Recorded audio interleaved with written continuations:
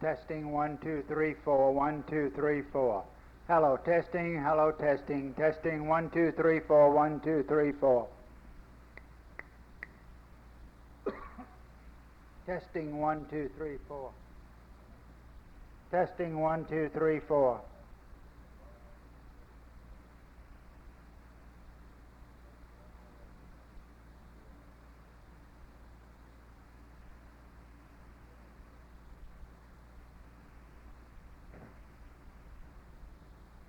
Testing 1 2 3 4 1 2 3 4. Hello testing. Hello testing. Testing 1 2 3 4.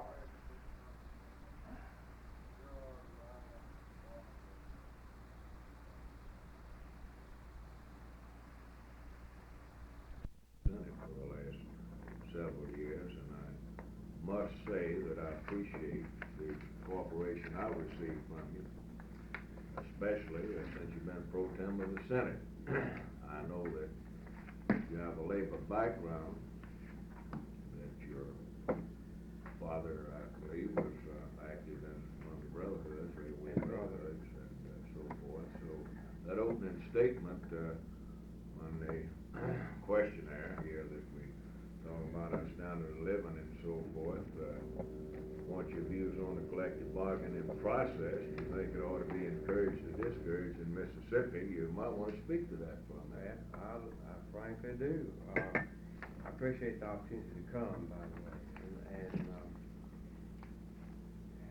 without the collective bargaining that we have had, we would not have shown the progress in this nation, and particularly this state, as we have it found today.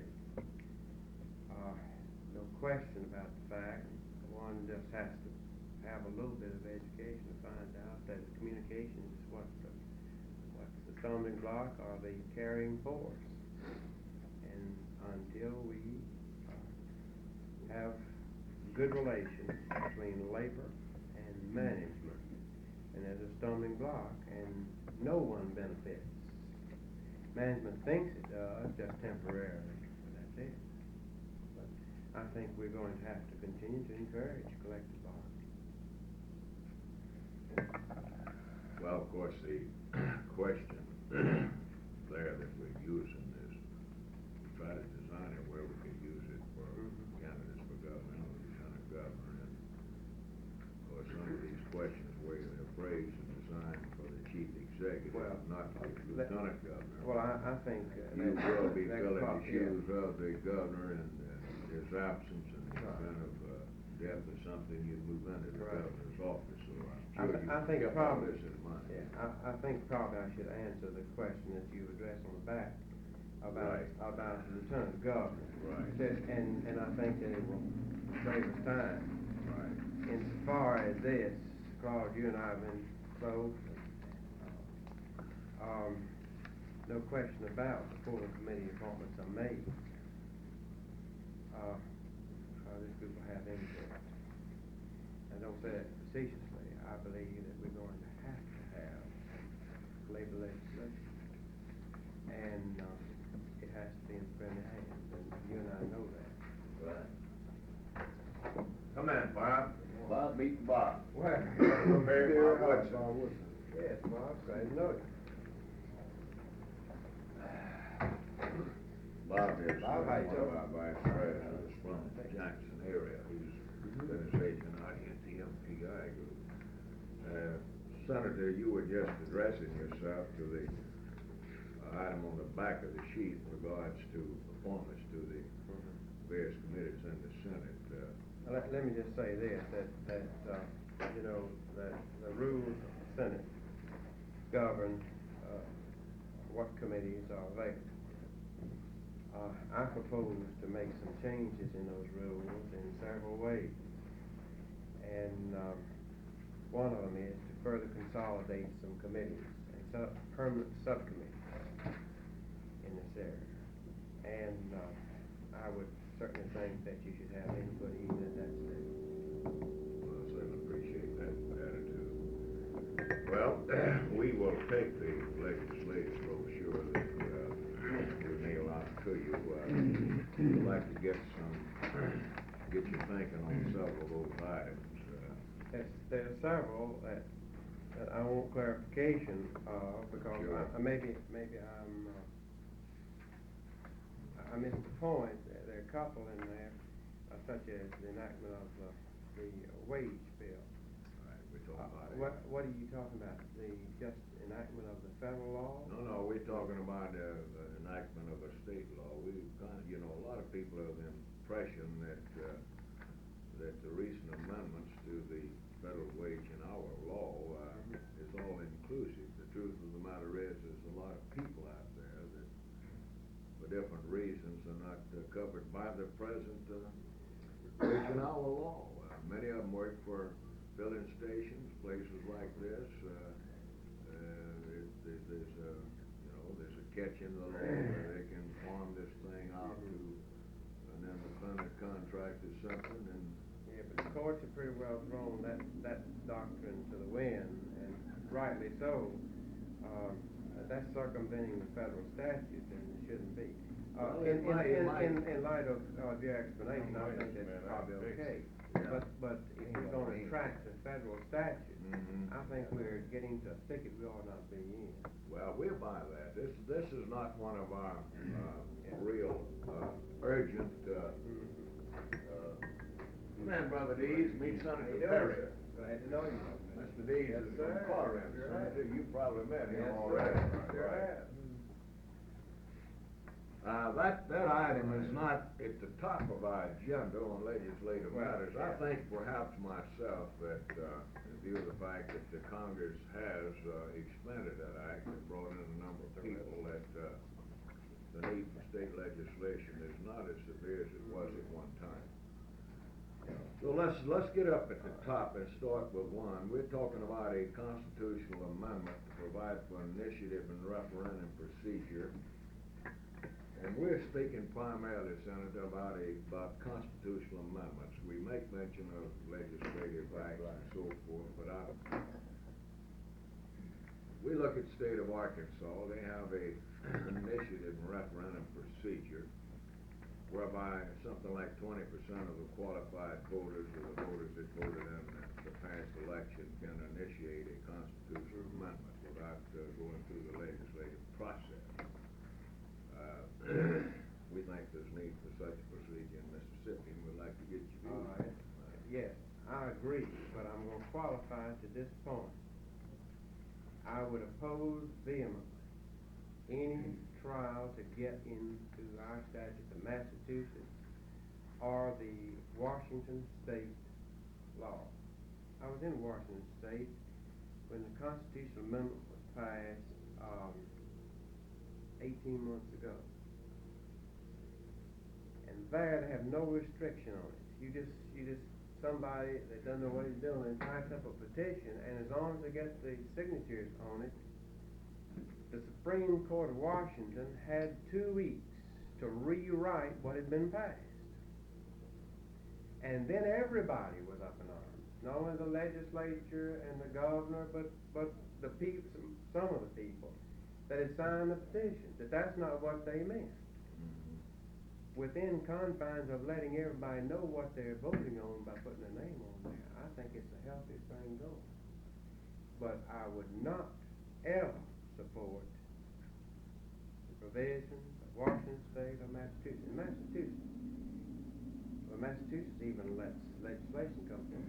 And that's the reason they have, for a 90-day period, 10,000 plus bills. You can't handle it. You're swamped. Well, we don't want any. But you see We what don't want any such proposition as that ourselves. I can tell you that. Okay, but yes, as for the principle, yes, but I want it within reasonable confines. Now, let me tell you one of the things that we are really looking at when we talk about an initiative and referendum procedure. Since you have a trade union background, I'm going to put it to you like it really is, what we really have in mind. Present time, right to work is a constitutional measure. Mm-hmm.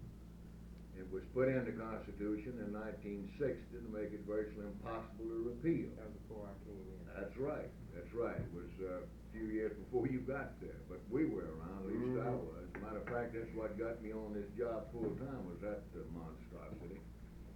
But But the fact is that under the present situation, we must get a 2/3 vote in both houses of the legislature before we can get a vote on it before the people.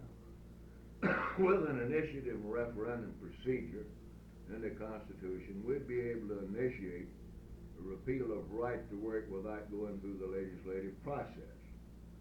Now, you know as well as I do, if we ever go into the legislature to try to repeal right to work, a constitutional measure, that we'll bring that whole operation to a standstill over there. Right. You know what I'm talking about? And we, There's no doubt about it. on top of that, we'd be having to raise $1 million to fight the Correct. right to work crowd and a whole bit. Now, that's one of the things we've got in mind. Nothing wrong. You would be in favor of Nothing wrong. of something like Arkansas has got. That's, yes, but again, let me say. Well, we don't want to open up no thicket like you're talking about they have in some other states, because we'd be in a constant battle with something ourselves all the time. You'd have the largest staff in the nation. Well, we ain't got the kind of money for that kind of staff to start with. Let's get on to the next one, the Okay. Department of Labor, something that, I don't see how. that you've been in the Senate, for a number of years, and, you've had a lot of experience in this area, and you know, I think, perhaps as well as anybody, what we're talking about. We just flat don't have a Department of State Government to perform the necessary functions of a state Department of Labor. And we think it's high time that something was done about that. I agree. You know, I supported Theodore's bill.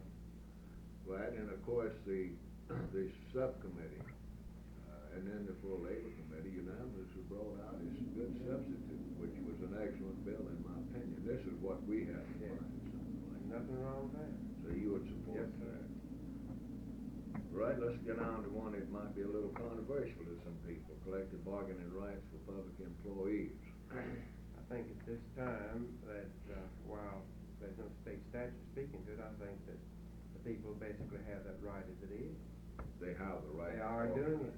They have the right under Mississippi law to organize in a governmental subdivision, a city, for instance, Yeah. can under Mississippi law legally recognize and negotiate an agreement with the union representing the people. But we don't have any machinery set up similar to the National Labor Relations Act where these people can petition for a union election. But how many Get states certified. have the clause? Not too many. And I think the reason for that is when you start going into the National Labor Relations business, Right. you're entering a political thicket and administrative thicket. That means we may not want to be going. Well, I would say this to you, we would much prefer to stay like we are rather than have some restrictive legislation. Well, you're going to get some kind of restriction, which would have to be taken out in subsequent legislation, say, in order to get it passed. And if you want to go into that, it's all right with me. Well, this is But one of I just don't This believe. is one of our long-range objectives, and we're not gonna fall out with you or anybody else over the fact that perhaps we might be a little soon with it. We want you to understand what we're talking about, that we think public employees out there ought to have the same rights as everybody else. And the provision ought to be provided for a secret ballot election. One and a half majority of the people voted for union representation. They should be certified, and that the governing authorities, as a matter of law, should be required to sit down and bargain with the people. Now, we have a situation at the present time in the city of Hattiesburg. The public employees down there, sanitation and people of this kind, have been out on strike now for how long? Gone about 2 months? No, more than a month. Been more than a month. He was there when I was there about 3 Right, weeks ago. and I it's a know. standoff proposition, you know, and there's just no machinery set up, and I've been down there several times, so has Tom, so has several other people. And we have attempted on several occasions to try to convince the city officials to deal with this thing, through a secret ballot election, and get it squared away. That's what we're talking about. Okay, we'll leave that one and go to the, unless somebody else has got a question. Anybody else got a question on this subject? Well, let me say this to the senator. thing that, of course, the first thing that comes up when you talk about this in the legislature is strikes, you know. Well, as it is now, in the absence of a state law providing the things that Claude talked about, that you've got a breeding ground for strikes. Correct, you got a real If you had one. a law dealing with public That's right. employees, providing a procedure for arbitration of these Correct. things, then this would almost eliminate strikes. It's an education process.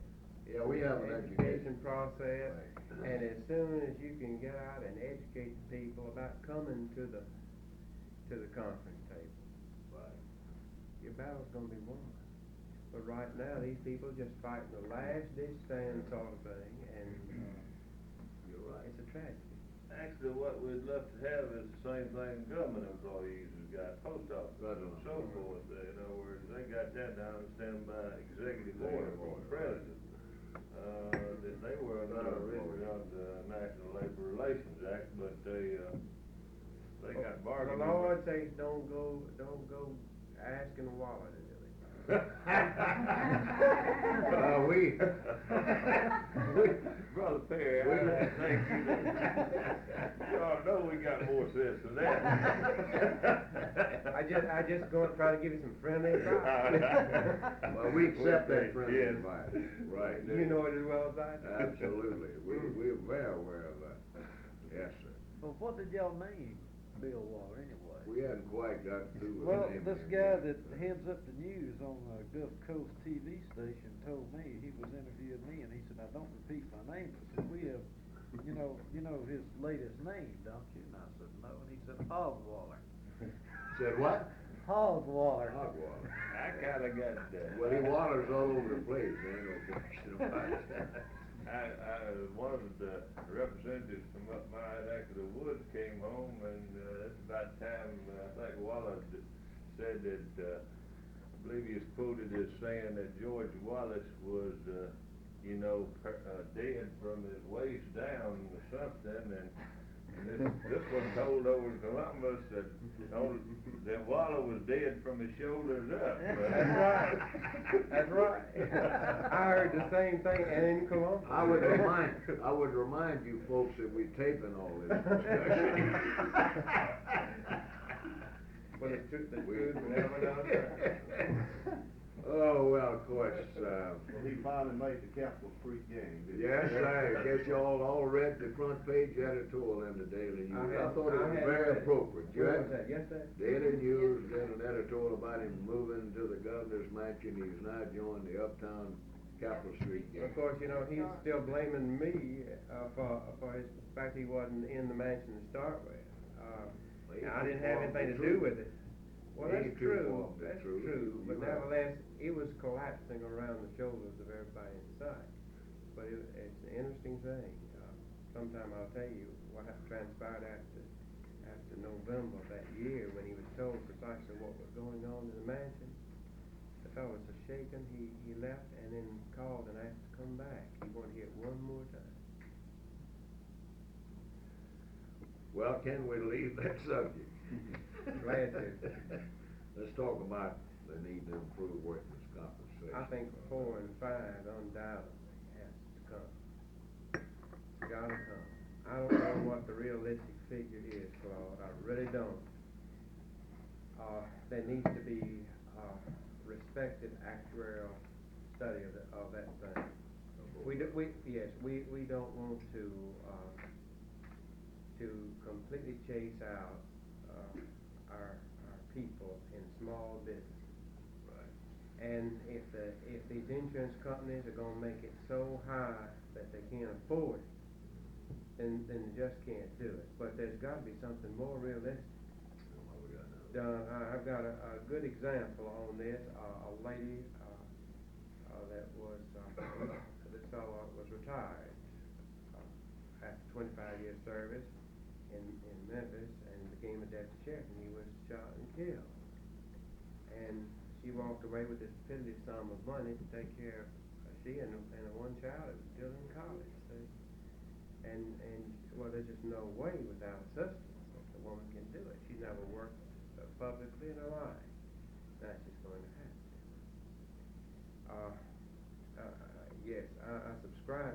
just don't know how far we can go. Well, your answer is sufficient. We're not real sure ourselves in this area. We've simply got some figures now about where we think it ought to be. Perhaps we might be off a little bit, especially in the case of death benefits, an area like we just got to talking about. We've got one good feature in the law, of course, that's unlimited medical Yes. care. That's something. And we don't want that killed We to fall get like something that. else. Well, we could have got the benefits up a long time ago if we'd agreed to set some That's what I meant. limitations on that.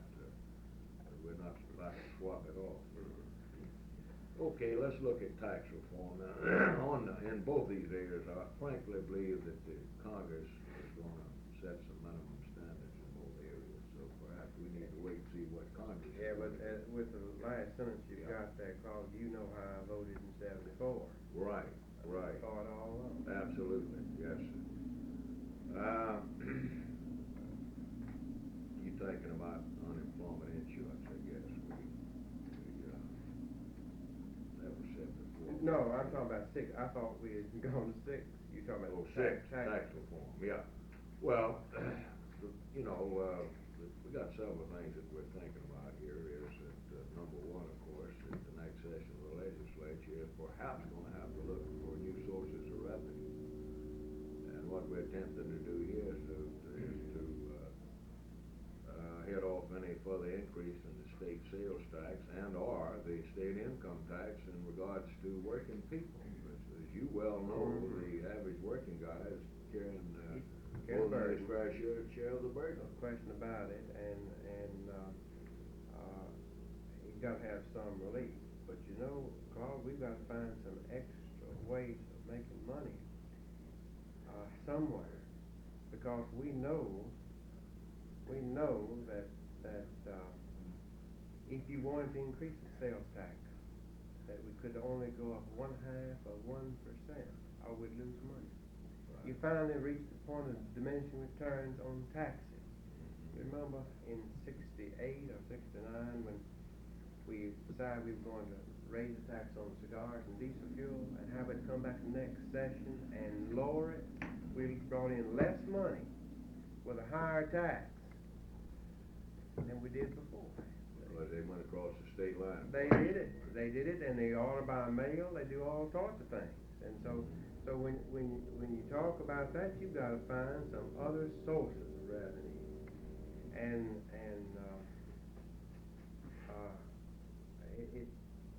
I don't know where it's going to come. I do know this, that I've asked the R&D to make an in-depth study on sources of revenue, and I've got the Senate research staff working on screening the laws of every state to see what they are doing in that area. Hopefully we'll come to something that's advisable, but the position we're in right now, you can't afford to go up. Even if the people could pay it, you can't afford What it. about They some won't. of the They won't go loopholes? through. What about some of the loopholes? Tax exemption for 10 years for industry, the tax, severance tax on gas and oil, areas such as this. Well, you got to have some kind of incentive for exploration for that capital outlay. Whether that's the case, I don't know. Congress is taking a different look at the matter. Come out of gas and oil. Yeah, gas and oil. Severance tax. And maybe some other incentive can be used instead of this. But they've been talking about putting the same thing in effect in Mississippi. In fact, there's been several bills offered. Unfortunately, they've been following every time. But the 10-year tax exemption, it might be wise in light of what I'm trying to go back and salvage the situation the governor has pretty well messed up as far as a $300 million industry in the state. Yesterday afternoon I spent time on that. The people involved are not interested really in the tax exempt status, but they tell me it's a selling point in their organization to get them to come. I don't know what you do in that case. Do you restrict it, keep it on the books and restrict its use, maybe that's the thing, but just helter skelter like we have seen in the past. Of course, my board of supervisors, because we had to have school buildings in my county, put a screeching halt to it, they wouldn't certify to the A&I board. Yeah, of course, that's gonna happen in some other counties. Got to. We had to have money for schools and. Jackson County's in that same Yeah, predicament. Jackson County is in the same, Right. position. All that tax exempt innocent. Yeah. Nobody's paying any tax down there. Of course, let me just say this, in connection with 16, now when we get there, I'm gonna disagree slightly, and you know we've discussed it. I will, right. But I think that when you overhaul the A&I board, that this has got to be overhauled too. Right. But I don't know what we're that- talking about. Right, yeah. Right. Well, this is for discussion purposes, of course, you've already stated your position on equalization. Let's get on to the next one, which is of great concern at the present time, the Building Trades Union.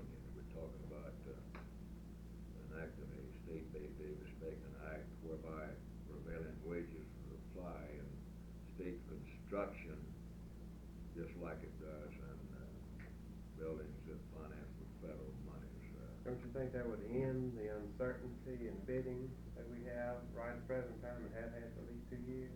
Yes, it would, certainly would, up to a point. Now, I know that you're a former member of the Building Commission. I realize, of course, that it was through your efforts back here several years back that you stopped the use of Japanese pipe in some of this construction because of the shot air construction, what have you.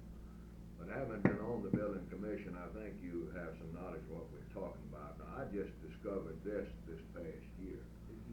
I got several calls from some of our building tradesmen about some problems out there, about an unfair contractor coming up with a real low bid on some of the work, which deprives some of our people of employment. And after I started checking out, this is what I discovered was going on during this administration. And that's the fact that where revenue sharing funds were used to build buildings on college campuses primarily, Davis-Bacon was naturally in effect because of federal funds. But where state monies was used, then it was not, therefore, a contractor to come in and bid using substandard wage rates and what have you, get the job at the expense of our people. That is what we're talking about. Well, I believe it would inure to the benefit of the state and also the contractors themselves. They're gonna pass it on, you and I know that. Right, well, what happens is that the unfair contractor is putting the wage differential in his own pocket. That's right. That is right. Both of the Tuckers here this morning, one from Jackson and over here, and the one from Reading, they're both in the building trades, represent building trades unions. Ariel, you might want to tell the senator about some of your experiences. Well, of course, the question that comes to my mind, as Lieutenant Governor, we realized that he wouldn't have a lot of authority, but He might be on that, well, he will be on the building commission, but won't you? the main question is, Lieutenant Governor is on the building commission, isn't he? Only by virtue of the governor's appointment. And of course, I thought you was automatic. No, you got to- That's the one that can have lay members, and everybody's talking about why not lay members. Yeah. That one's open to lay members, but the governor's always appointed friends and legislators. Yeah, well, I realize that's why you wasn't put back on it That this had time. something to do with it. Yes, I understand why you wasn't reappointed, but I don't know why, but I was of the impression that the lieutenant governor automatically, he doesn't. No. The governor has to That's appoint. the only board of. But still in all, we would like to review Yeah. this somewhat Yes. expensive with it, so you'll have a full understanding of what we're talking about. well, our experiences are in, you mentioned Columbus, Mississippi, at Starkville and Columbus. We've had somewhere in the neighborhood of $2 million worth of electrical work that has gone to what we call unfair contractors, non-union. Yeah. And this is a pattern. They know what the wage rate is because today they might bid a job that's got the prevailing wage on it. The next job that comes out is all state money, no federal or revenue sharing money. So all they do is undercut this wage rate just a very small amount. And they come up with a job. Then that's putting our people out of work that cuts down on our taxes. We know working people are gonna spend their money. That's right. Now, these people It's is making circulation. $3 an hour, and that contractor's getting filthy rich, and if you could go back and look, you'd see the 2 or 3 contractors that's doing all this work. And one of my main questions that I've asked the candidates for governor is, would you, by executive order, put this in effect? Prevailing wage rates on all state work. It's been done in Alabama, it's been done in other states, and I'm not just talking about college work, I'm talking about all the school work, your highways, your heavy construction, because it probably costs more in the state of Mississippi to build 1 mile of interstate than it does in Alabama. Well, Brother Wallace, contrary notwithstanding, his executive orders are invalid in many instances in view of an Attorney General's opinion, just like his merit system, that many of us have been working towards something of this nature for years and years and years, and he's undercut us every way by an invalid act on his part, which is the Attorney General so ruled, not even before Waller came on the scene, and the present Attorney General issued another rule. I don't believe you could legally do that, frankly. By executive order. By executive order. I don't believe you could do that. What about action on the part of the building commission? You better well itself? believe it can be done. By the And building commission? You better well believe. That's what I thought. Okay, this brings on another question. Historically, the building commission is stacked. I'm gonna use it. You might want to. You can use any terms you want. They're I not will too. they're not very friendly to the union people in the state of Mississippi, or we don't ever get too much result. Now, we've actually got people from out of state doing this work, bringing in out-of-state workers, and that's a violation of the state law, old statute, I'm sure you as well. And, this is 3 or 4 questions on this thing, is vital interest of building construction. It should be.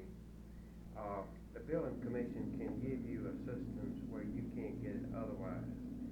And frankly, just putting a statute on the books won't be the answer. If you've got some good folks, what you need to be doing is asking you two, should be asking the gubernatorial candidate, what's going to be your criteria for building commission membership? We're asking that question. The building commission of necessity has to have wide latitude in its work if it's going to be effective and save the state dollar. It's got to. But the character of that group is of the utmost importance in what you're talking about. And they can affect precisely what you're talking about, right? If they choose. How many is on that commission? 11. The governor is the chairman, and he appoints the other people. Traditionally, it's been the lieutenant governor, the speaker of the house, and then the rest will be members equal from the 2 houses. And unfortunately, people get on there that have no real understanding of construction and other things. Admittedly, these people administer. See, this is a thing that I don't know whether you know or not, but there are millions and millions of dollars of repairs and renovation go through that thing. Right. And each year more. And frankly, I'm of the philosophy it needs to be more. We need to cut back on new construction, just what's necessary, and start repairing other things. But what you have is you have some cronies moving in, and they're gonna cut you out. On the R&R, when we're talking about $9 million a year in this state, or $9 million plus in R&R, that's what the dollars are. And if you hadn't taken a careful look into that, you're missing a real deal. That's where the cronyism comes in. Well, you're saying in effect, if we could produce enough affidavits to the building commission that what the wage rate is, then they should take a look at it. And I don't think it. And what he said, frankly, is that we need to put as much emphasis as possible on with these kind of running for governor about the kinds of people they're going to put on the building commission. That's what he's really That's right. saying. Well, of course, you can always get promises, but then after, the present governor, he committed to us, he failed miserably. Well, my friend, there's a widespread view that a lot of folks don't keep their promises. And he has been chief amongst them. But it makes no difference. I think that there are far more people in government that will honor their commitments than will not honor them. That's been my experience. You don't last too long in the legislature if you don't honor commitments. I've been there 12 years and haven't had any problems. But I have seen people come and go up there because they won one occasion, and they'll never trust you again. And rightly so. Well, this is really not pertinent discussion, but I have recently learned that one of the governor's top lieutenants joined one of the local advertising firms, and that he's going to be zeroing in on several selected people in the legislature. 8 to be exact. I don't exactly. I haven't got the number yet. Was that members of that,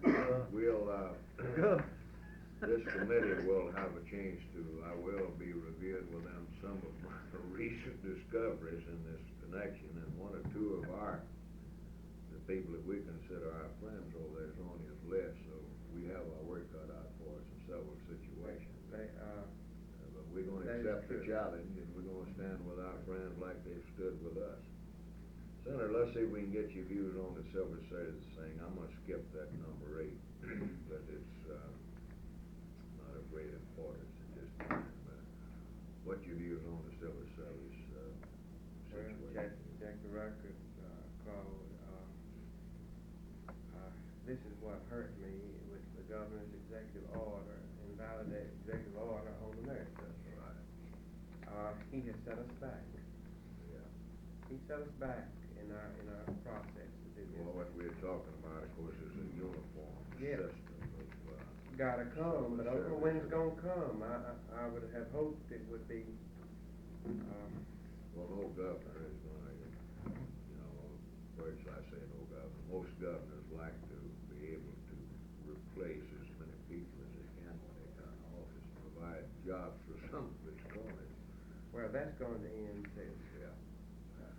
You're not Well, gonna in take other words- politics out of government now. Right, but you are Some of for my a opponents modified think you civil can. service commission or our system that would cover people in this category. You've already expressed yourself on 10, so we'll get on to improvement in election laws.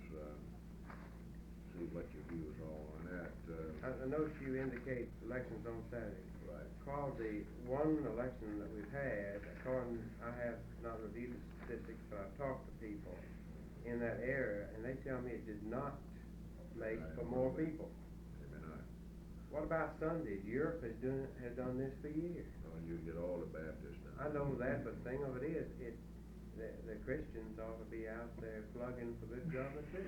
Well, of course, what we're concerned about is getting as many people involved in the election process. Amen. That's what we're concerned about, and it might well be that the answer to this thing is extending the hours of the election instead of changing the day. I think that sounds reasonable. See, up home, that's the major problem, and maybe I'm We doing have it that from problem home. quite often. Places where people working lit will say they drive 40, 50 miles. Time they get home, the polls are closed. Okay, and See. they don't open before they gotta go. Right, Say, 7 o'clock. Well, my folks, up home are going to work at 7 o'clock Right. and fighting the traffic at 7 o'clock. And they're lucky to get back by 6. That's right.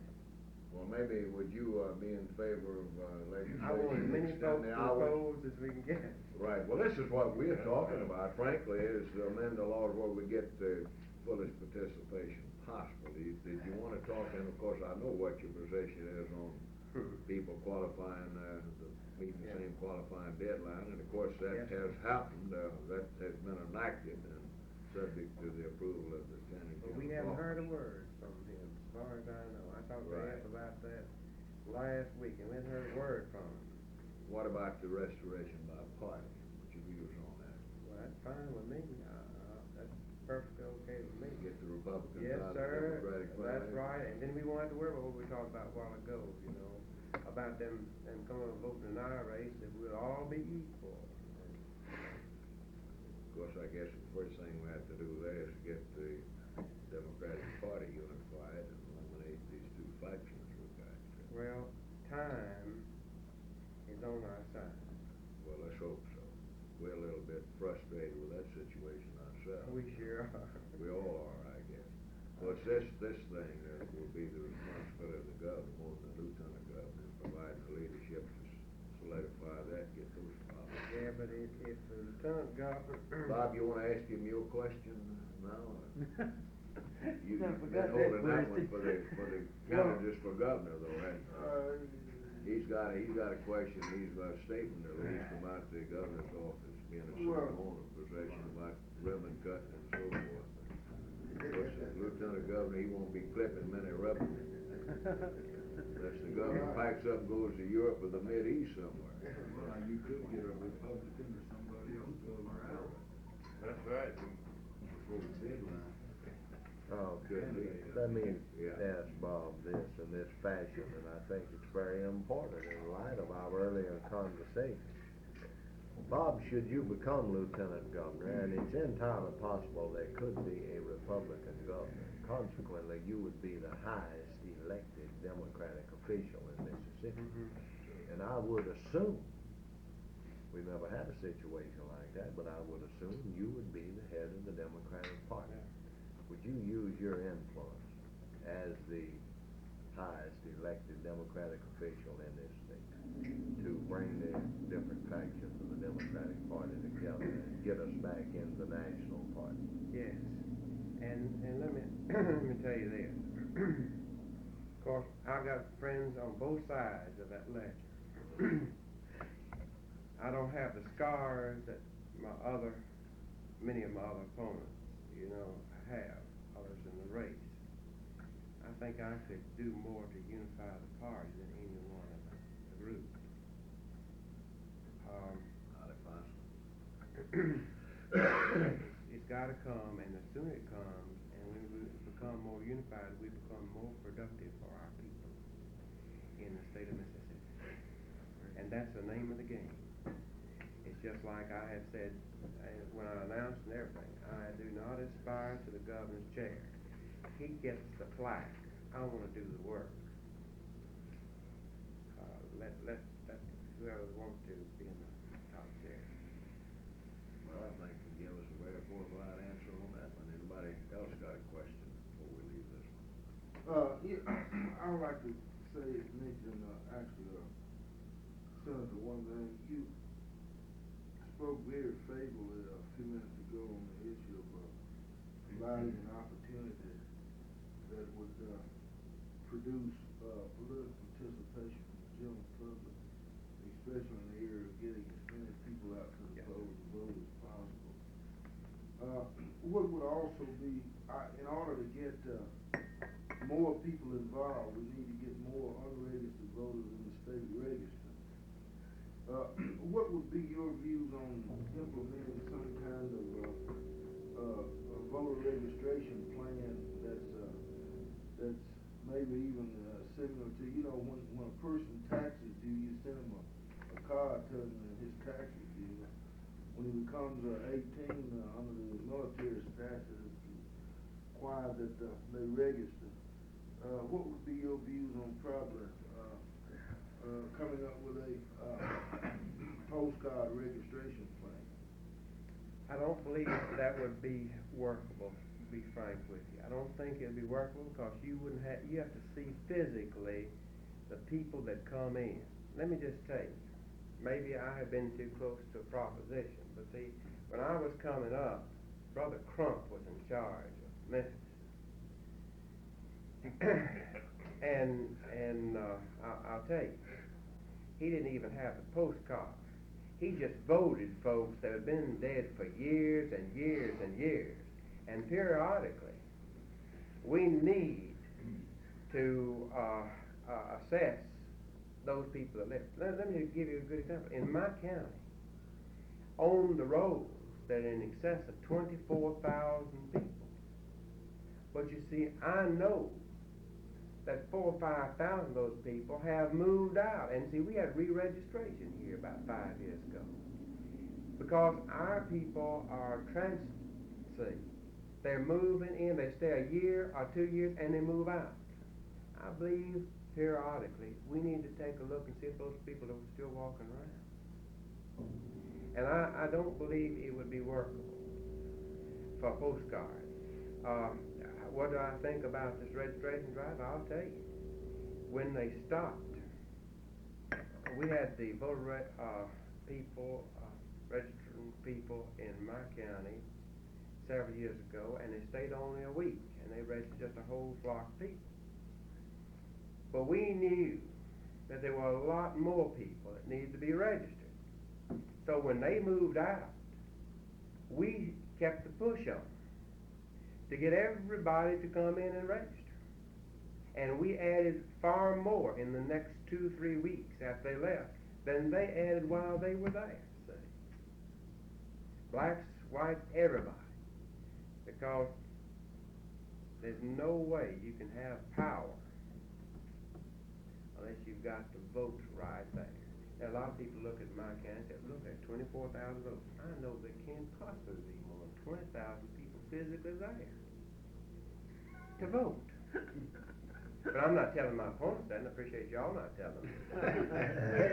They think I have a 4,000 voter advantage. Let me ask you a question then, Ben. You gave a good answer on why you were against postcard registration. What would be wrong with some official, notice I say official now, from the circuit clerk's office, I went out to one of these plants or something, you know, and it's done in other states, and arrest them as they come out. I mean, anybody wants to register. Legal or illegal? My county, that's what we do. Because we have people that are working. All right, and then, on top of that, the clerk's office remains open on Wednesday nights till say 8:30 or 9 o'clock and published in the paper that you can come up and sign up, and they come up by the droves to sign up. See, this is what we've done. Brother Orman, there's nothing in the law, as I understand it, prohibits these registrars, these clerks, from taking the book, sending a deputized assistant to any place in the county, and many counties do this. It all depends on the board of supervisors and the clerk. That is exactly right. This is probably before y'all's time, but I can remember when the clerk would come to all the precincts and register the people that was. Because some of them precincts is way away from the county. They never radio station. That's right. It's the attitude, as he said, of the board of supervisors on this thing. Of course, the board of supervisors have to go out and campaign on a grassroots level, And then the circuit clerk has to be willing to buckle too, and if he wants to go out and. Well, of course, have my a book. clerk, who is my cousin, my clerk has bucked the board and has done precisely what he has done. But he goes himself, and he himself is there, so if there's ever any question, he is in absolute control of the book. Well, that's good. I was thinking that, he said your cousin, is that gonna be good or bad?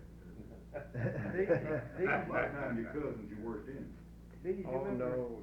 Lots of times. I know that, but and he's not running for office either.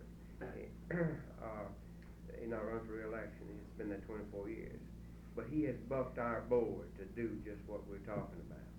I tell you, most of these counties now is closing down on Saturdays to keep people from registering, you know that, working people.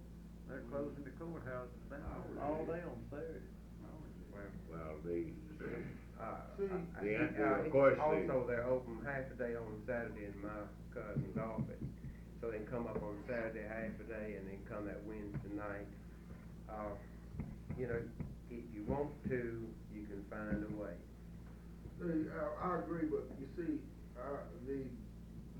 one of the major problems with the working people problem of the available hours to do this, like from 8:30 or 8 to 5 in the morning till 5 in the afternoon. I agree When with the circuit clerk's office is open. And this is just about makes it impossible for a person to have time to really get registered. And there need to be some method where you can take the registration to the people instead of carrying the people to the registration. You can if you want to do it under existing law. But it's not mandatory. No, it's not mandatory. Right. Well, remember that test that you made. But if we Matter of fact, I couldn't pay it, so they wrote the answers in for it, and I just signed it. of course, the job here, I think, to do what we're talking about involves passage of legislation. As Lieutenant Governor, you lend your influence in this direction. It'd be on the right committee. Right, he said it's in the right committee, we get the legislation introduced to do what we're talking about. He'll see that it gets in the right committee and out of the committee, hopefully. Let's look at the next one, Senator, on public education. I'm disappointed, Claude. I'm disappointed with We're you. not covering as many areas as you want. I want kindergarten. You're disappointed over the fact that we hadn't got everything in there you think ought to be in there. That's right. Well, if we'd have put everything in there we thought ought to be in there, we just had a brochure on education. That's right. We haven't got it all there, not everything. Well, is there. the thing that you and I have been working toward, vocational education, which dovetails with the apprenticeship program, and right on down. It's got to come. Every time I make that in a speech, I don't care whether it's at the Farm Bureau or where it is, everybody understands that ought to be done. Can't understand why some people in high places are against that sort of thing. But it's got to come for education, but I want to see kindergarten in there. We know some people don't want to face it, but the Head Start program has paid off in many, many areas. Some places it hasn't. It's been nothing but a gathering place. But it paid off with students when they got to the common school. Of course, remember I taught high school 1 year and taught in junior and senior college. Well, I'm aware of your record in this area, but I wanted you to present your views to the other members of this committee. No question in my mind where you stand or where you have stood in this area. Of course, one of the things that we think would improve the school system is to cut down on the number of students per teacher. We made one meager effort this year. Right. Well, you made quite a bit of progress in this section in the area of teacher salaries. That's right. What we're talking about here is, of course, salaries up comparatively speaking, and then try to find people.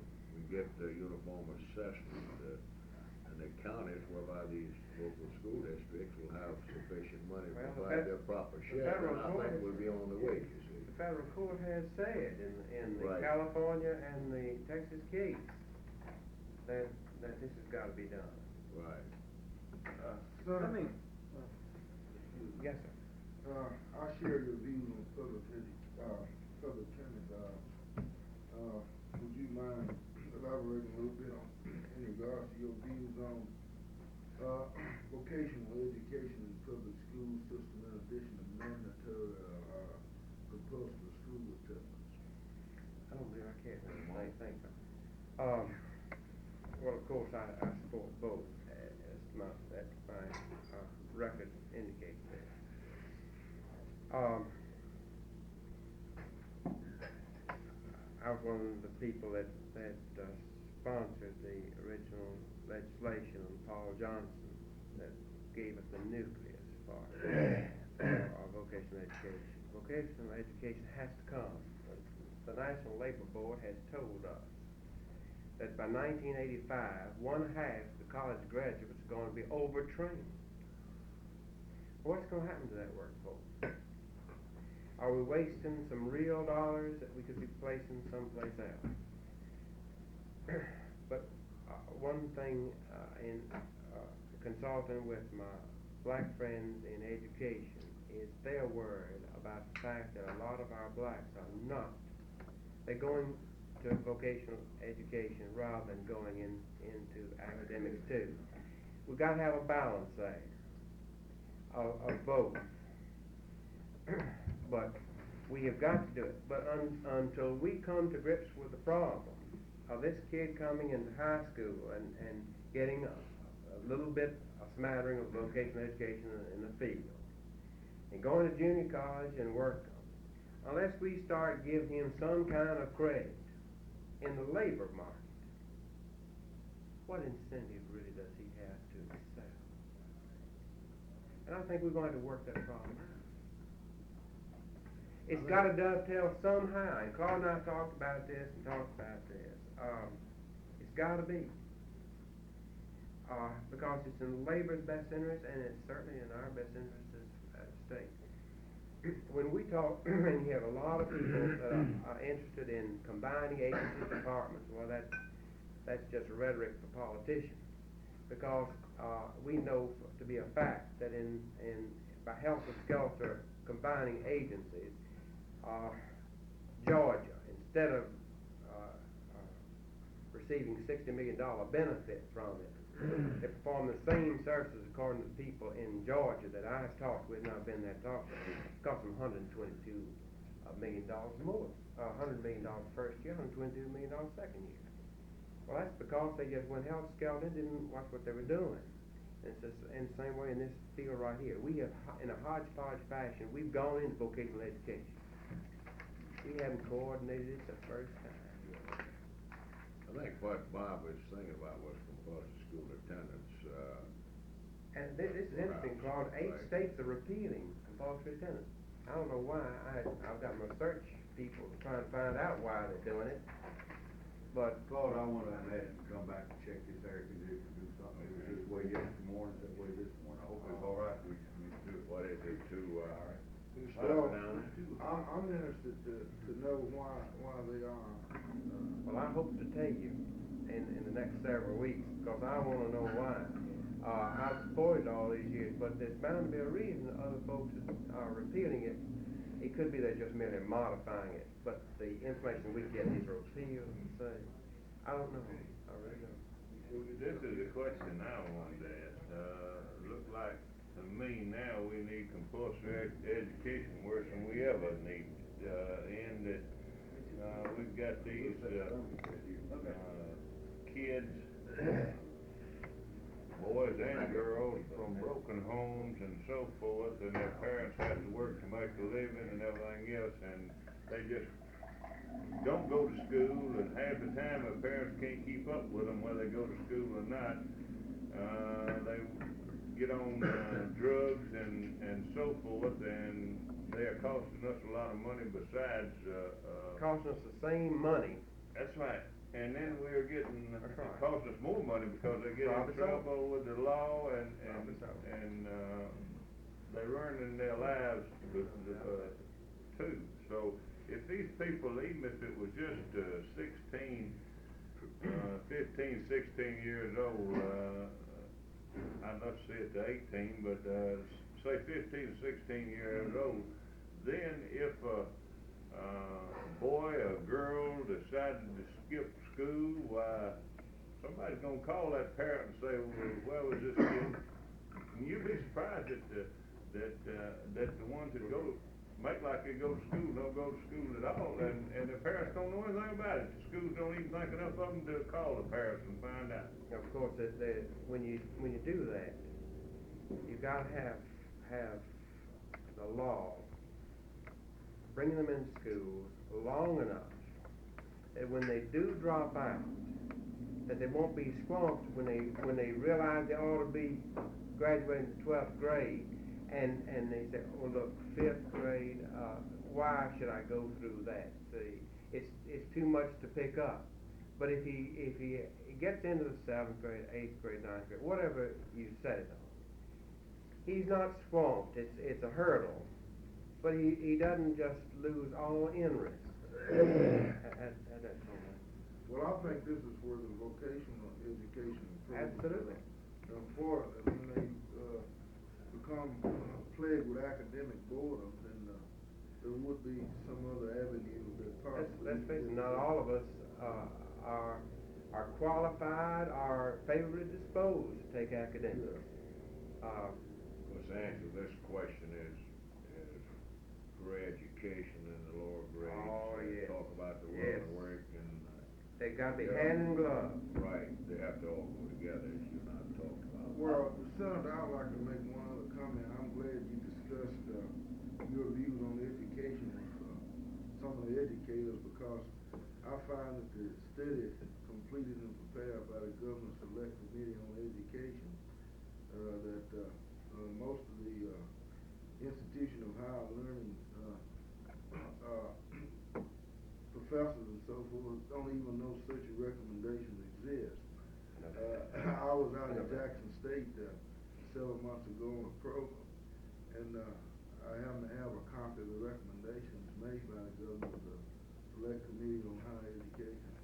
And they've never seen the publication. They didn't know there was such a publication exist. And, I think it's important That's that. a tragedy of, Yeah. a lot of that stuff. You know, the thing of, Claude heard me tell this before, studies for study's sake are worthless. It's been a favorite tool of politicians when you got into a corner, have a study. And we got reams of them, and I participate in reams of them. We need people that not only legislators, we need people that are out in the business. And if we're gonna study education, let's let educators study. I'll get some new educators. If we're gonna study the farmers, let's let the farmers study.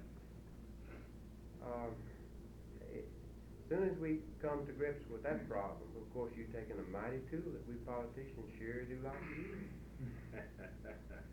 You know, let me bring up one point that, I don't guess any of us has quite talked to on this vocational education. That the area that I find that is really suffering the most is this young girl that comes out of high school.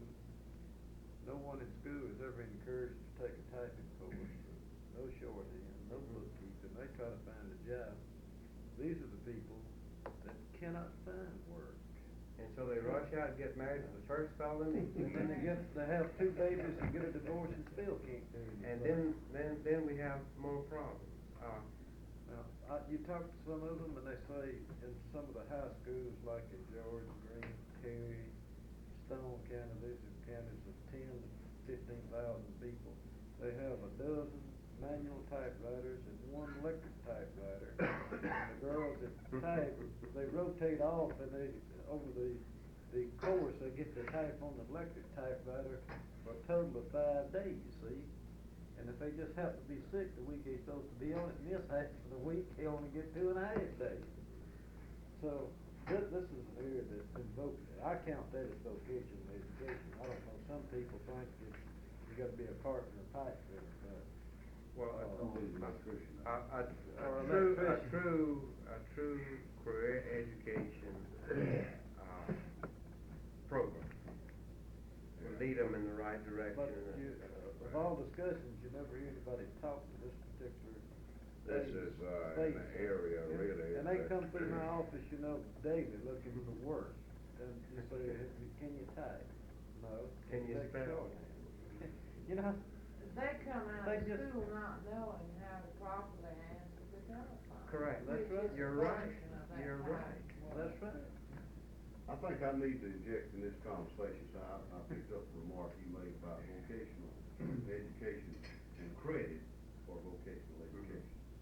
Now, this is something that's real touchy subject. I understand that. I understand. When I said it, I knew. I understood Okay, it. you knew you was gonna. I knew it. I knew it, but it's got to be Well, explored. what he's really getting at, I think, and we've had some discussion on this, and I've discussed the matter with the building trade groups about the trades themselves. Helping put together a program for the different trades whereby the people in these programs could be given a certain amount of credit towards an apprenticeship program. Yeah, This is we what do that. this is what I think Yeah, that the senator yeah, got this in is mind. this is what I'm But aiming we at. would want the trades, the different trades to help write a program to tie in with their own apprenticeship program. Now, this is Well, what we're really getting The at. reason I'm speaking out now is Mhm. because I don't want you to go away from here thinking that we're in favor of this. Oh, no, I knew that when I threw it out. All right, We're we've got definitely- people, we've got. I knew that. I knew that. A kid can go through high school academically or vocational training, either one. Mhm. Now, what credit do they get when they enter college for that? None. Well, they have to have certain items within that field, or they have to pick it up the first year. But see, our standards in our apprenticeship programs are so oriented, they have to have certain, backgrounds in math and this kind That's of right. stuff. Now, all this Right. would be helpful, I guarantee you, you'd have a Correct. better shot at it, but you can't take a high school graduate and give him 2 or 3 years credit. No, for no, apprenticeship training. that's not what I was talking about. What I'm talking about is this. I don't expect him to jump over the apprenticeship program because he's been in vocational education. No, this isn't the thing. But I think he should get some incentive from it. He should get something toward it. Well, Wait, I really do. This is gonna be his vocation, he's gonna follow. That's it. right, that's right. He knows where to go. Correct. This is what my committee does, Tucker. If a guy's been in a vocational program in high school for, say, 3 hours a day for 3 years in a machine shop, then when he comes down and the committee interviews him, they look, and if he's got outstanding grades, they'll give him from 500 to 1,000 hours, no more than 1,000 hours, which is 6 months. Now, if a boy spent 3 hours a day for 3 years, running lathes, mills, etc., he is better than that other 18-year-old that come out on the other end. He should be given some credit for it. He can go in the shop and start doing some production work the first day, but this other 18-year-old can't, and so therefore, we'd give him credit for it. Well, vocational education, in my opinion, covers the whole entire subject. Now, I'm on That's the correct. advisory committee That's on the Brooklyn correct. Junior College. Yeah. And this instructor told me that he could set that program up where a man could come out of there fully trained from the junior college level to do any type of electrical work. And No, said, I don't believe it. I don't believe it either. I don't believe it. I don't believe that, but I do believe, need to I change do his believe he'll structure. have a confidence. I do believe he will have a confidence that the fellow you picked up off the street to start out as an apprentice, would not have. Well, the cold facts of the matter, Senator, is what you know, when we get into the skilled trades, one criteria for one particular trade is gonna be quite different from another. Gotta be. And in order for the Gotta things that we're talking about to happen, then the trade itself must help write the program for vocational ed if the trade's Nobody else expected can. to give them credit on apprenticeship. That's right. This is what we're That's saying, right. isn't it? That's right. Can It's gotta be can done we like leave this. this one, or? Claude, I would like to ask you just one Yeah. more quickie on that. Senator, in face of the severe problem we've encountered in the economic crisis, and in face of the continuing decline in programs of assistance that's available to students who desire to enter college and institutions of higher learning, we see that the burden is becoming, severe, more severe. And there are less people or less students who are able to attend college because of this. Do you think there would ever be a time when we would, for bona fide residents of the states, have tuition-free institutions of higher learning? I don't foresee it. I think the cost of education is going up so high that the state of Mississippi has the heaviest tax burden people in the nation, the lowest per capita income group in the nation. I don't foresee it in my lifetime. But I do know this, that we've been working in that area. I have worked on every tuition grant aid bill that's come out. We've got to give it. Got to give the aid and assistance to the students. That's the reason we have the best junior college system in this nation. about the only thing we can really point to and say 100% that we're doing a good job in. In my area, a child can go to school for about $65 a month and get 2 years of college education. That's the next thing to what we're aiming at. They stay at home while they And they stay at home. Buses running and taking them back and forth every day, see. That's as close, I believe, as we're going to get to it in my life. Well, I wish that some kind of miracle would happen. But I can't deal in miracles. I have to deal in realities. I'd like to see a miracle too, because see, I worked my way through college from the first day. I worked at Chapman Chemical Company.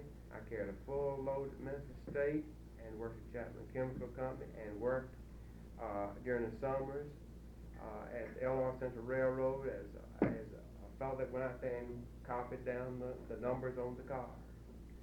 I know exactly what it is. And I taught school so I could go to law school. My ultimate goal was law school. But I had to do these other things. It took me a long time to get there, simply because I had to work my way through.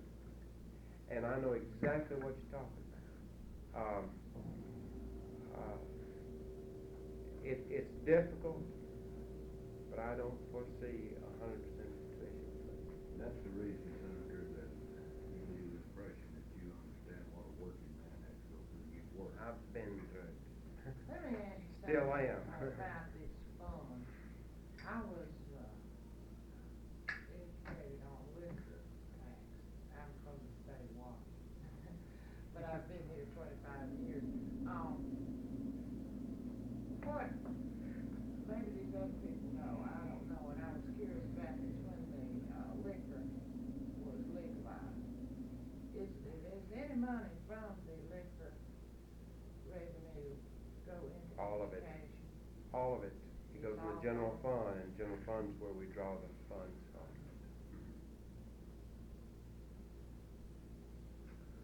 Well, can we leave that one?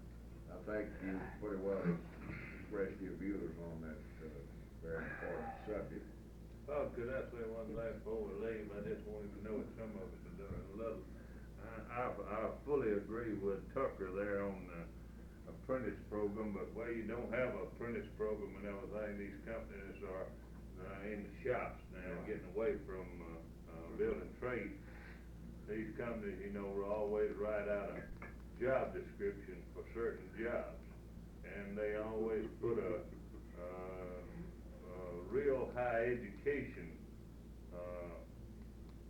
requirement there on it. So we are, I know a lot of people are, and I know I've changed just about every one that we have, in saying that sometimes I can't get them, I try to get them to lower that education, and if I can't get them to lower it, I say that vocational training or something, or vocational training, in other words, to get around this.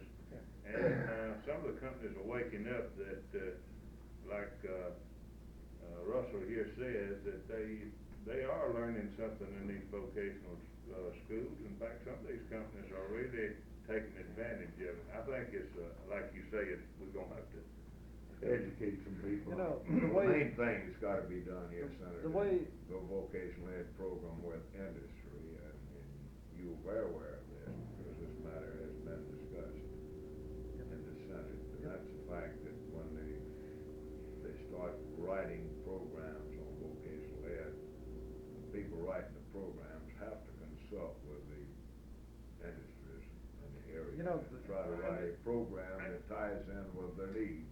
This hasn't been done enough. This is exactly right. Take for instance now up in the West Point, Columbus area up there. They have initiated in vocational schools a welding course and everything, which is fine. They've got a lot of industry in there that needs welding.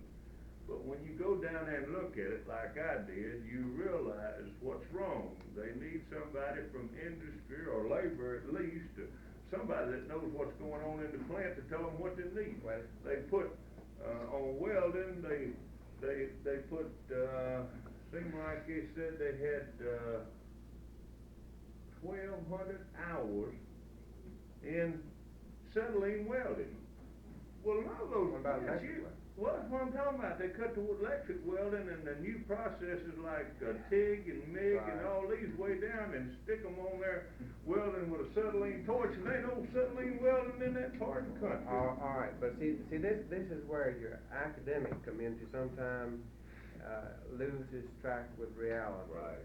And this is the exception of what I was talking about a while ago. If they have no consideration, if the people that are framing the thing have no consideration for the trades that they're trying to assist in that area, then there ought to be a loophole in there they get no credit for, because all they've been taught is how to work together alongside somebody that is welding. That's all they found out. Well, up in Tennessee, they were doing the same thing, and what industry did was send some people over there and say, "You doing a fine job as far as you go in here, but we don't need this. We need all of this here." And they got that thing cut way down to 250 hours, and which ain't much to learn on. In other words, they know enough about it to get by with it. Okay, the person, the board that's certifying these people should have enough discretion to say, this is not qualified. Now, this junior college over yonder may be qualified. And if you go over there, we'll give you 250, we'll give you 500 hours. But not here. You gotta appraise the whole thing. How can it vary that much? Now, like in our year, we got Mississippi Gulf Coast Junior College. Okay, J.J. Hayden gets so many people out of industry, so many out of the unions, and practically all of his instructors come out of the plant. They nobody is an instructor in the manpower training centers, a college graduate. He's an old pipe fitter, or electrician, or carpenter, They right out of the used to be plant. state law on the criteria for vocational trainers like they are educational teachers. I mean, they call us up and say, "Do you have a good instructor? You know, we need a ship fitter or welding instructor. Do you have a good one? Do you know somebody that makes us a good instructor?" And we serve on the committee that buy the equipment for the training center. Shorty Cornell, that's when he collapsed with his blood clot in his lung. He serves on the junior college committee and recommends what type of equipment to buy for the machine shop. Well, my father taught welding, see, electric and acetylene, and you know, while he was with Elon Central. Well, it just, you gotta use common sense in these things, and if you ever take the academic approach 100%, you're a lost ball in high weeds. Having been there, I know exactly what we're talking about. You gotta use common sense about everything you do in government, and that's where we miss both. Let's see if we can't get on through here. We got a few more things we want to discuss with you. Appreciate your views. Think you find a lot of agreement here on this group with your views in this area. Let's see if we can get through the next one. Give us views on that one on Tuesday. Well, of course, you know. And so doing, I acknowledge the fact that we will have a constitutional amendment to do one of the things we're talking about on the JP thing, so ignore that one. Well, and the last one, remember that we passed the act, so that's no longer a question. This is true. This is what I'm talking about. Of course. No, I know. You know, not on the JP. This is what I'm talking But on the Uniform Rules of Judicial Procedure. That was accomplished also. That was accomplished also. But something that wasn't accomplished that's allied to this, and of course I was the author of it and passed it without a dissenting vote, as I recall, in the Senate, and it got balled up in the House. You go to Public Service Commission, you go to the Bank Board, you go to any of these places, and unless you have a lawyer that's an expert right there in that particular field, you're out in the cold. That is not published in this state any rules or regulations. Now, if you're on the inside of this group and you're on their mailing list, you may get a rule and regulation, but it's after it goes into effect. All right, we need an Administrative Procedure Act, which, as I said, we passed in the Senate. It's my bill. We passed in the Senate, and it got bogged down in the House. a uniform procedure. I don't care really what the procedure is. I know the bank board has to have different procedure, and the Public Service Commission, and the Game and Fish for review. But I want to know what it is. They can change the rules and regulations on it, and remember they have the force of law without telling you beforehand. And so you go there, and if it's a rule or a regulation that's adverse to my client, or adverse to these people, most of the people we deal with don't have the funds to appeal it to the U.S. Supreme Court, or at least the state Supreme Court. All right. That being the case, there are people denied justice. Whereas if you have a rule a law that says before any new rule goes into effect, it's got to be published for 21 days in the state of Mississippi by the Secretary of State. And anyone aggrieved by that rule can come forward in an administrative hearing with or without an attorney and give his gripes to have something done. Then you've got justice to these people. But right now we don't have it. I can take a case before a board down here. As a senator, they'll give me some kind of leverage there, and you and I know that. But what about the rank and file folks? They can't afford to take that to the courts and spend $1,000, $1,500, $2,000 trying to get justice. They have to abide by it and take the lumps as they find them. The health department, Dr. Cobb's doing a great job out there. He is performing an entire survey of his particular department. He is saving money. He's going to present to the state ways to modify his agency to save money. We had a full-time doctor in DeSoto County. Well, now we only have a part-time doctor, and that's all we need, see. So somebody else is getting the benefit of a half-time doctor at the same time. Somebody else gets a full-time doctor. Well, this is where we can economize the government and give better services to our people. But he says that this approach has got to be, because what he's going to do is going to affect everybody in the state. Not only the doctors, not only the health departments, but the health of everybody in the state. And he says, I'm going to take your bill and do it, publish it, because I think it's right. You know, you've educated me a little bit here on this one. This is something I wasn't really aware of. And I suspect that several members of the committee would be aware of. Right. You are correct, of course. It's got to be done. Very, very good. You want to leave that one, or you want to come in on it further? Anybody else got a question? I think we pretty well covered. Well, I know we got some we got some several others yet. I know you want to express your views on a couple other situations. And we are pushing 10:30. What about the next one? Considering the fact that the present governor cannot run for re-election, Well, I'll tell you like I told everybody else. Whether you like it or not, I'm not going to vote for governor succession until we take the $160 million out of his hands, discretionary funds, to put it where he wants to. If you elect me governor of the state of Mississippi and give me that kind of leverage over a 4-year period, you'd have to shoot me to get me out. Well, now, I'm in agreement with that statement, but I think that the committee ought to be made aware of what $160 million you're talking about. This is federal funds. You're talking about the CLIR program and That's the right. Office of Education and Training headed by Milton Baxter, I guess, what he's really talking about. And we haven't got into this with any of the candidates yet, Bob.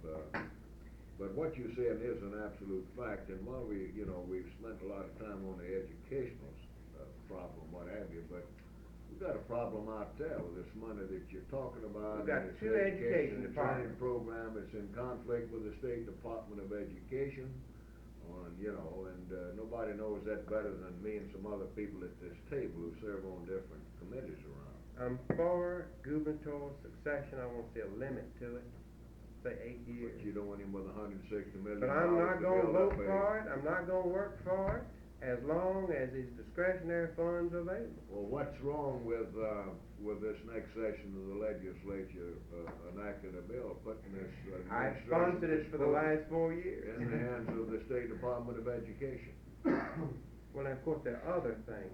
Like, see, Lee Sutton has some money too. She has around Right, 67 well, or we're 8 talking million. about the OEO office, That's the right. education and training thing that Baxter's got out there. That's right. You know, It ought to be of course, done. The governor has to It set ought to be all done. this up by administrative order, executive order. And his predecessor did that. Don't blame Wallace for that. He just trying No, to I'm not, perpetuate it. I suspect if I was governor, I'd do the same thing if. That's right, but let's take it away from him and let him succeed himself. Okay, well, that's pretty More well ribbon put. cut. Let him have a chance to run for the second term, that's what we're saying. That's right. I think we're in agreement with that. We have any other questions on this, in this area? Let's get on the ethics in government thing now. Let's express your views on that one. Well, you know I sponsored the ethics bill. I read every ethics piece of legislation in every state this past October, November. And Rick and I took the best part of what we thought was workable in every state. They had a track record in it. That it was workable. It was honest. Remember that the public official has to have a private life too. But only when his private life starts getting mixed up with the public life. There should be a definite, distinct stop and go at that point. And it's got to come. It's going to come. Well, let's don't make a mistake passing a bad bill under the guise of ethics legislation like the Senate almost did, and well, it did, Correct. and as a matter of fact, Correct. we got to kill that conference. Correct. And this wasn't a That's bona fide right. ethics bill, you know, No, as well as I that's do. right. And of course, your remarks there in that little discussion we had one day, put me on notice what was really in that damn bill. And Well, I got a copy of it, It sometimes and so it would put us out of business. it would in the put past. you out of business. It would Right. put you out of business. It can be used as a vicious knife against certain people. Right. And this is the thing that we have to watch, the rhetoric of we politicians. And what appears on the paper doesn't necessarily mean. You have to know a little bit of the background to see how it would be used, to know what you're dealing with. And what may seem to be the greatest idea in the world could be the most vicious piece of legislation going. I tell you, that was a humdinger. I've reproduced about 4 sections of that Is that bill, right? and I'll be making a distribution on it. Well, matter of fact, we have already some people, but I want our people to study that bill rather closely and then make up their own mind about what that one is about. Right. Of course, there's nobody in this state working harder than we are towards improving state government and so forth. Remember, I sponsored this before this Oh, yeah. past year. Right, well, you know, we're all for good government and ethics and the whole bit, but, you know, it's kind of like this word lobbying, it means different things to different people. So before we, before I start writing up reports on the amount of money we spent and all this kind of stuff, I want a definition of lobbying, really, what You better constitutes well lobbying. And we're not gonna fall for that bait either. Mm-mm. You want to talk a little, I think, about 16 down there. Let's get on that one a little bit. I know that you have some definite ideas, and that perhaps you ought to understand what we're talking about down here on 16. All right. We know that the A&I board is about said it's useless. I agree We know that they're spending umpteen millions of dollars having parties all over the damn country under the guise of attracting industry. We're not too sure what we got in the R&D center. We have the opinion that there is a definite overlap here. We see no reason, frankly, to have 2 such agencies spending the kind of money they are when one could do the job and it was properly structured at perhaps at a lot less cost. Now, because you know I disagree with that. And this is the reason. You've got to have a group of people that do the actual solicitation. The wine and dining days are over. They just haven't understood it up there. They just haven't understood it. They're spending money, just throwing it away with both hands. Somebody in our board. Yes. Right. With no real goal in sight. This is what we're talking about. All right, but you've got to have two organizations.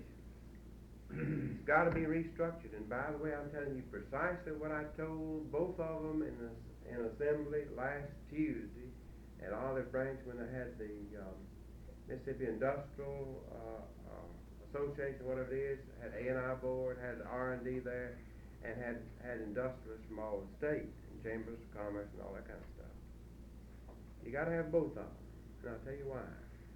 You need to restructure the A&I board, and at that time you take care of the situation, tenure, tax exempt status, and everything. You tighten it up and everything. If you want to leave it on there as if one addressing, go ahead and leave it on there. Maybe that's the thing to do. All right, have them come to grips with that. But it's got to be changed so that these people will go out there and solicit industry using the best tools available. All right, I know it to be a fact, and I'm going to call names because I've got to make my point. I have been soliciting industry for my county for 12 years at my own expense, basically. I've had some help from several of the banks in the area that have picked up the tab for entertainment when people come in there for a catfish fry, something like that. But we have been successful in my county. But we've been successful only because we knew when to call the A&I board in, and we also knew when to call the R&D center in. I know it for a fact that Wade McCoy at the R&D center can pick up the telephone and call General Motors president and talk with him and say, look, I've got something to discuss with you. Not because they're a personal friend, but because Wade McCoy in that organization, in Westinghouse, and in General Electric, and GAL, I'm naming the ones that I have personally went in with him to consult with these people. There's a rapport that was built up in Georgia that we need to utilize greater. They believe the man. Pete Peterson, they believe the man. Now, I don't know about Ken Wagner, but I do know these two people. And they can walk in there, and if they tell them that the water is at 100 foot is 62 degrees Fahrenheit, there's never another question. A&I board crowd go up there and buy them a drink and tell them that, they won't believe it the first minute. See what I'm trying to say? I'm trying to say you've got to have the technical people, and you've got to have the people that do the closing with the industry. You've got to have somebody that's interested in tourism as a partner branch of it. And they've got to be separate. Georgia's found this out. All these other states. William Winter appointed me to the Southern Growth Policy Board. Now, of course, the governor, William Winter and I were on the formation stage of this thing, but of course it was that white-eyed liberal group, see. And we passed it in the Senate every year, and the House and the governor's folks were running up and down the aisle talking about those white-eyed liberals. And Lord knows, at the very same time, this last time that they told it, George Wallace was entertaining the board at the mansion, and that's where we're having the meetings, see. And the white-eyed liberals were the ones that were behind all this stuff. Well, what they've done is regionalize the concept. You're talking about regional development, huh? Yeah. To find out what other people are doing, what other states are doing, all this kind of stuff. But you've got to have both agencies. Both of them need to be restructured and their goals redefined. But my friends, you got to have them. Well, I don't say that we're too much in disagreement on what you said. It appears to me that you pretty well agreed on what we're saying about A&I board having performed its functions, its original defeats the objectives that were originally set out. You know, as it stands at the present time, you know as well as I do that the NI board is the haven of political coins, whatever, for the governor, and we're literally spending millions of dollars in that agency and using cheap labor and everything else as the basic attraction for industry. And we're not going to quarrel with you about the role of the R&D Center. Certainly they play a very good role in some areas here, but we just think that we're spending too much money, wasting a lot of tax money. No doubt about it. Especially with A&I board. No doubt about it. I think you've agreed with us No more doubt than about you it. disagreed with us. I agree with that. But let's redefine the concept, but let's keep them separate. Well, I They see what complement one another. what you're saying is, then, that you need the R&D Center separate and apart from the A&I board. Because if And you we ever stuck A&I. combine them, and these industrialists that you've got to deal with will not believe. Well, maybe we ought to just abolish the A&I board and put all these functions in the R&D Center. No. You got to have somebody here that has a mission to solicit industry and put the ads in the paper and all this kind of stuff. That's nothing more than a sales role here. But you've got to have these people come in with the tech. Let me just give you a good example. You can talk all you want to with an industrialist. Now, time was when the first question they'd ask you when you went out to solicit industry, got any cheap labor? Do you know that in the last 5 or 6 that I talked to, I'm talking about substantial industry, that's never been mentioned. You know what they want? What about the schools that my employees are going to be sending their children to? What about the advanced degrees and other things that are available? That's the first thing they ask you. And you know something else? And when I mentioned this at this meeting up here at the gubernatorial campus, eyes just bugged out of their head. What about the money available to meet my payroll? Can I have $1 million for 10 days or 30 days without having to collect it from all the banks and here and someplace else? What if I do need some immediate cash for development immediately in changing that assembly line? Are you going to be able to do it? It'll turn them off when they say, well, we got to go to Jackson, or we got to go to Memphis, or we got to go to some other place. We need strong banks in this state, and we need this sort of thing to back up the solicitation of industry. You've got to give these people the tools. Well, R&D Center can give them a sketch of how they put together money, not only in Jackson.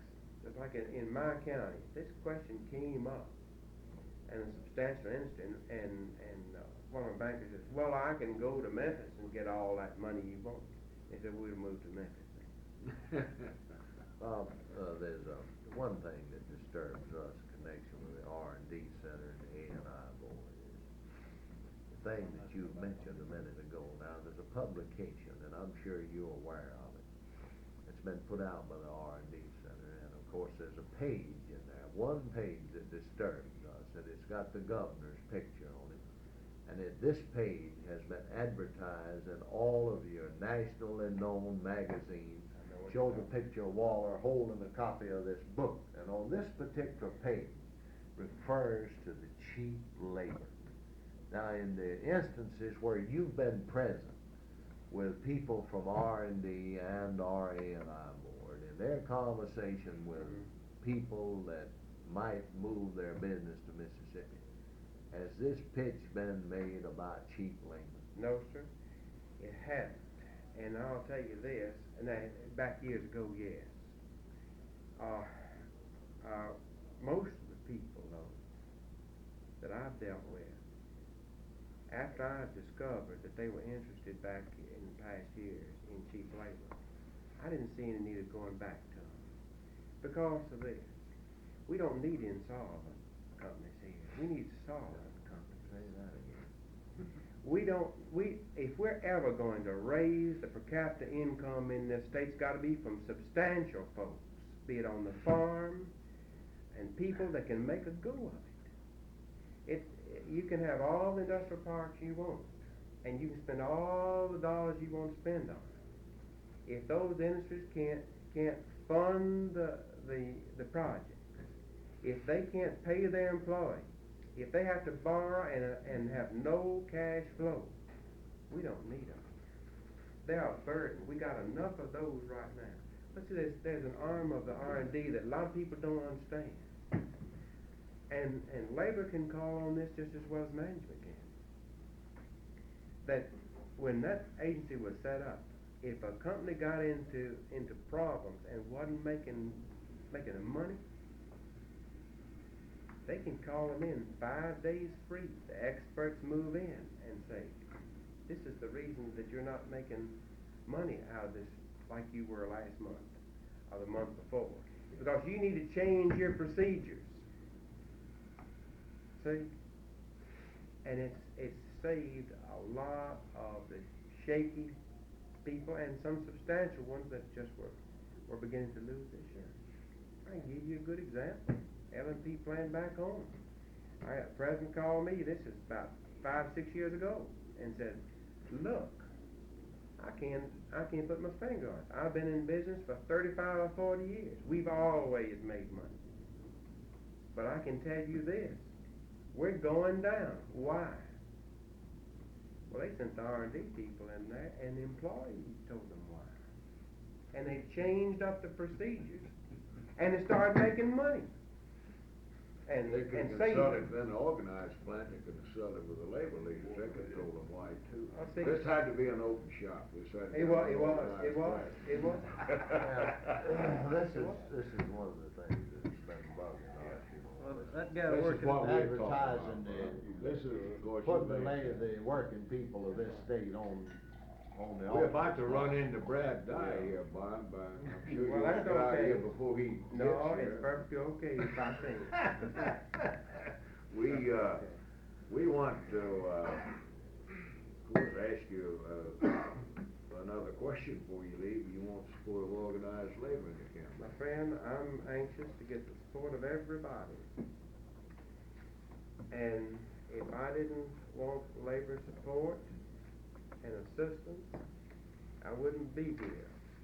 And I wouldn't have announced, because these are the people that have elected me every time to the Mississippi Senate. And if I didn't relate to them, I sure wouldn't be here today. Well, I must say, Jim Bob, as I've already said, that, we consider you a very good friend in the Senate. I personally appreciate the cooperation that we've received from you now through the years. I put you at the top of the list on friends in that place over there. What's the Senate gonna do if he got that? Right. What we gonna do over there without him? Well, Hey, Dad, everyone that's can really be a replaced. Question. Everyone can be replaced, but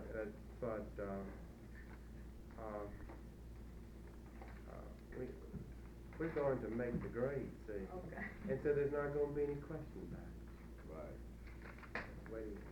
Do you have anything that you'd like to say to us before you leave? No, I probably said too much already.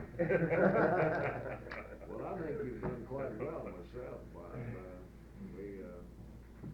On this back sheet, you did the 3 questions back there. He's dealt with the one on the appointment of committees already. He dealt with that one at the very outset, Right. and he's put a little expanding on the other one there about on his views on other legislative areas. So I passed on through that one.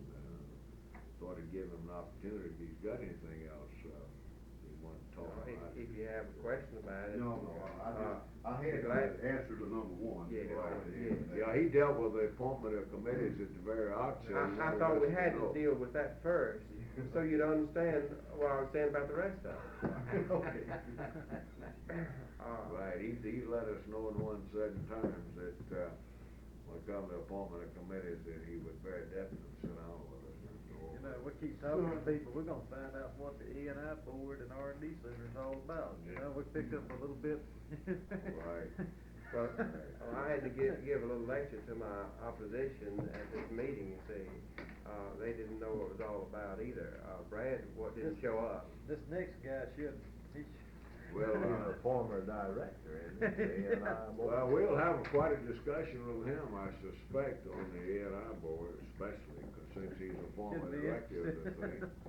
I would be interested in what he said for some reason. We'll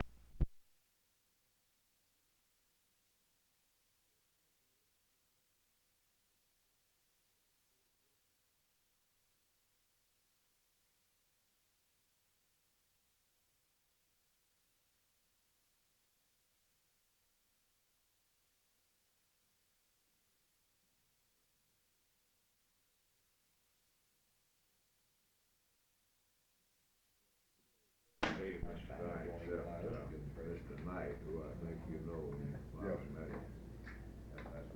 So if the committee's ready, we're gonna go ahead and get started.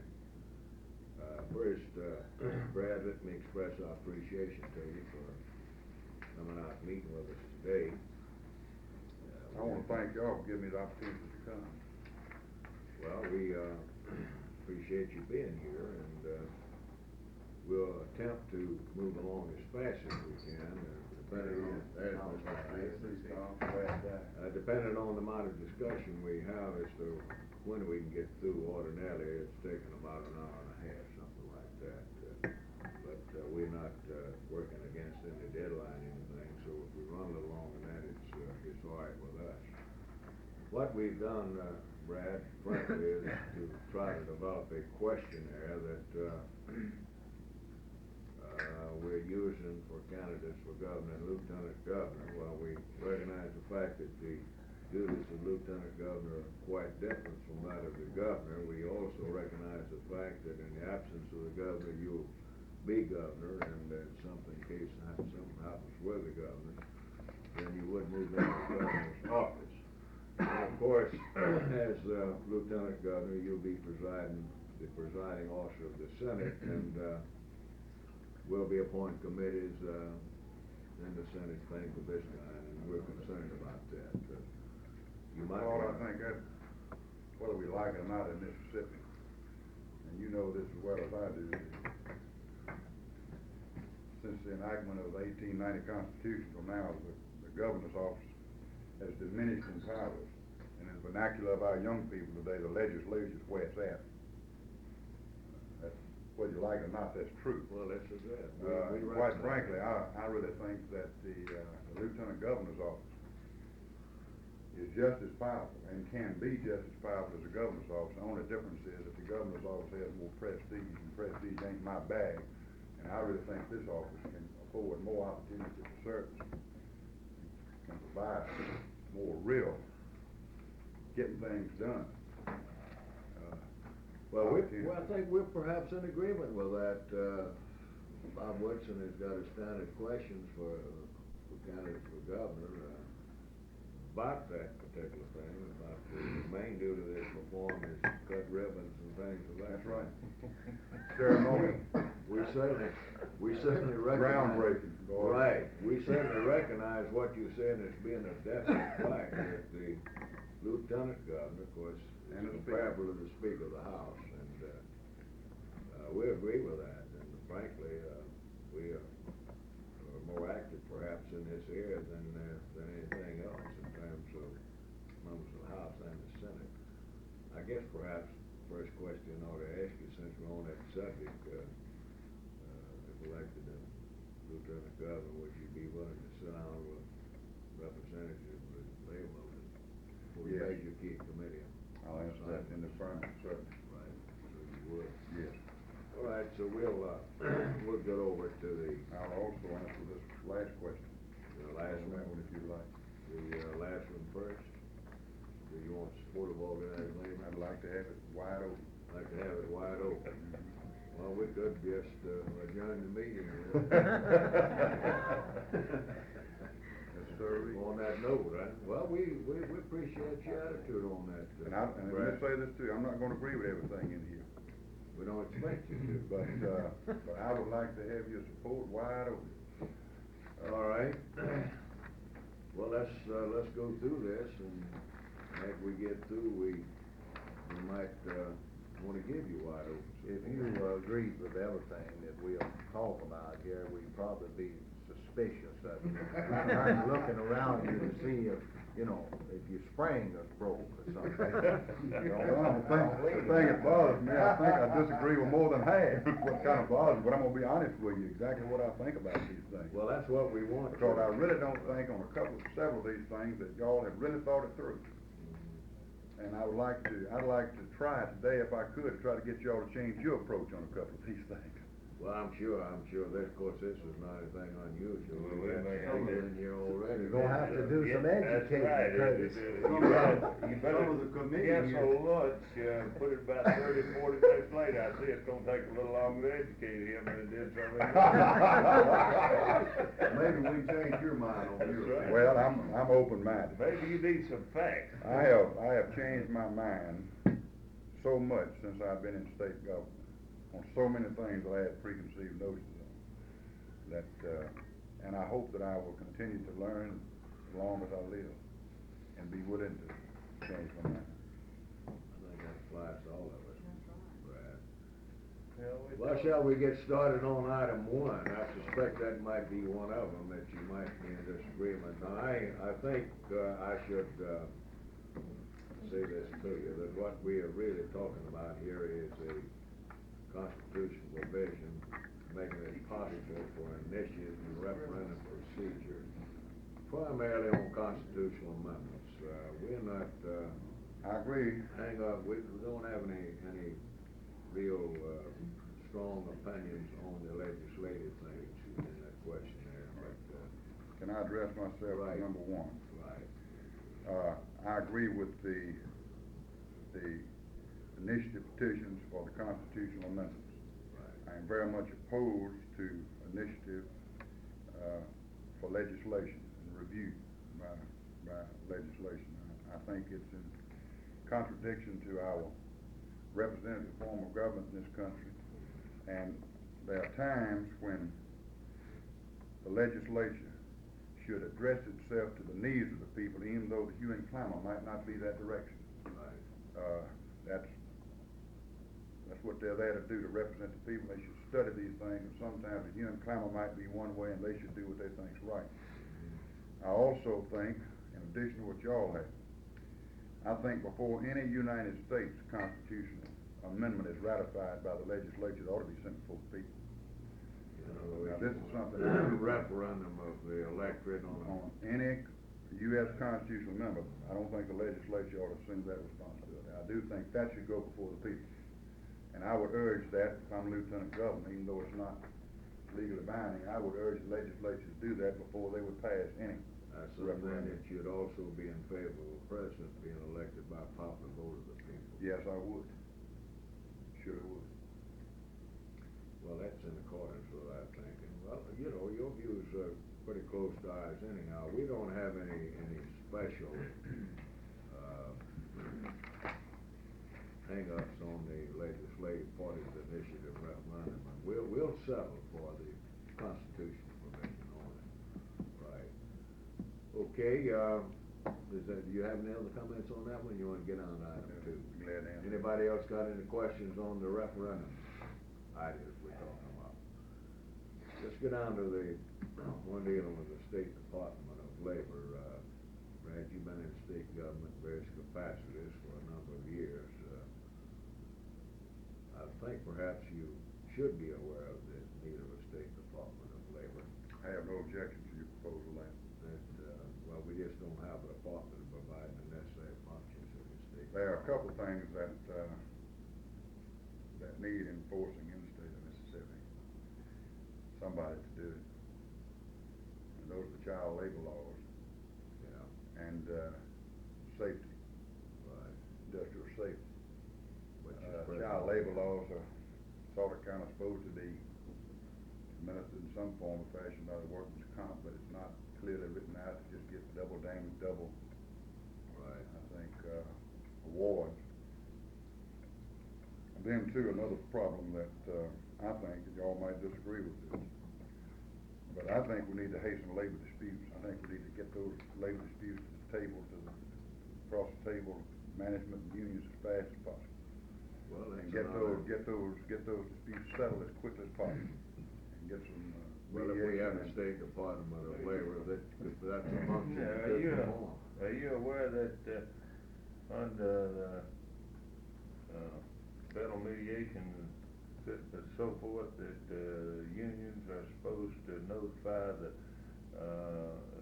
State Department of Labor, We don't. I know it, 60 days before, in other words, 30 days after they negotiate 30 days, if they hadn't reached an agreement, they're supposed to notify the State Department of Labor, and we don't have nowhere to send it? I'll be quite honest with you, I think that a State Department of Labor would be just as helpful to management as the labor in the state. Right. I really do. Well, you said that, child labor and safety, and of course, that's a concern of everybody, but, it's a lot of, labor laws that are being violated in the state and everything else, unorganized. Now, we try to take care of the organized, but unorganized, there's a lot of, companies and that are violating federal labor laws. And these people don't have nobody to call on. And if they had a Department of Labor, they could call the Department of Labor and they could take care of it and give them some advice and everything of what to do. And, just one, I know that's, just about violated every day is, in these plants that's not organized, they'll keep them over 15, 20 minutes without paying them overtime. Well, this is a violation of the federal law, but, the employees don't have nobody to go to. They can't afford to go to a lawyer to try to get paid for 15 minutes. Well, he's, said he's Yeah. pretty well in favor of the State Department of Labor. I understood you said you didn't object to it. That's where So now that's that's what I it. was Well, getting on you. I would, for that matter, I would favor. You in favor of the Oh, State yeah, Department of Labor? I think there's some things that they could do, and, you know, I think we need to mediate these labor disputes quickly. Right. I really do. And here again, I just think it's best for everybody, and best for the state. Well, we're in agreement with that. We've had a lot of people bring out the fact that we've got so many departments, for game and fish and for cattle and this and that, and nobody to look out for the people that support the state. This is one of our major concerns. And we do need this department in the state. You have no problem with me there? Right, you wanna get on to the next one, which I suspect would be one you'd have problems with. I object to that. Do you fully understand what we're talking about? Claude, I think so, but I might not. Well, it's. I agree with part of it there, Yeah. where you say that, many of the public employees in Mississippi have been treated as second-class citizens. Since I've been on the retirement board, I worked like hell to get the retirement plan in better shape, and finally got the state of Mississippi to break its pattern of every time they raised the employer's contribution, they had to raise the employees. And I was instrumental, as you know, we got away from that finally. I think the state of Mississippi is the only people who've been doing that. No other state, no other governmental unit, certainly, out in the private sector. But so far as collective bargaining with public employees for the state government, I would be opposed to. The money situation fluctuates. It's very difficult to see. We're gonna have a real problem this next legislative session on money, and I'm opposed to raising taxes. Our people are so heavily taxed right now, and it's just, I think, I'd just be opposed to it. Well, let me explain to you what we're talking about. You just made a statement about the need to resolve labor disputes, faster and sooner. And the situation we're faced with now in the state, this is primarily with employees of the city. More than anything else is what we're talking about here, more than the state.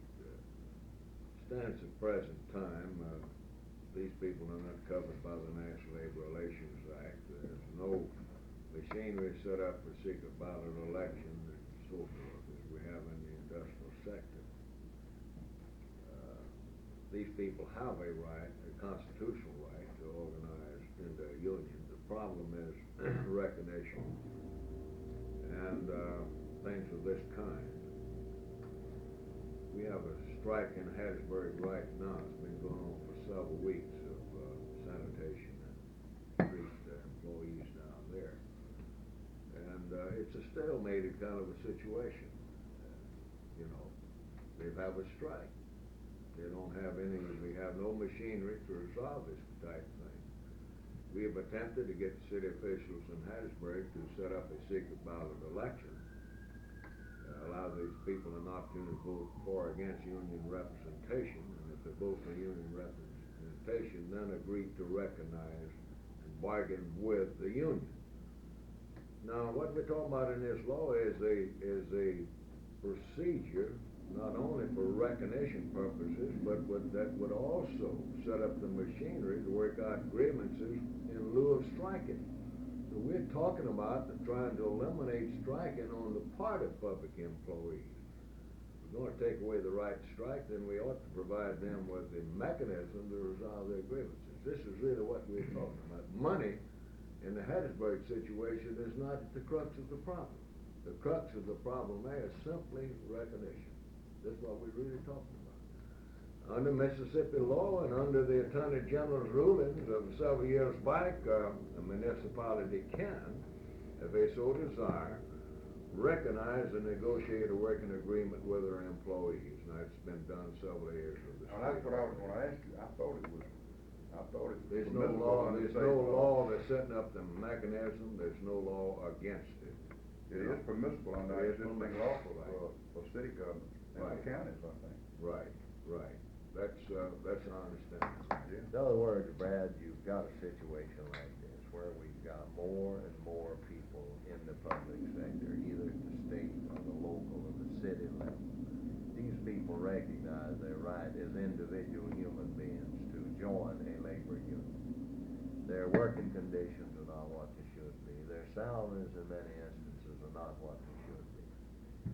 All right, they have this right as individuals, as American citizens. Then you come to this roadblock, you see, where there's no procedure, and this is really a breeding ground for strikes and unrest among the many, many thousands of city and state employees. And what we are proposing here is simply an orderly procedure that will do exactly what you said a few minutes ago, is to get this on the table and get it resolved.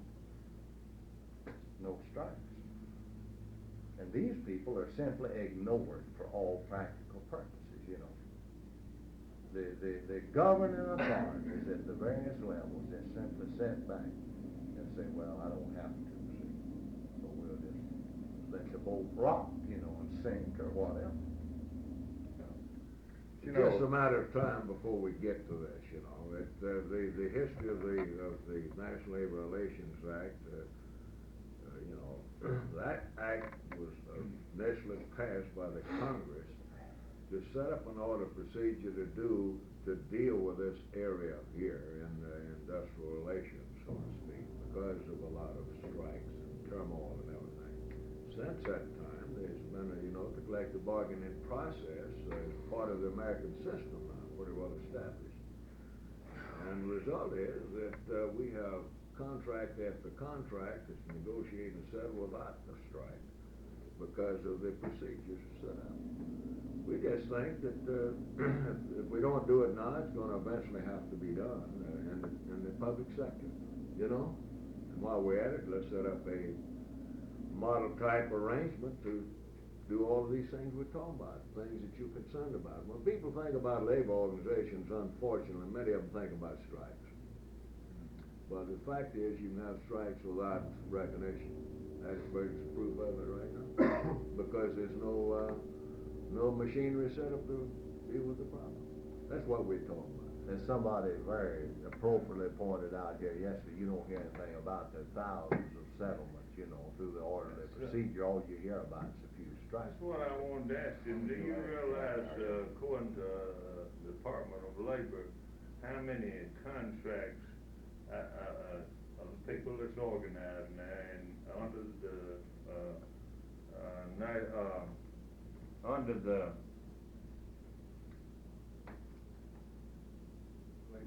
Labor Board, under the rules of the Labor Board, how many contracts is negotiated and signed without a strike?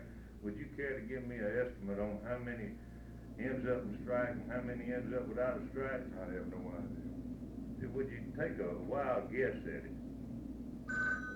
Sure, the vast majority never get to a strike. About 96 to 98% is signed without a strike. And the reason you hear so much about strikes is that strikes makes news. Sign a contract without a strike don't make no news. I think you know this. Right. But very few people, what I was getting at, realize that just about 90, well, I think they said it's 98 now. 98% of all the contracts are signed. They sit down and work out their problems and sign a contract without any labor dispute whatsoever. And very few people know this. Well, there's a difference though in the private sector as I see it, and I'll be all honest with you. It's the honest thing to be with you in the public sector. In the private sector, wages can be passed on to the consumer by the company, and if the consumer wants to buy the product at a higher price, it doesn't have to. In the public sector, people have to be taxed, and it's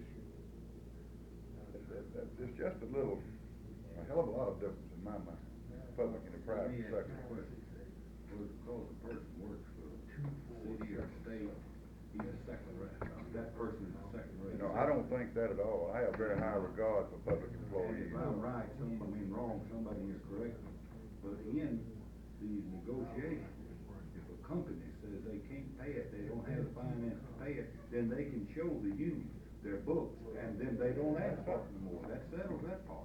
Under the National Labor Relations Act, you have to bargain in good faith.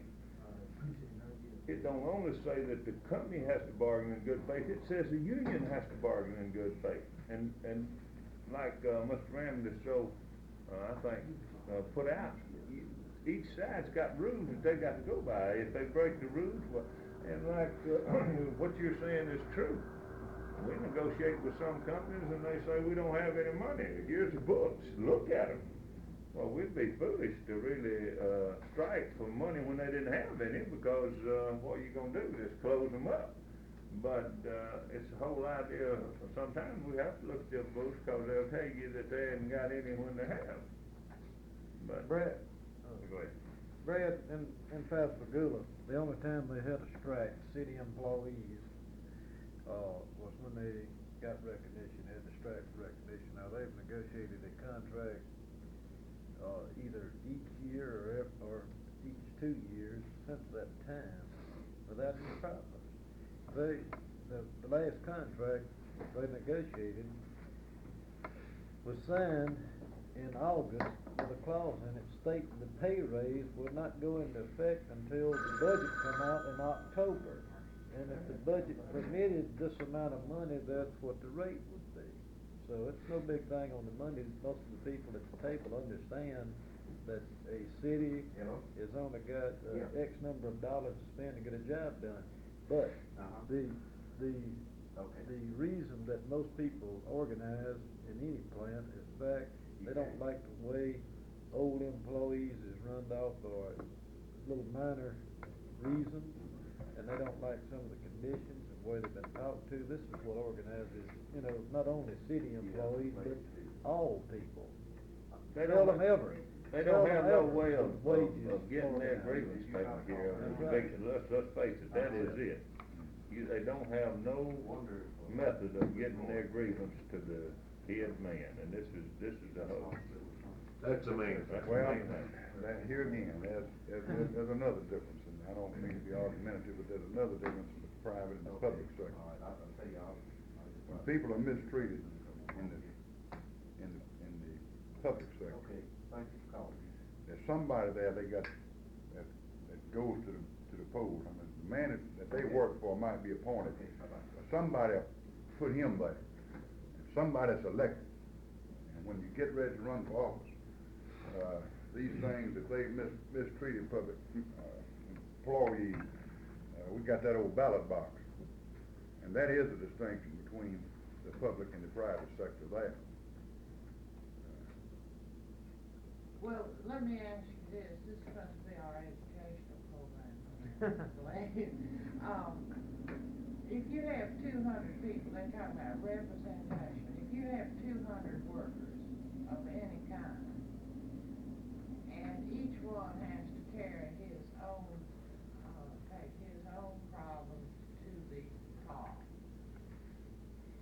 would you disagree that it would be easier, or it would be better for 200 people to be running 200 different ways than to have an organization where possibly one or two people can handle these things with the officials?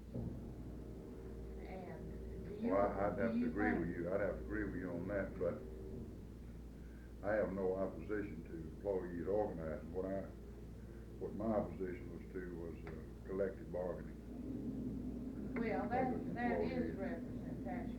Of course, I live in the city of Jackson, which speaks for itself. However, I'm interested in all working people, and I have worked many, many years where large groups of people work in the public interest, and we have representation. We have cooperation with the organization, and we can communicate. We can get our problems settled. We settle them every day. If Joe isn't treated right, he has a way to make a point. I cannot get to New York, but I have people going for me.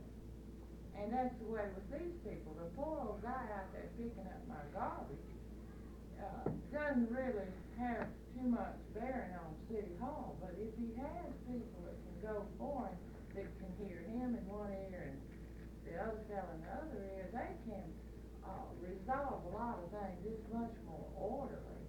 And they do have the avenue of compulsory arbitration as opposed to strikes, which, as they pointed out, the strike comes from no representation. And I think that you would find it would actually be better, and it's not money that's involved, really. It's just hearing the people, but they have an orderly way to do it. And you say vote out the person. Okay, that's going to take 4 years. In the meantime, what is this guy going to eat for 4 years when his supervisor just decided he didn't like the looks of him one morning and fired him? Sure, he can vote the next time, but it's going to be a long time in between. And they really don't have that much resources to do anything on their own. They work for, I'm ashamed to say how much they work for me for, when here I am working for more. And I would like for my tax money to go to pay them. As she said, Brad, this is an area we're trying to do some education. We find that a lot of people running for office don't feel bad about it, don't really understand what we're talking about, really. That's the reason we're spending quite a bit of little time with candidates for governor and lieutenant governor on this area. We think there's a lot of need there for understanding on what we're talking about. You just stated your position on resolving labor disputes. We ought to get them to the table and resolve them faster, and we're agree with that. And what we're saying here is we ought to set up an order of procedure to resolve problems of public employees, similar to the procedure set up for other people. This is what we're going to see. But, you know, we don't want to spend all that time on this subject, so we'll get down here on the next one, something that I know you're familiar with, and perhaps you're more accepted with, and that's Yes, I'm very much compensation. I'm very much a sense of that. Yeah, so as a committee, we'll get on that one, because we got several more that we want to have quite a bit of discussion with you on. But you want to kind of give us your views on on the need to improve workman's compensation. Perhaps you might not I agree with think- everything we've said there, No, but I don't I'm agree with sure you'll have everything, some but- views on the need to improve workman's compensation. We've got one part of our workers' comp law that we certainly never want to change, Unlimited medical. and that's our unlimited medical. Right. The benefits, I agree, need to be raised. I thought they, as you know, I thought when I was on the commission, back there, then they ought to be raised. Right. I tried to get, when John Bell Williams was there, I tried to get them raised. I've seen too many folks, I've seen problems they had, I've seen people settle claims that worth considerably more just because of the gross and the landlord and everybody's pressing. Just want to get out from under the bind. I do. Now, the last sentence, restrictive and crippling amendments of 1960 should be repealed. I'm not exactly sure I know what you're talking about. I assume you're talking about the apportionment. I have no objection to what's in the law now when it's properly administered. It's unfortunate sometimes I don't think it's properly administered. Well, this is, I think, what we are getting at more than anything else. It's proper I think when it's properly administered, I have no objection to the apportionment. Well, if we get the benefits up enough, we can go along with the apportionment proposition. You agree with the worker having a choice of a doctor? Oh, yes, sir. That's something This has created all kinds of. Well, that's something I thought back when I was on the commission. The work ought to have it. Well, you know, the worker can have his doctor, and if it gets down to controversy, the manager can get theirs too. Well, that's what it gets But down he ought to to, be able really, to, for treatment, for treatment examination, and especially for treatment, he ought to have his own choice of doctor. That's a very personal thing. This is where we get there. I think he ought to be required, though, if it gets down to controversy, to have to go for examination before a doctor that the manager might pick. But I think by George, for treatment, he ought to be able to pick his own, have his own doctor to give him his own. Well, we certainly appreciate that statement. That's our position, that's our view. And I want to make myself clear, though, I think also that management should have the right, if it gets into a controversy, to have their doctor examine him too. Oh, yeah, well, certainly. We have no disagreement on that. The only, What about, if it's gonna be, litigated and what have you, then I'm sure this would take place anyhow. where the employer forces the guy to go out and to get an attorney to handle his case, what are your feelings on the? Well, that's there again, that used to bug the hell out of me. Excuse me, man. They're getting accustomed to If that. they're there too. I think there, I think if I talked to a lot of people back then, I think, if it goes to, if it's a controverted claim, man has to get a lawyer. I don't think it ought to come out of what he gets, because what he's getting is, it's not like a lawsuit for somebody having an automobile accident on the highway, negligence. I think it's just, this law was written to do away with negligence. We don't have to prove negligence. Protect the worker, whether it's negligence or not. The worker gave up his right, whether there's negligence on the part of the employer to sue him for a big amount of money. He gave up that right, so all workers would be protected. Right. So workers have given up something for workers' comp. A lot of people don't understand that. Right. But they gave up something to have this. They can't go in and sue in a court of law for like anybody else, like an automobile accident. For say if he lost a leg and he's a punter on a football team, he's out of business. But he can't go bring a lawsuit. I think in those cases where you have to get an attorney, I think if they win the case, the employer ought to pay it, ought to be a pool or something. If he loses it, the lawyer's lost his time. I don't think the employer ought to pay if he loses. The case ain't there, because I don't think you should encourage litigation. Oh, yeah. But if he Well, proves what his we're claim. trying to do is discourage litigation. But if he proves his claim. Right. I don't think it ought to come out of the workman's. Well, this is what we're saying, you're speaking our language, keep on. I believe this back there then, I told you this. Right. When I was on the commission. I feel very strongly about this. Well, we appreciate your views on that, Brad, so we can get on to the next one. You're pretty well in line with us on workers' comp. Unemployment insurance, of course, right now is a very important matter.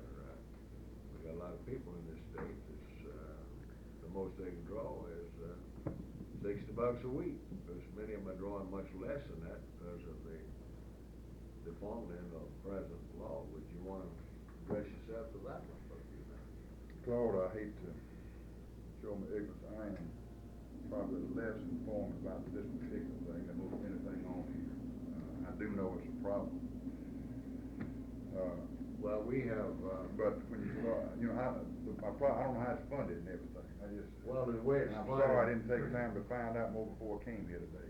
Well, under the Mississippi Employment Security Act, of course, they have a trust fund, and each employer is taxed a certain amount of his payroll. A long time it was a minimum of $3,000. I think we got above that a little bit, but anyhow, it's put into a trust fund, and this is where the money's paid out of that trust fund. A few years back, legislature made a change in the law. Instead of the tax rate being set according to an average expense across the board in all the states, I mean, in all the cases, it was new system was devised, commonly called a chargeback system, where the tax rate itself is raised according to the expense of individual employers. And of course, this means, and we warned that this would happen when it went into this, that many employers would be fighting claims, objecting to unemployed workers drawing unemployment insurance, because the more expense they had, the higher the rate would go. Of course, there's a limit on the rate. It's a little bit complicated, not too complicated. But go back. That puts one heck of a burden on folks that going out that having to shut down the plants. Right, but of course, when you have a outright situation like we got now, of course, is where they shut down and laid off workers because of the lack of work. There's really no question there. But I'm just kind of giving you some of the background on how this thing is funded and why we have some problems on claims every now and then. But the major problem with the present law is we view it as the fact that $60 a week is just not enough to, buy the necessities of life. Many of these workers are making, we'll say, $200 a week. They're laid off. They have to reduce their standard of living then, and for $60 a week, which just not enough. We have attempted in past sessions of the legislature to simply get the lid off of the present law. Under our present law, is that there's a formula established and it sets out how this is done, but then it says provided, that the maximum will be $60 a week. Well, if we could just get that maximum out of the law and let the formula take over as the state's average wage goes up, then the weekly amount would go up with it. This is what we're talking about, and it wouldn't take a whole lot of doing with the present law to simply change that formula up, take the lid off of it and let it fluctuate according to the state's average wage. Again, we get out of the cold facts, would you be in favor of improve the law to increase the weekly benefit amount? I don't want to be evasive. I don't want to act like I'm dodging a question. Right. I quite frankly have not heard both sides of the issue. I don't know. I'm not saying there is another side. I know I can't disagree with you that $60, a man can live on $60 a week. I can't disagree with that. Ain't no way this day and time. I know myself, and but all I can say as far as that is concerned, since I just don't have the background, that when the legislature comes up, I'd be willing to whether you endorse me or don't endorse me, I'll be willing to sit down and talk to you about this problem. Well, we think the now- Congress is perhaps gonna set some minimum standards the states will have to meet anyhow. About this last sentence in here now, present waiting period should be eliminated, unfair qualification period. This last part, workers unemployed with labor disputes should be made eligible to draw benefits from when production operations resume. Yeah. I'm not for that. So I think the unions ought to do that. That's a responsibility of the unions, I think, and not the government, to do that. I just don't, you know.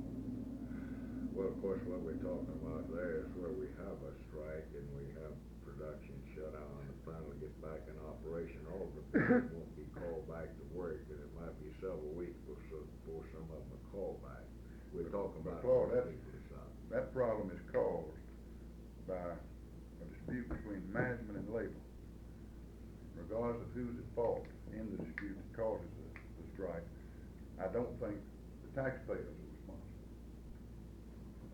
I just don't. And I think- Taxpayers don't pay none of this money. Where's this money? Comes Here, from- you see what I'm talking about. Tax on I payroll of the ain't employees. hate to talk about this, but just like I told y'all, I don't know enough about this unemployment.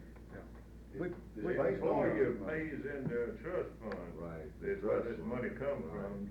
Well, let me go back to what I said a while ago, because I'm talking about something, and I hate to be evasive, I'll be We honest. will educate you again. But before I the would- day's over. I would prefer, on this particular item, stand on what I said a while ago. Elected lieutenant governor, I'll be willing to sit down and we can talk to you about it. That's good. Okay, let's go to the next one, tax reform.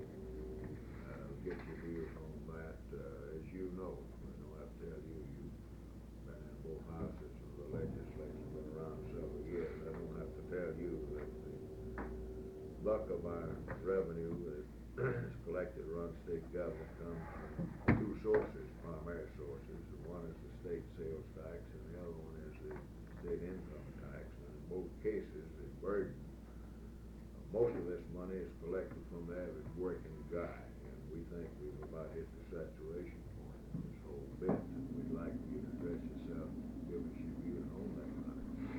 You've just said what I've been saying every campaign speech I've made. You know, your leaders in Mississippi talk so often about all these economic formulas and economic indexes where Mississippi is at the bottom of the ladder. And I've only heard one leader in state government Mississippi ever talk about the tax burden formula, and you're looking at it. That's one area we don't rank at the bottom, we rank right at the top. And we are, and this, I'm serious about this, we are right at the top. And I am opposed to any tax increases in the next session of the legislature. I'm not a Johnny-come-lately on this. I had hoped I tried 2 years ago to get the legislature to reduce the sales tax by 1 cent. We've said in this state for a long time, we got to tax you heavily, tax people heavily, so we can get our economy moving. Once we get our economy moving, then we can reduce the taxes. Well, we were going along there for a while before this economy turned crazy like it has. We were going along fine, and we had some tremendous surpluses. We could have afforded to reduce the sales tax. Because the state of Mississippi, unlike the federal government, we don't have the right to coin and print money. And I would hope we would never get in a situation of borrowing money for current needs and getting ourselves heavily in debt. I'm very much in favor of borrowing money for capital improvement, something you're going to use over a period of time and let paying it back. But right now, I'm opposed to any form of tax increase. The only place that we could be able to, if I did, now right now because of the economy like it is, I'm not so sure I would favor this, but if we got into a real bind, I do think there's possibly some room in the corporate income tax for some increases. How much, I don't know. I want us to stay competitive with other states, but so far as our sales tax, I just don't see how. I think quite frankly, I think we reach a point of diminishing return if we go up. And I think we'll raise the tax, collect less money. I just don't think we can go any further. And, the people in this state who are on a fixed income, the working people on a fixed income and the retired people, my God, we folks who work on a fixed income, and I've got a good one, don't get me wrong, I've got a good one. But you get used to living a certain way, and I've got 3 children. I tell you, children cost money today. But these retired people, boy, now they are really catching it. Right.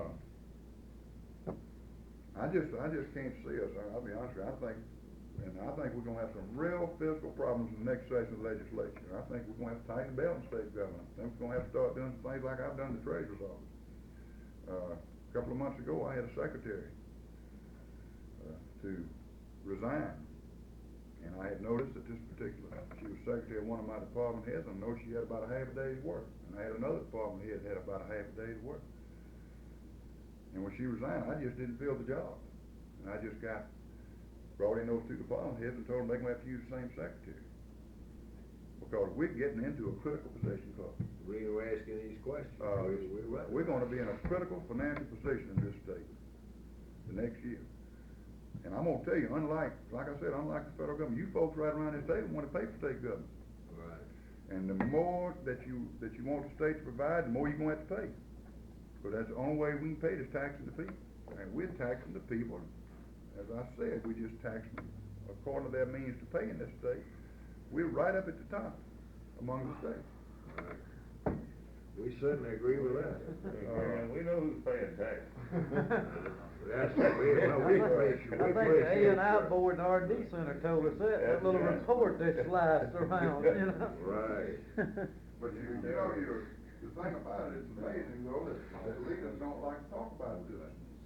Tax burden, You're right. Well, we got them talking, we're asking the same questions to all the candidates for governor and lieutenant governor coming in here. Right, sure. Right, and we're trying to, what are you looking for? Sugar. More sugar? Sugar.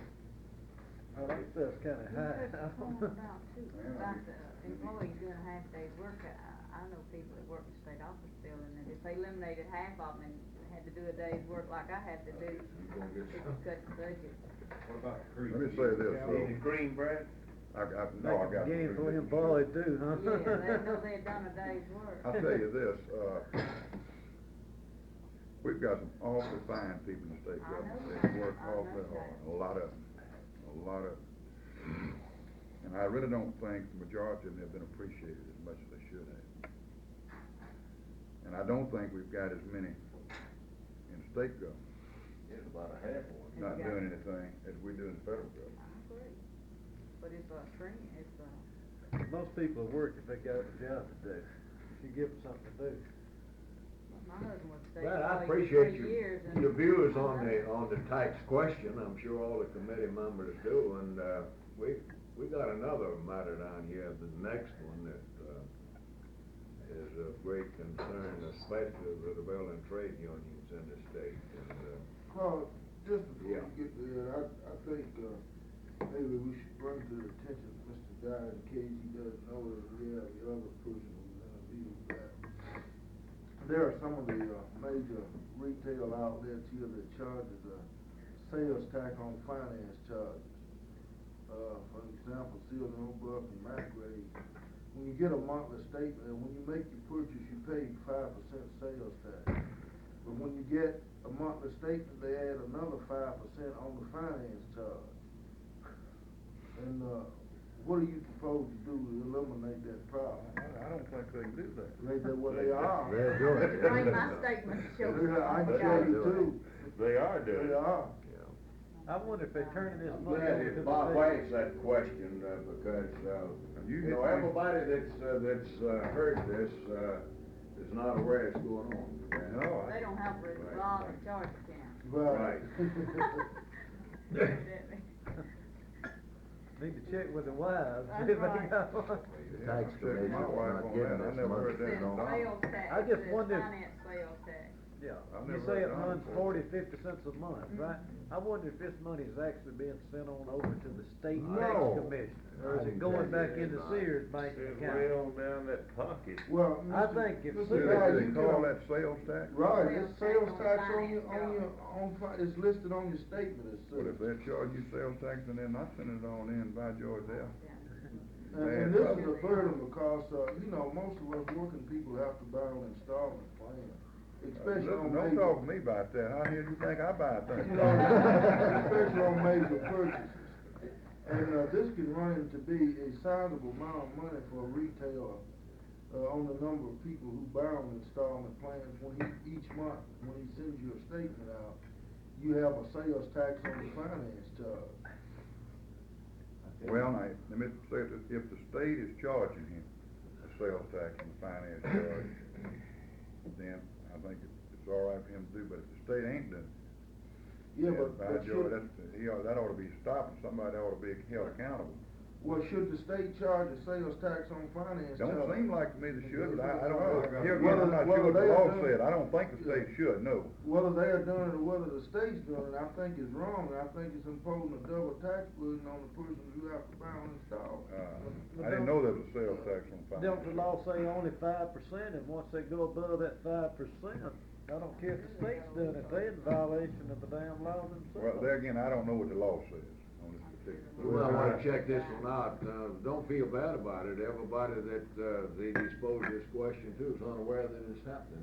Matter of fact, I suspect most members of the committee just, you know, as a result of Bob's question. I guess we don't want, guess we don't wanna get those monthly statements, huh? But you might wanna make a note on this one, Brad, you might wanna check this thing out yourself, and see what we've got, you might wanna make an issue out of it yourself, as I'm sure some other people will.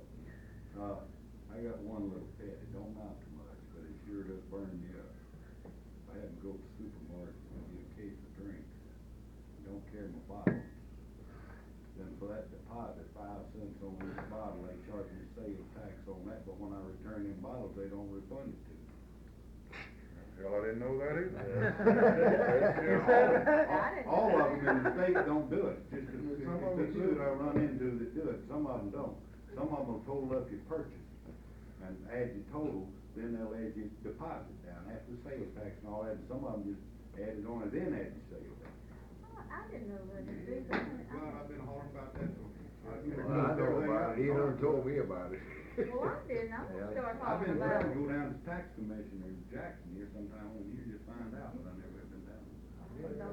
Well, I don't never buy nothing, so I don't know about all this crap. It don't amount to much, but where a supermarket takes in a I went bunch into of the bottles, grocery or store. a bunch of bottles, I just don't know where that 5% I tax didn't on know those it was $1.50 a pound the last night. Half of them, they got these new cash registers, and they don't even know how to take a tax.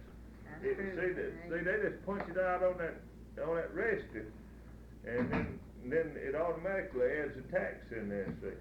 So, like he's saying, if you get bottles or anything with deposit, they punch it right in that register, and that register adds up sales tax on their bit of it. When you carry it back, why, all you get your deposit, you I don't went get to the sales tax. drink companies, like Coca-Cola, Pepsi, that sells in supermarkets or stores drinks, and asked them if they charge sales. Now, that is illegal. Hell, I ain't read the law, but I know it's illegal for them to charge you Sales tax on deposit. on a deposit. Yeah, but that's not a Deposit or sale. anything. That's not any kind of sale. Putting up that money to prove that you're bringing it back. Well, you bring those bottles back. Now, I guess maybe it might be a sale if you don't bring them back. When you bring them back, they ain't a sale. Well, you carry them somewhere else and carry them back. I don't see you bring them back to the same place. Can we leave that one, get on this next one, which is very important to the building trades organizations, especially to those group of people, and I think perhaps I need to give you a brief explanation on what we're talking about here, Brad. We're talking about, I'm aware of it. are you aware of Davis what, Bacon. what the procedure's been in recent years in regards to Davis Bacon, I know what the law is. I don't know. being, of course, you know, and where you have federal funds involved, and Davis Bacon does prevail. But I learned just this past year that we have a double standard going on, where there's federal funds involved in, construction on campuses and what have you, then Davis-Bacon is in effect. But where only state monies are used, then, it's not in effect, which means that, substandard wages, Is that because of the law that we have? no, it's because of administration, but it's because the, people on the present, serving on the building commission, I think, perhaps, responsible for this, that, they don't require prevailing wages on construction where only state money is used. Can they do it? Can they, set a Under established existing law? prevailing, we're not too sure, we think That's- so. when I We looked think the into building this- commission can, we're not I really looked sure into about this, it. and the reason I met with the labor group down in Gulfport, they first brought this to my attention some months ago. And I checked into it, and I have not been able to get a definitive answer on whether under existing state laws that the Davis-Bacon provisions can be put into the bid forms or whatever they do, On state work. on state work, whether it's all state money. Well, of I've course, not been able to get an answer. we're not real sure about that ourselves.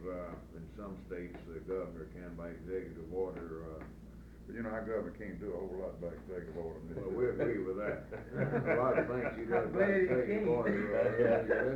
That may be the best thing that ever happened to him. Well, what we're really getting at with this question, is, we feel very strongly that, we need a state prevailing wage law that, where we have a similar condition, existing, on state jobs, where state tax monies, are used.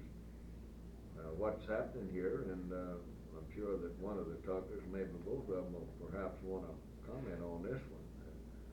Where the unfair contractor, comes in with a bid that's a little bit lower than the fair contractor, and, he goes out and mans the job with, people paying him a smaller wage or lower wage than the organized contractor is, and he winds up getting rich out of the job, putting the money in his pocket, in lieu of the pockets of the people he's working. This is what we're talking about. Most of the states around us, Brad, have this Yeah, prevailing that's- wage law, and of course Mississippi That's what I sitting here, understand. like a sore thumb, but these men can. I understand too, it's affected some of our contractors in Mississippi, some outside contractors have been coming in. Absolutely. That, Bringing the employees in with it. that's bringing employees in with them. Sometimes 80 to 100% of the employees. This is what's been happening down around Gulfport. They had a big It happens all over rally the down state. there Monday, didn't they? Huh?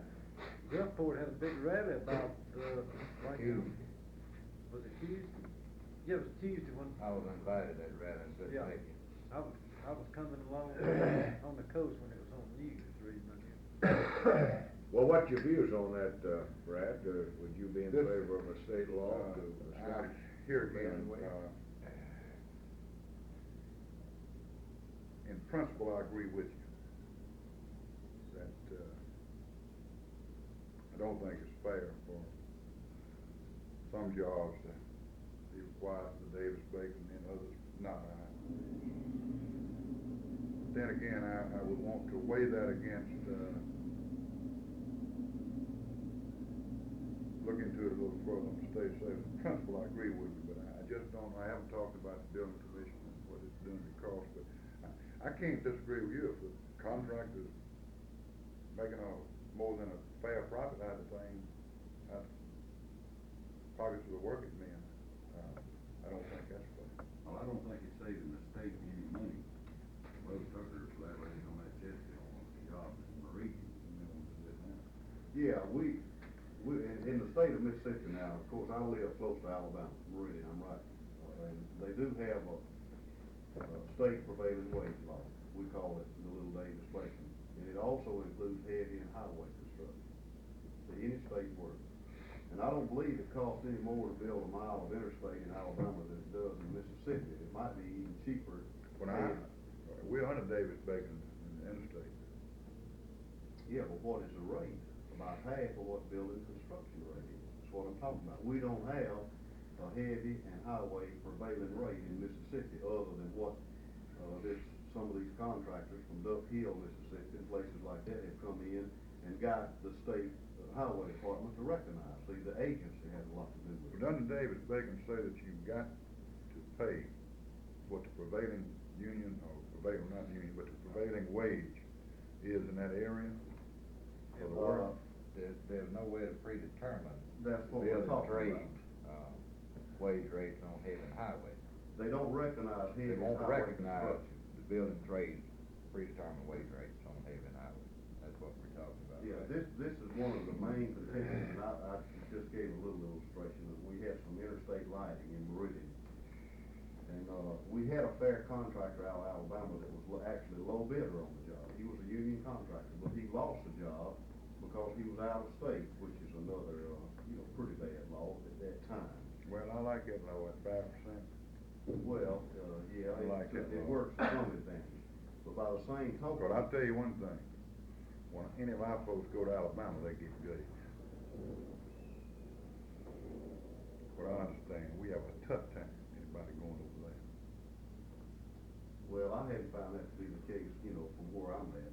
But what we had happen on that thing was, we furnished with the attorney representing the NECA contractors, and all the proof that we sent to Mr. Wagner and the highway commissioners, we still come up with about a half of a wage scale that was prevailing in Lauderdale County, Mississippi.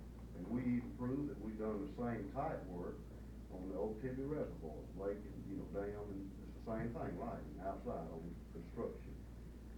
And, it's just pathetic, so therefore you can't get a. But Mr. Tucker, I don't think that any way by law to solve that problem.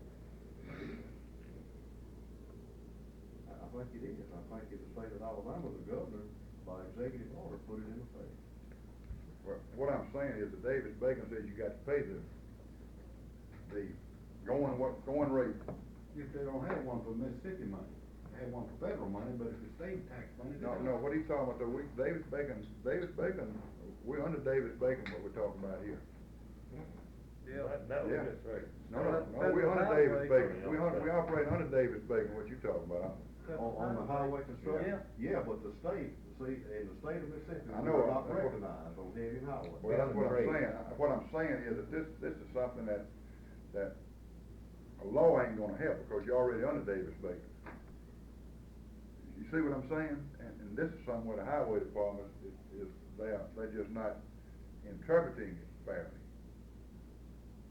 Am I making my point clear? I think I understand what you're saying, sir. Now, Let me ask you but another question. aside from the Well, highway. nobody's how you arrive at the can't prevailing make- wage rate. You can't, you can pass laws from hell to breakfast.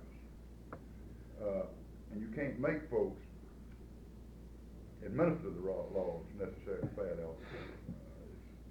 Because here, you give an example where we already got Davis-Bacon operating, and you're saying it's not doing what it's supposed to do. Well, what he's really saying. That goes to the highway department. What you're really saying And is not the law. that a method of establishing the ban of wage rate has to come forward before the problem on highway construction solved. This is That's what right. I'm saying. Which you can't do by law. What about the state money spent on buildings, colleges, high schools, places where there's no federal money? That's where a state law similar to Davis-Bacon would go into effect. Well, this is what we're talking about. I just use this little Yeah, example. but now this example he's given, see, a state Davis-Bacon act would not help that at all. So I'm sure they would interpret the state law just like they are the federal law. Well, if we had a state, law on Davis-Bacon, they would certainly recognize the prevailing wages in each county if it was presented to them in affidavits. And then it would apply on highway, heavy, or building construction. If we had the law, so that they would have to recognize it.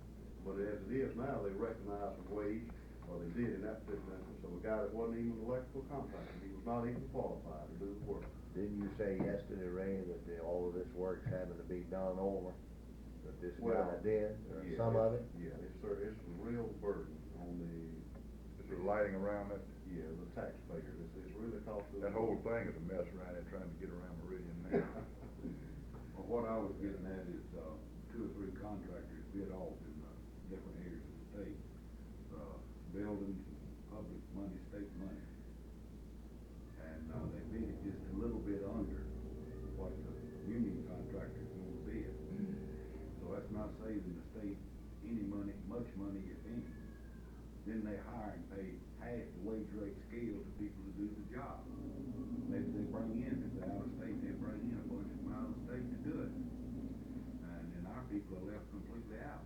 And we need that law in there, so if they're building a library, it's all state money, or dormitory, school, where it's just state money, state and county money, then it ought to be a prevailing wage rate in that area surveyed. Like I say, in principle, I have no objection to it. Do we have any other questions in this area? If not, we'll, Let me say this too. yeah. You know, there are a lot of working folks and union folks that I'm concerned about too. Well, we are too. We are too. We represent them just as much practically. Been dragging them for years. Thing about it, Brad, if you had, what we're saying in essence is this, if you got a wage rate out there, whether it goes to the union contractor or a non-union, they would make the amount of money. This is what we're talking about. We're not, well, in fact, we represent the non-union people more than we do our own people on the state AFL-CIO level. No question. In fact, most of the things we're talking about here today are really more beneficial to a working person that don't have a union represent them than they are to a union member. That's what we're talking Well, I tell you, my basic philosophy, I find myself in conflict with unions more on things that ain't dealing with the working man than I do with things that deal with having the working man. We're directly dealing with working man. That's right. But over the period of my life, in things, I have found myself in conflict with positions of the union a heck of a lot more in things they get into that ain't directly dealing with the working man. I don't find myself in conflict so much when it's dealing with the working man. But y'all know what I'm saying? No, I don't. I want you to give me an example. All right, an example of that, I would say, is sometimes some candidates that the unions endorse, I find myself in conflict with. Yeah, but we endorse that candidate because we feel that his views in reference to promoting situation is conducive to improving the working man's plight is at stake, and that's why he got the endorsement to start with. And I think it's still things like on him, like for instance on this, I was primarily referring to right here on this page when I was going down it. I found that the things that I disagreed with you on primarily were not things that directly related to working men. Mr. Dye, I don't see how you can say that. I think everything on this paper. Well, indirectly it does. I think directly.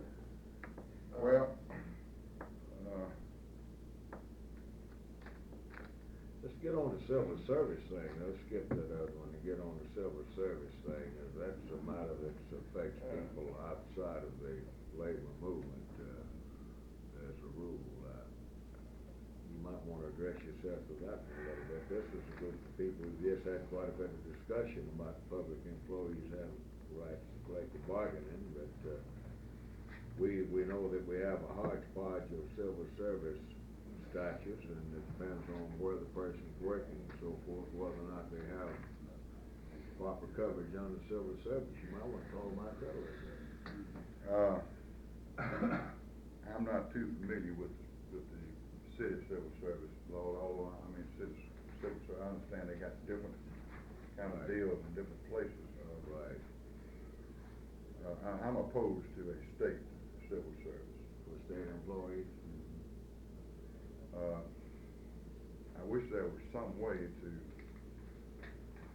keep people from getting fired for political reasons. I know when I've gone from place to place in state government, I have not fired people.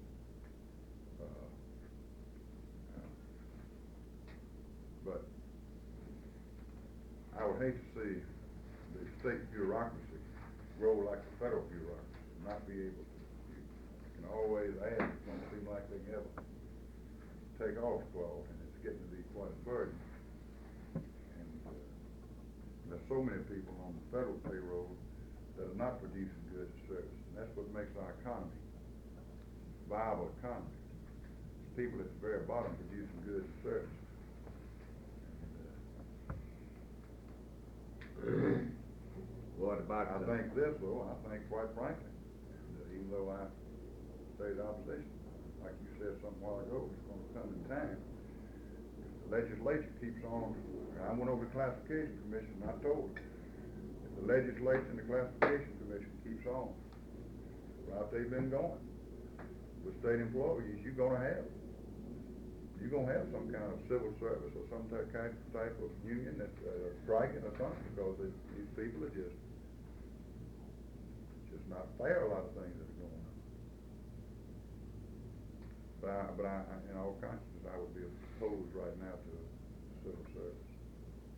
What about the next one down there on the Fair Labor Standards Act? We're talking about the state minimum wage law.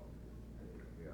I just wanted to ask him, what would you recommend to prevent, other than a civil service situation, what would you recommend to prevent this, particularly the movement of people for political reasons? You know, I have found that, here again, I'm not talking about cities and county governments.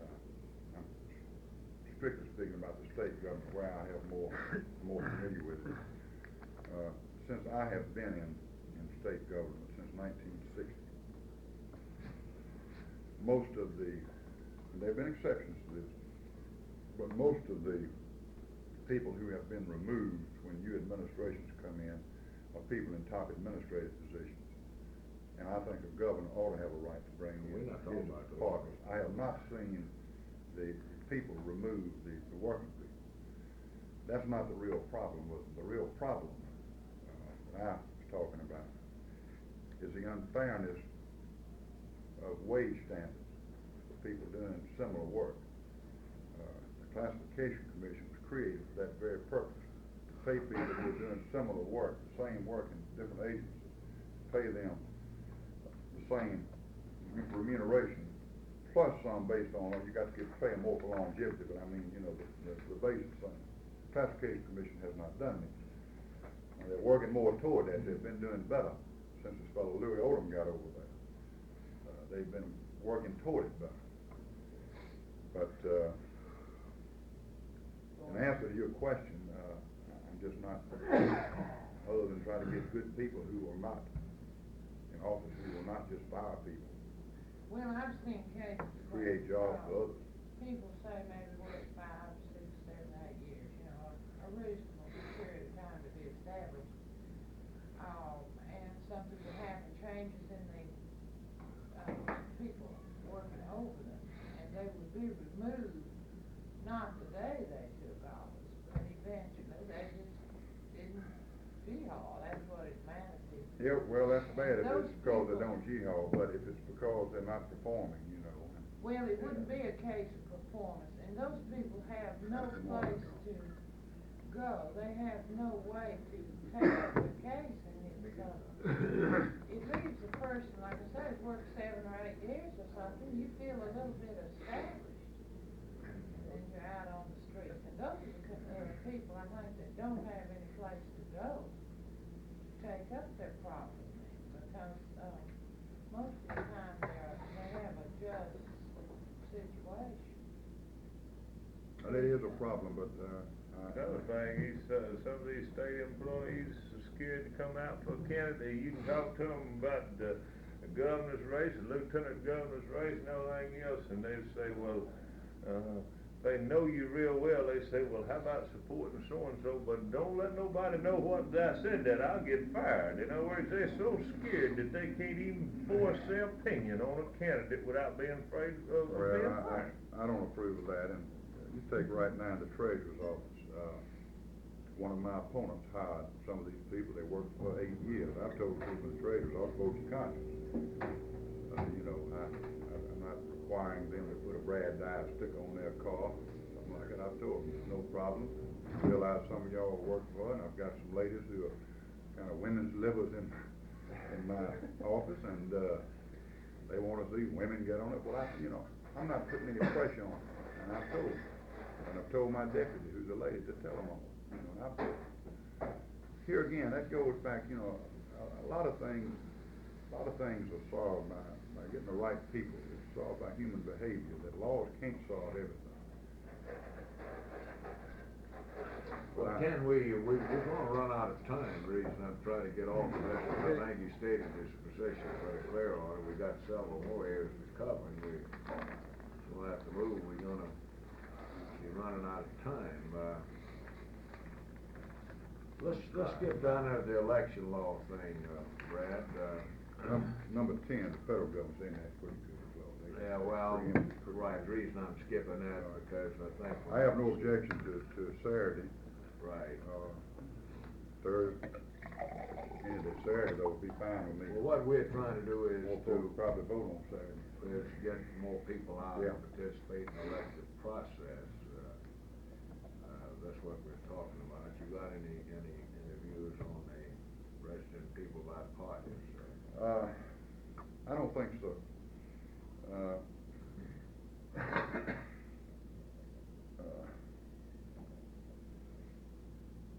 Mississippi's a pretty independent people. I kind of like the way our system. Let me say that I'm a Democrat. I don't make any bones about it. What kind of Democrat I am, I'm not exactly sure, but I know I ain't a Republican. Told my Republican friends that. I know that. But I kind of like, one thing I like about our Democratic Party in Mississippi is that by George, that each individual belongs independent. He got his right to vote for whom he pleased without losing his standing in his party, and I like that. Well, what about? There again, on the other hand, I have no great objections to registering my party. Well, you're aware of the fact that under the president's setup, that the Republicans can vote in the Democratic primary. I don't like that, I'll be honest with you, I don't like that word attack.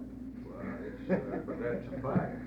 It will happen. What I'm fixing to say, if he had a Republican opponent, they could all flock in and vote for one of his opponents in the Democratic primary that they knew that their Republican opponent could beat. That's right. You know, if y'all had written this thing, hadn't put that independent in there, and I'd been reading it down, I'd have probably said yes, but, Well, if you're gonna go to party restoration, you have to provide a means for the people that don't arrest as members of the Republican Democrats. But I want those people that call themselves independent, I want them voting in our Democratic primary, identifying as Democrats. Well, when you do that, you have to make it possible for Republicans to vote also. Of course, I think we got a long ways to go in terms of we gotta get the party unified, one unified Democratic Party before we get to party restoration. I'm in agreement with that. Let's get on to public education. Quickly deal with, I know we're Yeah. pushing time, but quickly deal with his views on the election laws. You say that you have no great objection to party registration, yet you is not a devout proponent of party registration. I really lean the other way right now. Well, how do you feel about the present section 3107-5 of the state election law that deals with the Secretary of State, the Republican Executive Committee of the Republican Party, Executive Committee of the Democrat Party, making sure that candidates who qualify with either party should have complied with that section of the state code in order to be certified as a candidate. Is that thing that you've been in conformity with the party principles for 2 years? Right. Hell, I don't know what that means. I don't know if anybody else knows what the devil it means. Well, I'll be honest with you now. I think that's caused more doggone confusion. I don't. What he's talking about, if they voted Republican 2 years ago, should they be allowed to run and But does that be mean certified as a Democrat, don't you? Well, but does that mean though, the language of the law doesn't say about how you voted in the last 2 years, clause. So what you basing it on, Bob? well, the language of the law says simply something like, I am not qualified with any other party to be a candidate for the office I seek and have fully complied with and have not violated the requirements of section 3107.5. What you're doing, Misrepresentation. what you're doing, you're reading what the Hinds County Yeah, Democrat right. Committee said under the law. You're not saying what the law said. But it deals with misrepresentation of, as to party membership. Yeah, but what I'm trying to get at is, you asked me about the law. The law says, and I don't know the exact language though, that you have been in conformity with the precepts or principles or something of your party during the last 2 years. That's a matter of intent, any individual. I mean, you know, what the devil in Mississippi are the principles of the Democratic Party? We don't even know. We've got two different groups of us Democrats, and I'm not sure that each group knows exactly what its principles are right now, but we're both trying to get close together and get our principles together and give up a little and get together. So the point I'm making is that law that you're talking about is right now is being discussed and studied by lawyers, and the more they get into it, the ones I talk to, the more confused they get. Well, this may be true, but it is state statute regardless to how you interpret it. And whatever way it's finally interpreted, do you think it should be complied with? I think the law ought to be complied with, but now Well, I don't know that's all how right. it's gonna be interpreted. Yeah, that's all I want to know. Yeah, I believe the law ought to be complied with if we got a law. Right. You know, many times the laws are interpreted one way when it affects one person, and another way when it affects another situation, and it probably depends on what the situation is on how it be interpreted this time. But one thing about it, I don't want to drive folks away from the Democratic Party. I don't want voters. I do not want voters who voted Republican in congressional races to think they got to be Republicans from now on. And I hope it ain't interpreted that way. Could I ask him this one question, since we're on part of the same time at the end? Brad, it's entirely possible that you, as Lieutenant Governor and a Democrat, could be the highest elected Democratic official in Mississippi for the next 4 years. Under, of course, ordinary circumstances, the governor's the head of the party. If you should be the highest elected Democratic official in this state, would you use your influence and your position to bring about a united Democratic Party in this state? Yes. And to carry a delegation that could participate according to party rules of the Democratic Party? Well, now, let me say this. Before I make yes and the last, that would depend on what those party rules were. Well, I'm talking about as we know them now. If it's within the direction it seems the party is trying to go to now, yes. But to operate on the rules they did 4 years ago, or the last convention 2 years ago, I'd have a hard time.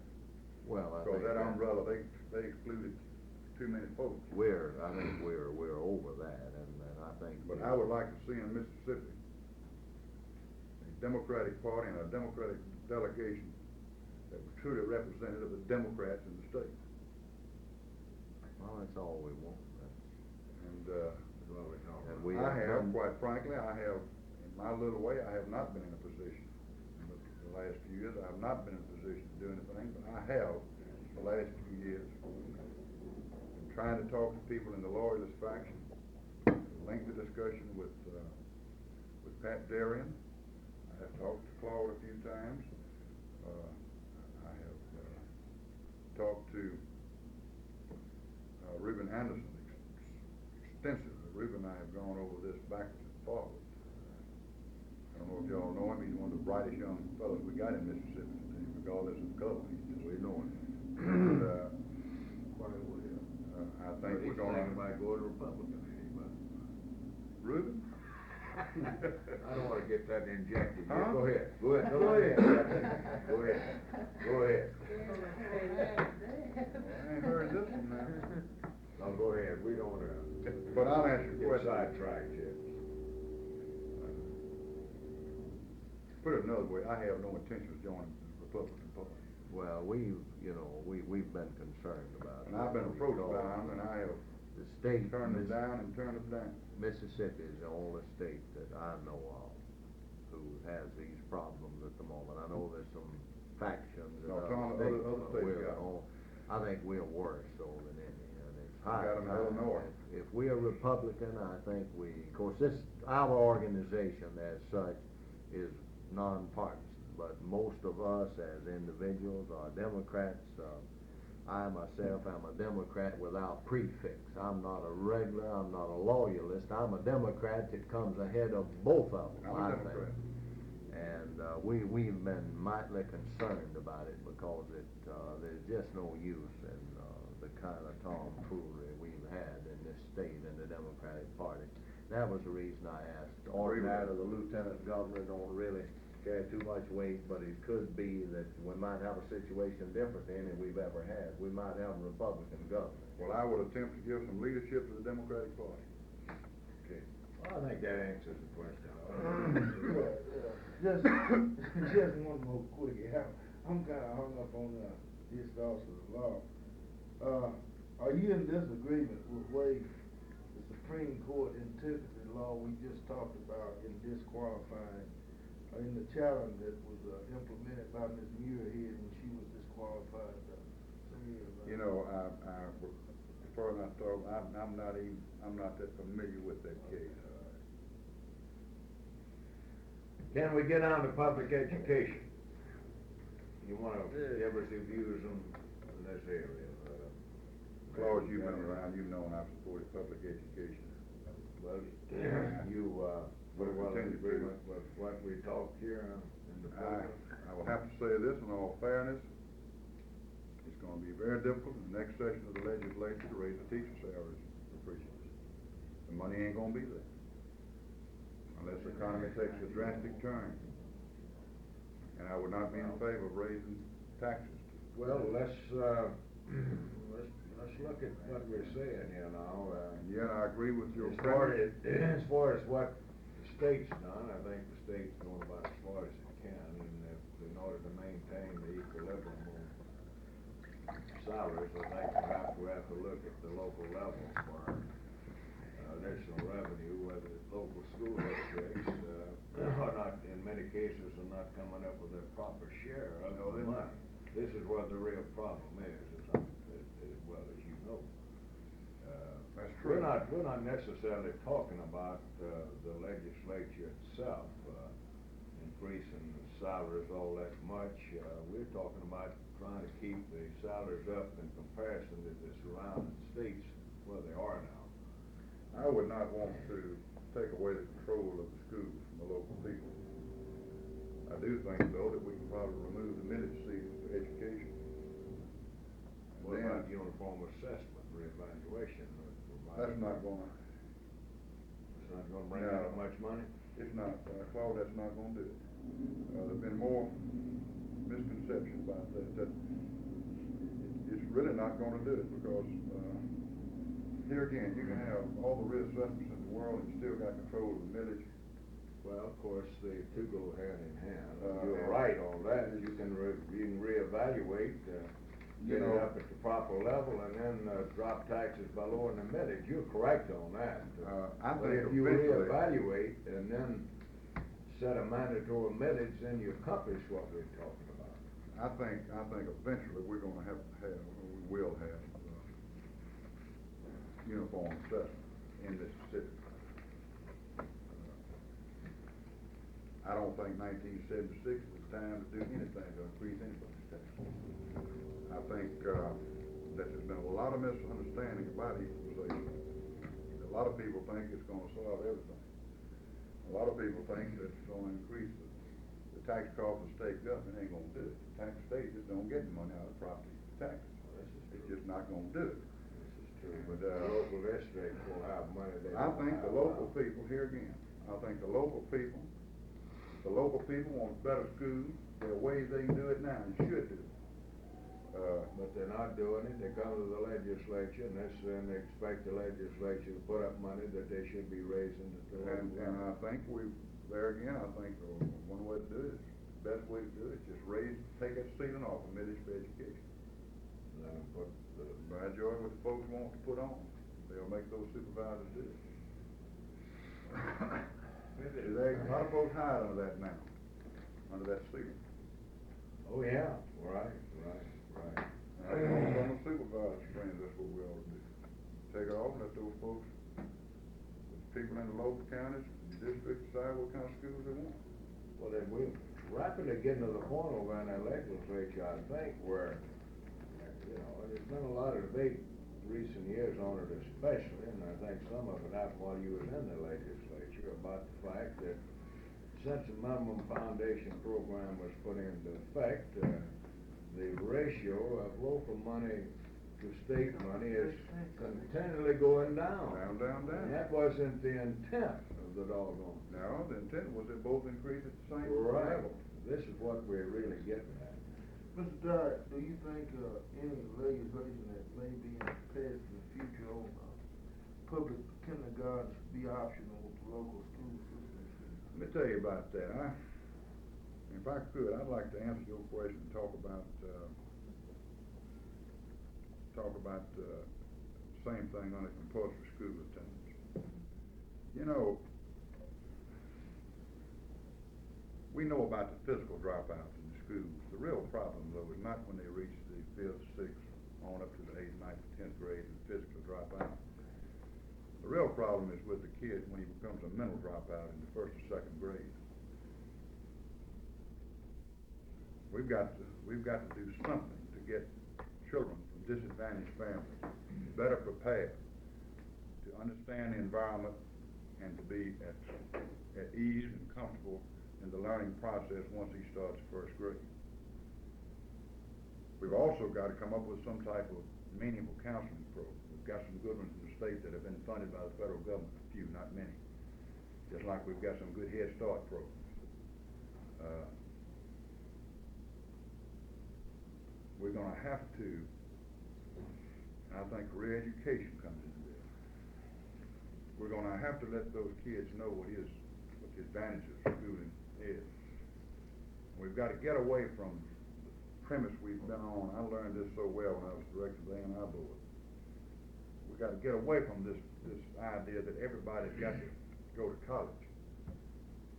You've got to get a college education to be a productive citizen. You know, the good Lord blessed some people with talent with the hands, which is a uniquely advantageous talent.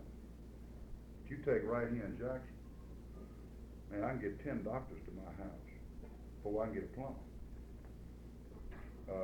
We just have not, our society has just not given to the two students, presented to them, the kids, what their true opportunities are in life. They have not given certain areas of our society that are doing so much the right type of recognition. I would be opposed to compulsory education. I'm not for a law that has no teeth in it. The only kind of compulsory education that I have seen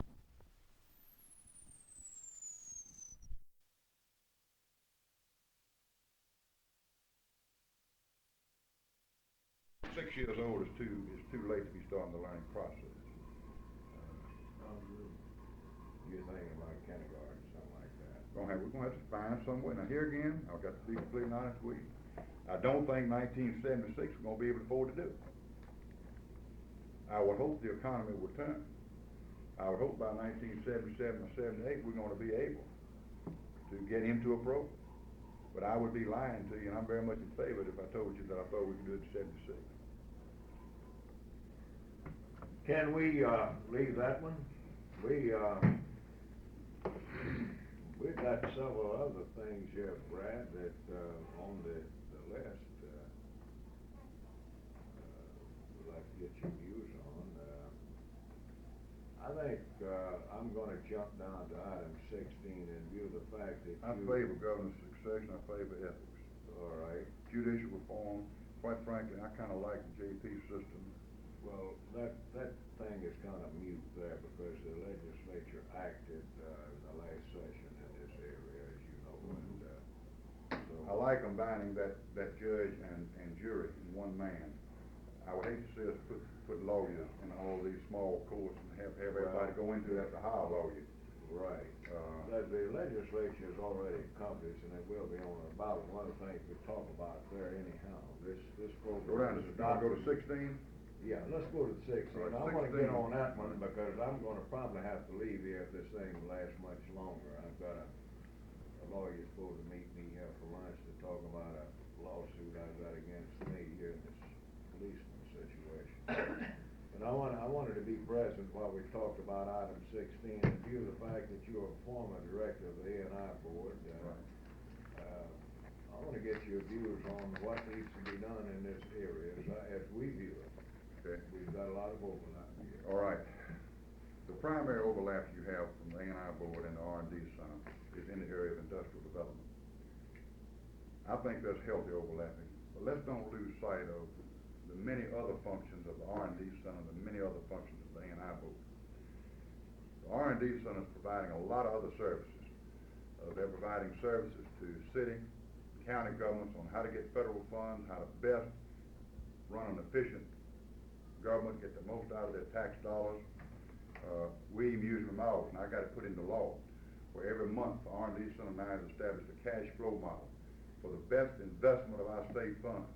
They meet with me and with Francis Gohagan, the Director of Budget Commission, State Auditor, first of every month. It's the R&D people. Yes, sir. They show us how much money we can invest. Like first this month we met, and this is why I'm really scared about what's happening in our state government. We're going to spend, according to their projections, during the month of May, we're going to spend $18 million more for the operation of state government than we're going to collect in revenues. A lot of people have a misconception on the size of state government. They think in terms of the general fund, which is roughly $600 million. We operate in state government on a budget of $1.5 billion a year. And I've seen the Treasury balance diminish in 11 months, counting this 18 is projected for this month, diminished by $100 million. Now, the A&I board and the R&D Center have a lot of other functions. For instance, one of the most important functions the A&I board has in the area of industrial development is that the A&I board has got to approve every local bond issue for an industry. And when I was there, we turned them down. We turned several down. I remember one in Smith County, where the only way the industry would come into this bid is if the local people would agree that they would not issue another bond issue for another industry in 20 years. We said no. And when I was at the A&I board too, I told my industrial development people I don't want any more sewing operations. If they want to come in free gratis, okay, but I don't want you spending your time going out. We want a paying job. But I found that we really could work with the R&D clause. The A&I board is of the salesman. And man, we could work effectively where we would go in and talk to these folks at the sales, and then we'd bring one of these R&D boys who is objective to come in and talk the language of these folks. And for the real good type industry we want with high paying jobs, this is a very effective way to do it. But the A&I board is also charged with marketing of state products, with tourist development, with youth affairs, and under it now is the Omni program, is the MEDC. These are real outstanding programs that I would not want to put under the umbrella of the Board of Trustees of Higher Learning. And yet I think the R&D Center has to be under the umbrella of the Board of Trustees of Higher Learning, because they ought to be out there in front of us. They ought to be controversial all the time, because they ought to be showing us better ways to do things, better approaches to do the job. And I've told Ken Wagner, when you quit being controversial, it's when I'm going to quit supporting, because you're not showing us better ways to do things, showing us new approaches. And I really do not agree that the two agencies ought to be combined. I think they're doing a good job separate, and the only area that you have overlapping is just a part, just a small part of it, and that's industrial development. And that is just a small part of the A&I board's function, and just a small part of the R&D's function. Everybody tends to think that that's the only thing the A&I board does. But man, protecting these local governmental units on these bond issues is essential. And yet I wouldn't want to put that under the umbrella of Board of Trustees of Higher Learning, because they wouldn't pay attention to it. Their primary function is running these colleges and universities. And I'm afraid they would not give it the attention, and they would not turn some of these things down. For instance, we applied some pretty tough, when I was there, we applied some damn tough standards. We made these folks these industries have a net worth of 1.5 times what they're going to borrow. And if they didn't have it, we'd make them if it was owned by just a few people, we'd make them put securities in escrow until the bond is paid off. Because you got a lot of these industries will come in with a story, and man will sell some folks on local community, and boy, they'll build them up, and they'll be willing to sell their soul 30 years. There's been a lot of them left with empty buildings on the hands. Damn right. Right. Excuse me, man. Well, this is what I really think, I Claude, wanted your views I feel on this. sincerely that boy, these two agencies working like they complement each other. And there's really more to it than just industrial development. That's just a part of what they're doing. And I don't know how y'all feel about the R&D Center. It's been awfully controversial. But boy, they have shown me that they've changed my mind on so many things about how to go about getting things done. I think they've done a good job. This is what I wanted to hear, what your views on it, since you've been at the A&I board. Do we have any other questions here before I have to depart? I'm gonna have to go, and if we have much more discussion, I might turn it over to Mr. Knight. Just one question, Mr. Dyer, you for some reason failed to capture the party's nomination for lieutenant governor, and you support the party's nomination. Yes, sir. Sure will. No hesitancy about that. He Yeah. said he wasn't a Republican, didn't you? Yes, sir. Well, if we... Let me tell you one other thing, too. For me, something I don't like. And I've talked to some of my good black friends down around Cleveland County, and Jeff and so forth. And I wish you'd talk to them. I want to know where you're from. But I want them to start coming in here and run as Democrats. Rather than run as independents in November. Well, because they don't get the vote out. Here, I'm running. I want their vote. I'm trying to get their vote. And hell, and they ain't gonna vote. They're gonna sit back and vote in November. Well, Mr. Dyer, I encourage, You might not even be a Democrat, I don't know. well, He's on the Hines County I'm on the Hines Executive County Committee. Democratic Executive. You're a Democrat then. And I do encourage that any people who run, whether they white or black, qualify and run as Democrats in the primary election. And I have actively tried to recruit some blacks to run as Democrats in the primary. Brad, I'm sorry I gotta go, but I got Gerald Brown waiting on me. I agree with that. I appreciate you coming. And Mr. Knight, you can finish it up with. There's a major party candidate, preferably Democrats other than Independents. Well, I don't encourage anybody to run as Republican. Well, I don't either, but if they just gotta run as something other than a Democrat, I would think I'd rather see them run as a Republican than an Independent. I'd rather see them run as independent You would? in that case, but. Yeah. You might need to vote for one. Man, I've had about enough, I can't stand much more of this Republicanism. These independents, though, that's sort of just a place to get when you are Well, I think thin. it's just a place to get to keep from getting involved in the process of elimination. Well, I'm sure you hadn't forgotten the percentage that the Mississippi voters voted in the last general election for president. So the percentage that they voted for the administration that's in there now. Well, I'm aware of that, but there again, I think that's the reason for that is that the candidates that the Democratic Party came up with were just intolerable to the vast majority of people in Mississippi. Those people were not voting Republican, they were voting against McGovern. Well, I agree with you that they could have been a better candidate. It's the only time in my adult life that I held my nose when I voted, but I held my nose, and for the sake of the principles of the Democratic Party, I voted for George McGovern just like I loved him, because I thought about the gentleman from San Clemente and how dirty I thought he was. Well, I tell you, You proved out that way, huh? the only presidential Surprise. campaign that I have ever actively participated in Here's some of this. was the 1960 campaign. And I think my candidate ran third in Mississippi. But I spoke all over North Mississippi for Jack Kennedy. I think he was a great president. I never liked Richard Nixon. But I voted for Richard Nixon over McGovern. Well, a lot of them did. But not the only one. wife hold that deal. We can go back and just Next, I think voted about how long it's been since the state of Mississippi has voted Democrat. But, I think we ran third in 1960. It was all close, there was three, the unpledged, the Republicans, And as I I think, then we recall. run third. We were very active in that. But if you I recall. spoke I all think it over. was third, but it wasn't a bad third, it was very good. And I Mr. Dad, think, do you vote in, Harris County? no, I vote for Nader. You vote for that? Well, But my wife voted Hines.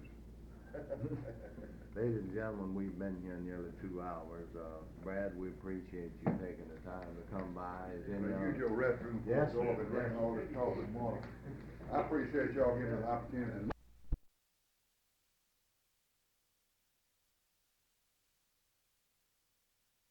Appreciate you, coming out and meeting with our committee this morning. Well, I appreciate the opportunity to come. I've been looking over your 16 points here. And, there's some things that I'm not sure that I'm, at this point, qualified to really give you a definitive answer of what I do think. Now, I'll be frank. Well, we understand that, don't feel bad about it, some other people, are in the same position. Of course, what we'll do when we get into that is, we'll have a little discussion, explain to you what we're talking about in some of these things. I think perhaps, several of them need a little explanation, really. Well, we mailed you out a copy of, questionnaire of sorts along with our legislative brochure, and, hopes that perhaps give you an opportunity to study this thing and, maybe be in a little better position to answer some of our questions, and perhaps cut down on some of the time. Right. Let me ask, are you pushed for time anything this morning? No, sir. We'll try to get through as fast as we can. Ordinarily, it depends on the amount of discussion that runs anywhere from an hour to hour and a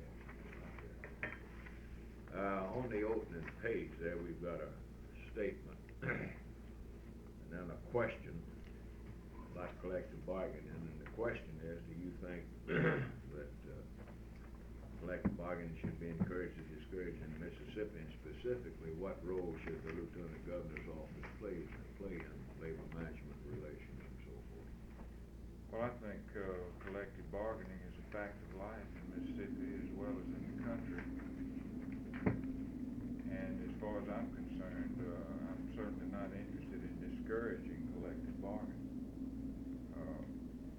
I know generally the history of the labor movement in this country, and if there were not reasons for labor unions, it would never come into existence. So I'm not in a position of trying to discourage collective bargaining. In other words, you wouldn't use the office of Lieutenant Governor to fight organization of workers and so forth. I would not. That's what we really need to know. Of course, the questions that we're asking, or the questionnaire is designed in such a fashion that we're using virtually the same questions for governor and lieutenant governor candidates for those two positions, to recognize the fact that the lieutenant governor might well wind up in the governor's office. You know. Right, I understand. That's the reason for it, right. Ordinarily, the office of lieutenant governor wouldn't, he wouldn't be playing a role in this area. Mr. Woodson, meet Mr. Herring. Ordinarily, the lieutenant governor's office does not, get involved in matters of this kind like the governor's office might. Yeah, okay? He murdered. I said you early. Well, we'll get over to the legislative questionnaire and talk about a number of items on that. Some of them perhaps will have to spend a little more time than others. But the first item on that program, we're talking about an initiative and referendum procedure. Some of the states have that type of arrangement whereby a certain percent of the qualified voters can petition for a referendum on a constitutional amendment. We are more concerned about constitutional amendments than we are legislative action. We want to clarify that. This, Arkansas has that particular provision. Mississippi had it, we had it in our Constitution prior to 1890, I believe. It was, we think this is what we really, in other words, we think that, say, 20% of the qualified voters by petition should be allowed to call an election on a constitutional amendment. If I understand this one correctly, this is something that the present administration has advocated. I think that perhaps they've advocated something along this line. Right. Right. I'm all in favor of making state government more responsive to the needs of the people. I think something of this type would probably be a good thing for Mississippi.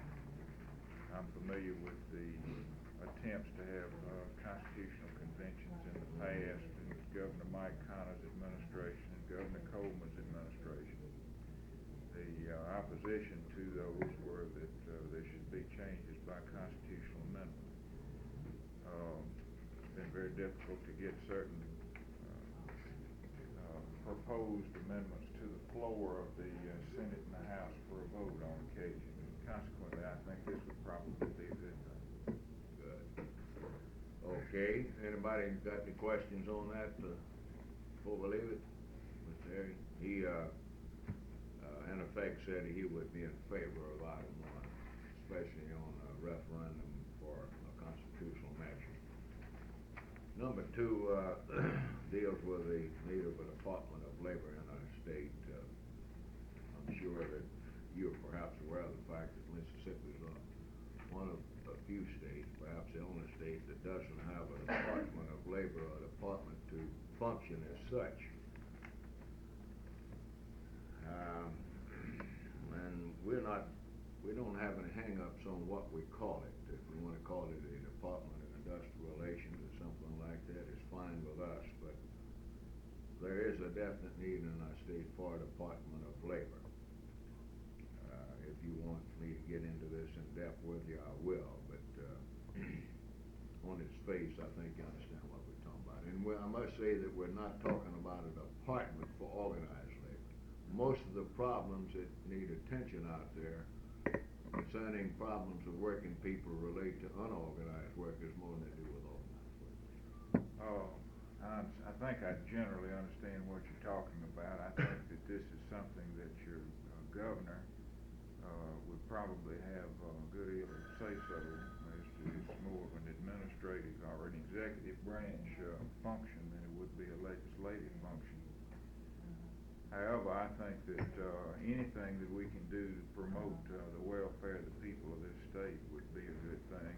Labor, industrial relations, I don't see any objection to having some department within the structure of the governor's office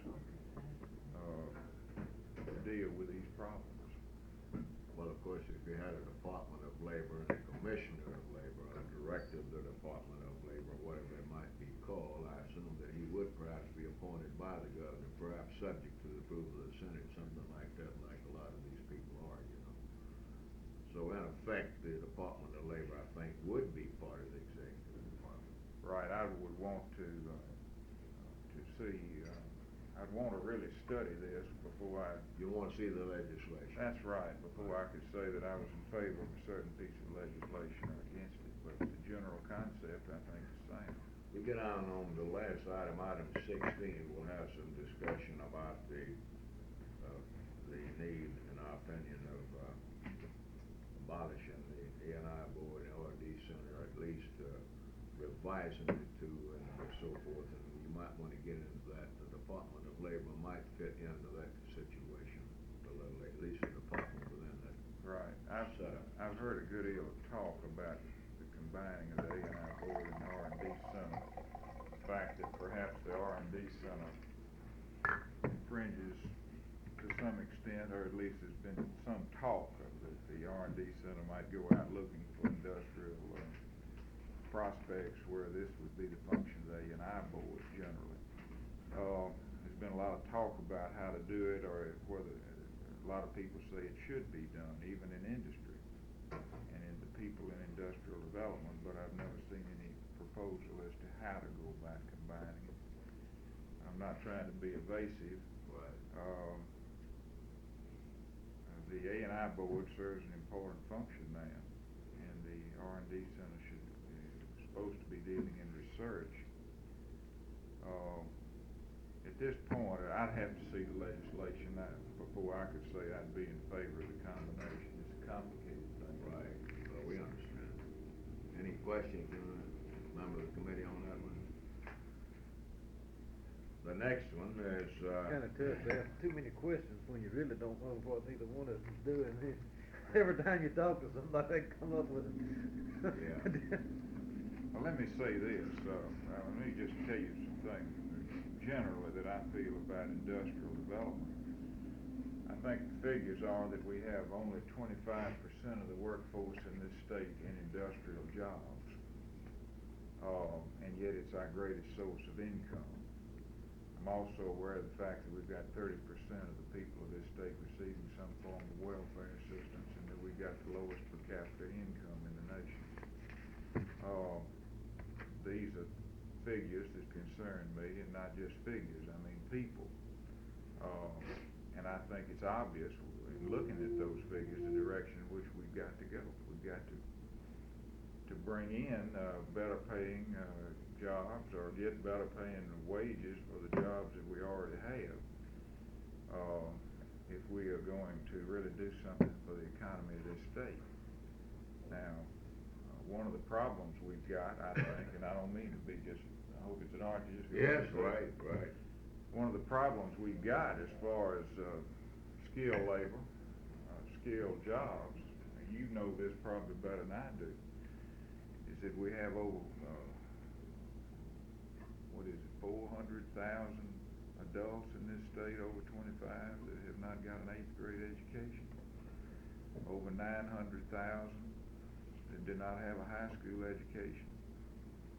Nothing wrong with that, and then maybe 10 or 20 years ago you could get a real good job with that situation. But I think that in today's society we've got to train our people so that they're qualified to take these higher paying jobs. These are things that concern me. Well, we'll get into the matter of education a little later, and I'm sure you're going to want to elaborate on that some, perhaps, because we don't cover the whole field on education. We'd have to have a complete brochure on nothing but the problems of education. But I'm sure we'll get into that with you some more, and that you'll have an opportunity to further express yourself on that subject, and we're certainly in agreement with you. The next item on the legislative program deals with collective bargaining rights for public employees. I think perhaps I should elaborate briefly on that situation in the event you're not too familiar with the National Labor Relations Act, which was enacted in 1935, giving working people the right as a matter of law to organize for the purpose of collective bargaining, and established a national policy of encouraging the collective bargaining process. When this act was passed, it left out a number of people being covered by the act. The act was amended recently, bringing in certain other people working in hospitals, places like this. We still have a large number of people, most of them public employees, that are not covered by this act. They still have a right, a constitutional right, to organize into an organization to better themselves and so forth, but there's not an orderly procedure established to deal with the problems relating to public employees. Consequently, from time to time we have strikes by public employees, and there's no legitimate way to deal with the problem. This is what we're really talking about. We think that if a law was enacted setting up certain criteria, for instance, along the lines of the National Labor Relations Act, whereby these people could petition for a representation election, and if majority of those people voted for union representation. Then as a matter of law, the governing authorities, usually it's the city, will have to recognize and bargain with the union.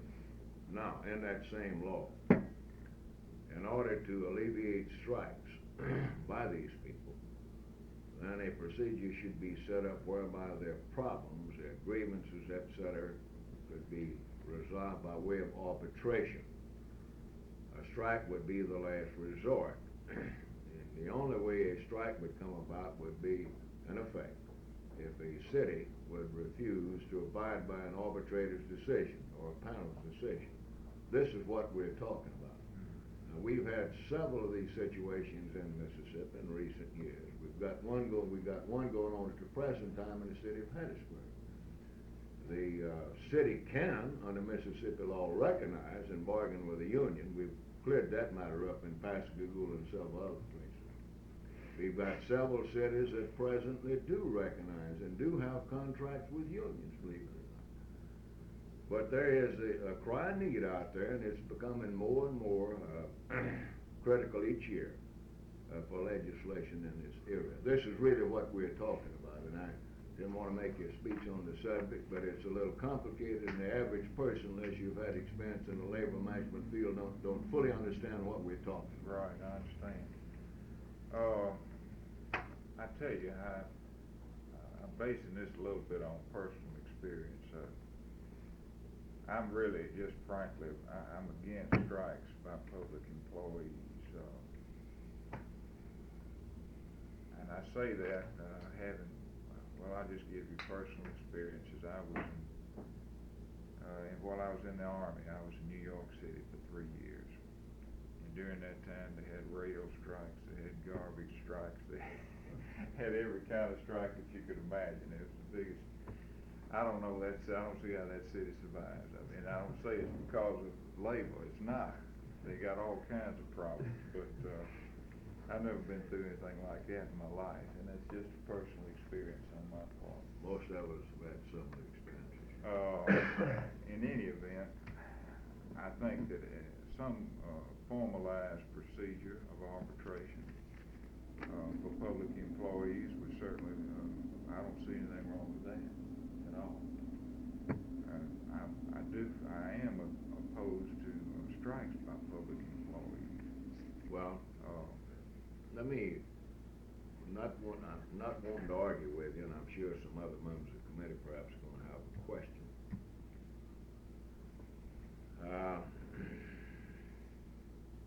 I think it bothers us in the labor movement, and the people sitting around this table are, to one degree or another, covered by the National Labor Relations Act. Our rights, the citizens of this country, are pretty well safeguarded in this area that we're talking about. But it disturbs us to no end to know that we have a group of people in this country, primarily public employees, who are denied the same right as the rest of us, simply because they are public employees. Now, whether we like it or not, under our system of government, the free enterprise system, etc., the collective bargaining process has been established as part of the American system, And we frankly feel that it's not fair for public employees to be classified as second-class citizens. Be they firemen, be they policemen, be they garbage workers, or what have you. I understand. And what we're trying to do is provide for these people some semblance of the same rights the rest of us already enjoy. At the same time, try to prevent the type situation you're concerned about. I understand. I see exactly what you're talking about. Being a district attorney, I hardly agree with you about policemen, especially. Well, you probably kept up with the situation here in Johnson. Yeah, I And it's not over yet, I understand. Right. You belong to a pretty good union yourself, don't you? What is that? Bar Association.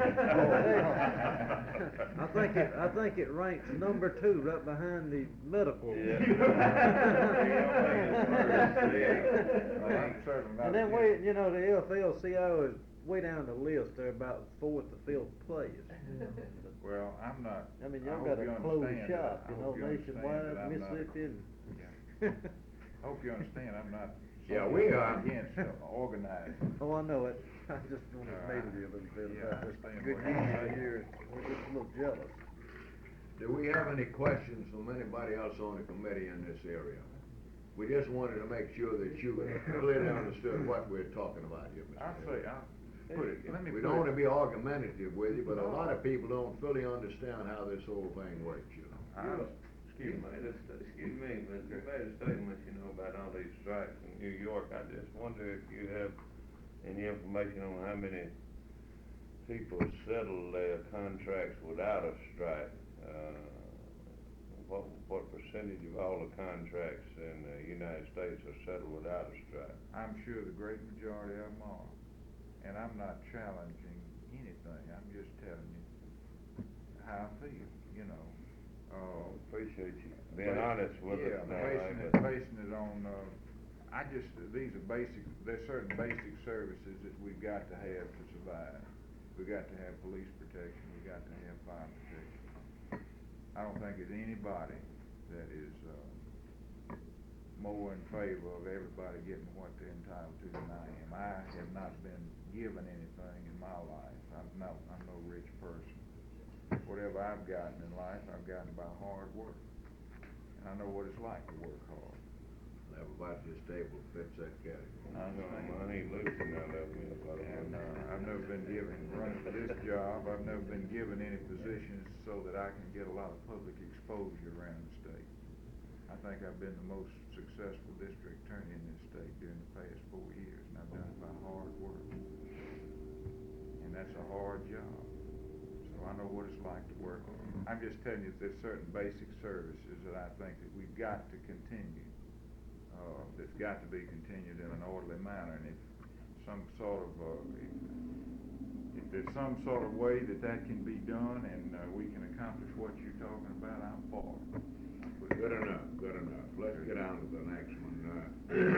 You perhaps are familiar with the present workers' compensation law, you're not. Do you practice in the field? Yes.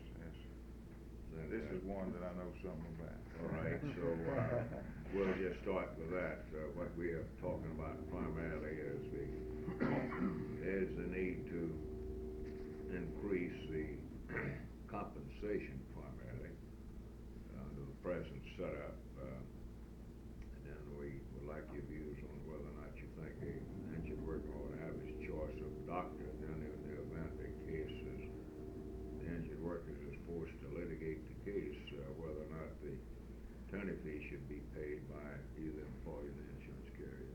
Things of this kind. Right. So right. It's all yours. Give us your views on that.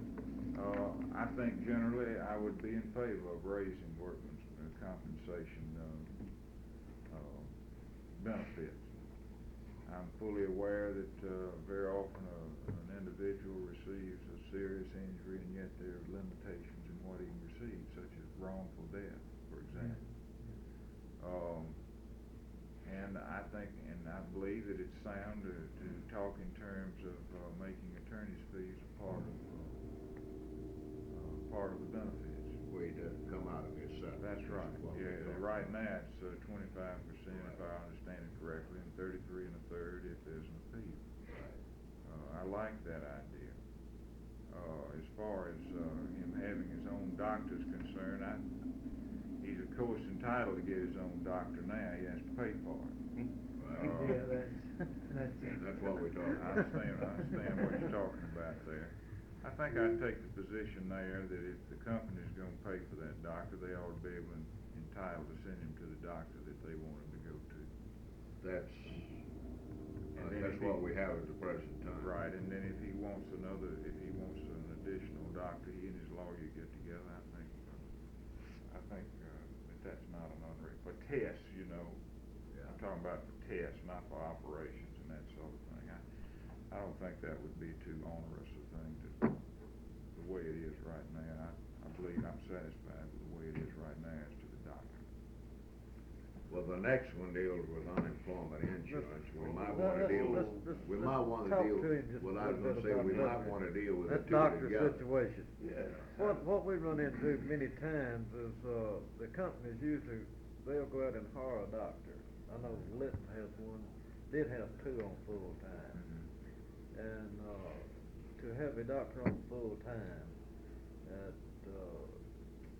a salary that I was kinda surprised they was able to get any type doctor. You can imagine what type they have. Now, when the guy gets hurt, he goes over to the first aid, you know, and they sew him up what's wrong with him. If he's got a back injury, they monkey with him for 2 or 3 weeks. Then, if he's not satisfied, he goes out and gets his doctor. It's a big hassle, you know, on who's gonna pay for it, if you can ever get them to pay for it. And we don't think the guy would have to go get an attorney, to get him to pick up the tab on the doctor. We think after a trip or two over there, you should be able to just tell them, you know, I'm going to get a doctor, and by law, they have to pick up the tab on it. This is really what we're talking about, Mr. Curtis, tell him about the doctor in your plan. You gave some, experiences you had on the New York and with strikes. Let me give you some experiences and then see if you still think we ought to go to the doctor. All right, well, let me say this to you again. I don't represent the insurance companies. I never represented the management in these things. I've always First of all, you represented said that a man could get him a lawyer. A man gets hurt, he can't, I know you said you was familiar with it, and say he's all hurt, he's just drawing $63 a week. That's the most. That's the most he can draw. He can't draw no more than that. He could be drawing less than that. For the whole family, and I won't even pay the light bill. Here lately it won't, I know. But, Yeah, I understand. he goes and gets a lawyer to try to collect his $63 a week, or get his hospital and, doctor bill paid. The lawyer's fees got to come out of there too, so he's gonna be short right there, so he can't get a lawyer. But let me go back to the doctor. In the plant I worked in, for 20 years, we had a doctor that was there for, well, he's still there, so he's there for 20 years. He started off with the plant. About 7 years ago, which he'd been there over 12, 15 years, he been coming out there every day. But he got lost and he couldn't find the first aid room. Now the damn first aid room hadn't been moved or nothing. It's right where it always was. He'd come out there sometimes twice a day and everything, but he couldn't find the first aid room. He ended up in the conference room, wanting to know where we'd moved the first aid room. And just some of the things that happened. Man cut his hand open right there on a sharp piece of metal. He put 3 stitches in his arm right next to his watch band before they finally stopped him. And are you telling me that I should go to that doctor? I should have to go to that doctor? Well, I'll put it to you this way. He just had to deal with some of these quacks. He also, let me go a little further. He's, like Kelly says, the company's paying him, and they say he's their doctor and so forth. And he wrote a man asked him was something to do, I believe, with Social Security or something. He wrote a statement, a letter, saying that this man was totally and permanently disabled to work. 1 week. Next week, well, the man got that. He said, well, I'll retire then. We had a little retirement program.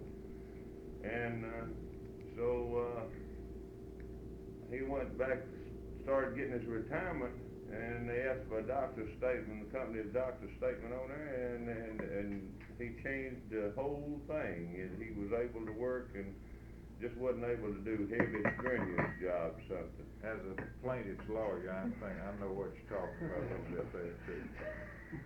In other words, the company had told him what to write in that letter. There's no doubt about it. I didn't see it, but I know the company told him what to put for him to change his opinion on that.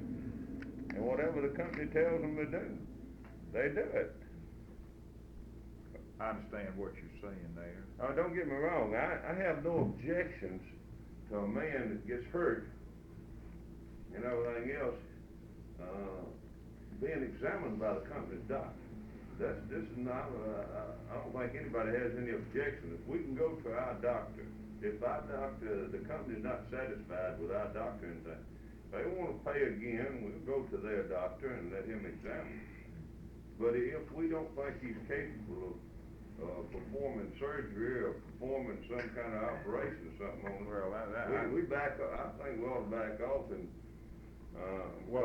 I thought you were talking about tests and that sort of thing to begin with, to talk about, how much permanent disability and so. No, we're talking about Talking about surgery and all of that sort of thing. Yeah, Sears type injury, we're not talking about the regular cut or. Have that. You go to the. Okay, I just want to be sure you understood what we were talking about. Yeah, I see what you're Now, talking we have got some agreements with some companies where the company says, all right, we'll let you go to our doctor first if possible, and then if he's not doing you any good and so forth and everything, you can go to your doctor and I'll pay you.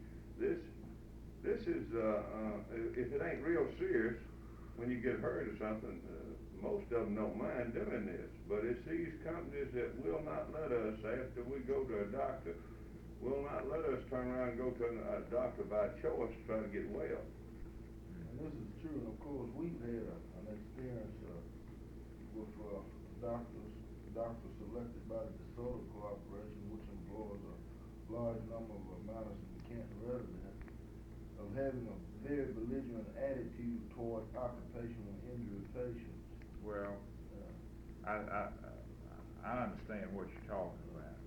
As far as this idea, well, yeah, I know what you're talking about. Like I say, I don't represent insurance. I ain't never represented the defense in matters of this nature. I represent the plaintiff mostly. But I think this, if you're talking about surgery and that sort of thing, well, I have no objection to that. I think you're right about that. There's one more case I want to tell you about. I had a knee. A guy hurt it on a accident. Climbing and foot got caught and twisted it, and they sent me to the doctor, and he let me sit there. I went to the emergency room in the hospital, and he had some private patients that wasn't with the company, see, and he let me sit there from 9 o'clock till 2 o'clock that evening. Well, my knee hurting me so bad, my leg hurting me so bad, they didn't even know where it was broken and nothing. They didn't even get no x-rays made of it. Now, when he finally did have it x-rayed and so forth, he told me, said, well, it's not broke. I said, well, it sure does hurt. He said, well, said, probably some ligaments torn in there, and said, that's as painful as a break and all this stuff, and I told him, well, said, now wait and tell me what to do, and he said, you can go on home. I said, I can't even walk on it. I mean, literally, they had to carry me in there, and I said, are you saying I can go back to work? He said, well, said, it'll be just as good working on it, walking on it as it will off of it. So I went home and missed 3 days. I couldn't work.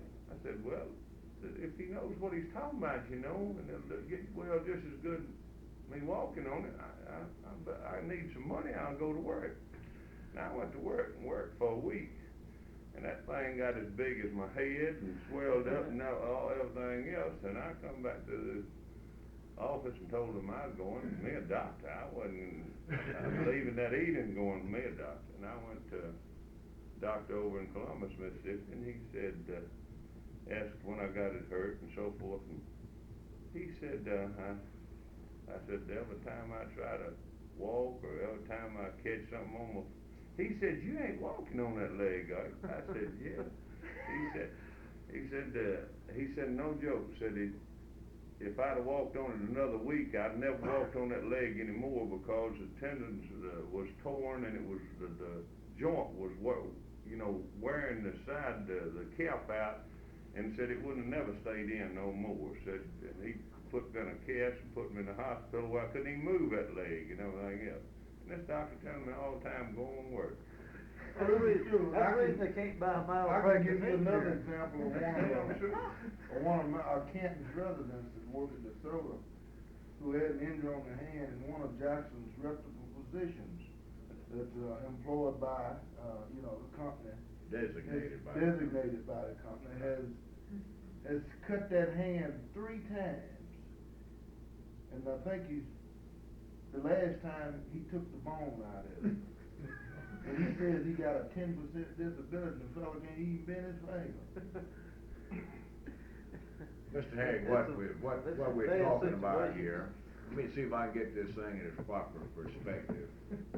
Under the present law, the employer is required to provide proper medical and doctor attention for workers injured on the job. And in practice, what happens is that they designate a doctor or a group of doctors as the doctors to send their injured patients to. This is in effect what we've got.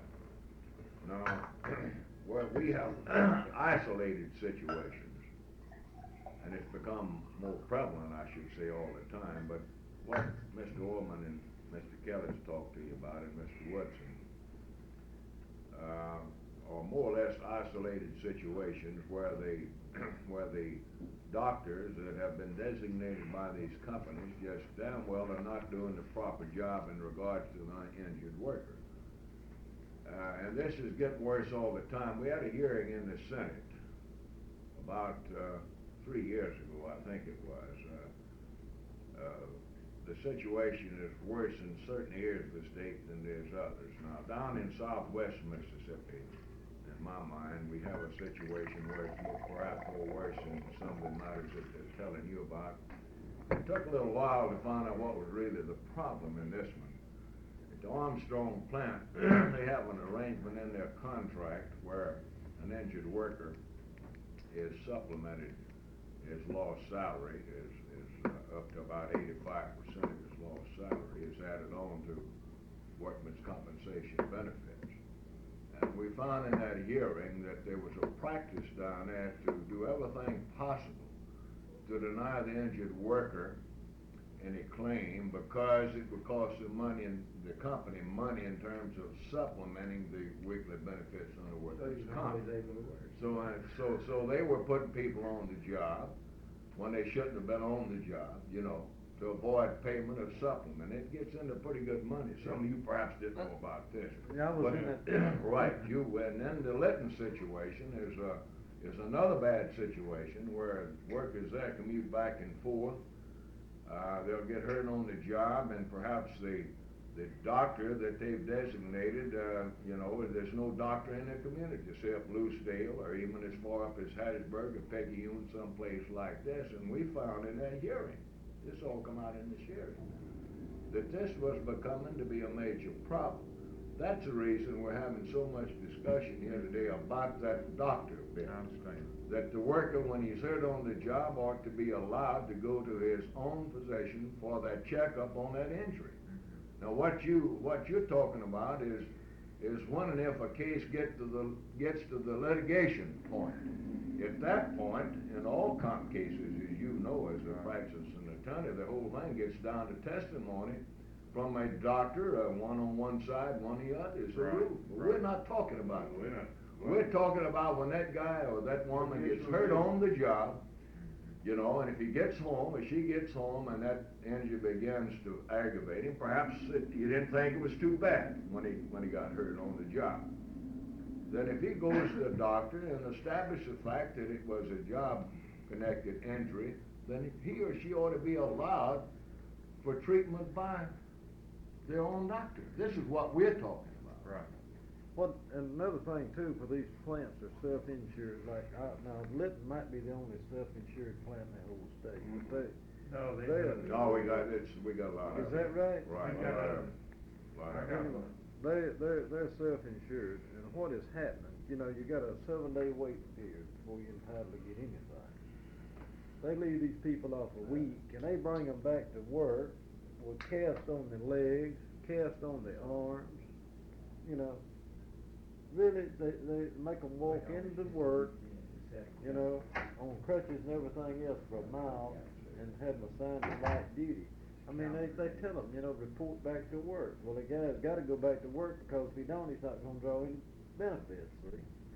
And he loses a week, so we hadn't been talking too much to that waiting period thing, but that's a really and truly, that's a double question within one thing. The waiting period, the 7 days should be reduced down. If a guy's injured and the company's got him off for 2 days, or it had to pay him for 2 days being off the job because he's losing pay.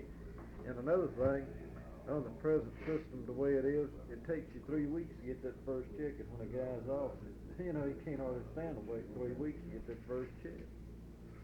So that's a couple of things that need some improvement. Well, Mr. Haig, what we're really doing here is, and this is not just, I want you to understand, we're interviewing other candidates. Oh, I understand. And what we're saying is presiding officer of the Senate, Lieutenant Governor, you'll be presiding officer of the Senate, you'll be appointed committees. That's true. It'll be considered legislation, and in effect, the Lieutenant Governor will have a very important role to play in terms of getting legislation out of committees. No question about Get it on the floor for a vote, and when the time comes on this, we want you to have a good understanding of what we're talking I about. appreciate the information. I just want to correct, if y'all excuse me, correct Kelly. I don't see no difference in whether it's self-insured or got an insurance company.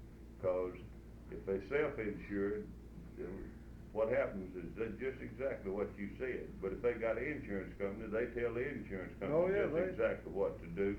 In fact, I just had a case week before last, and this is another actual case, and I think it really needs to be brought to attention. I know it's nothing. Had a man that hurt his back in the plant.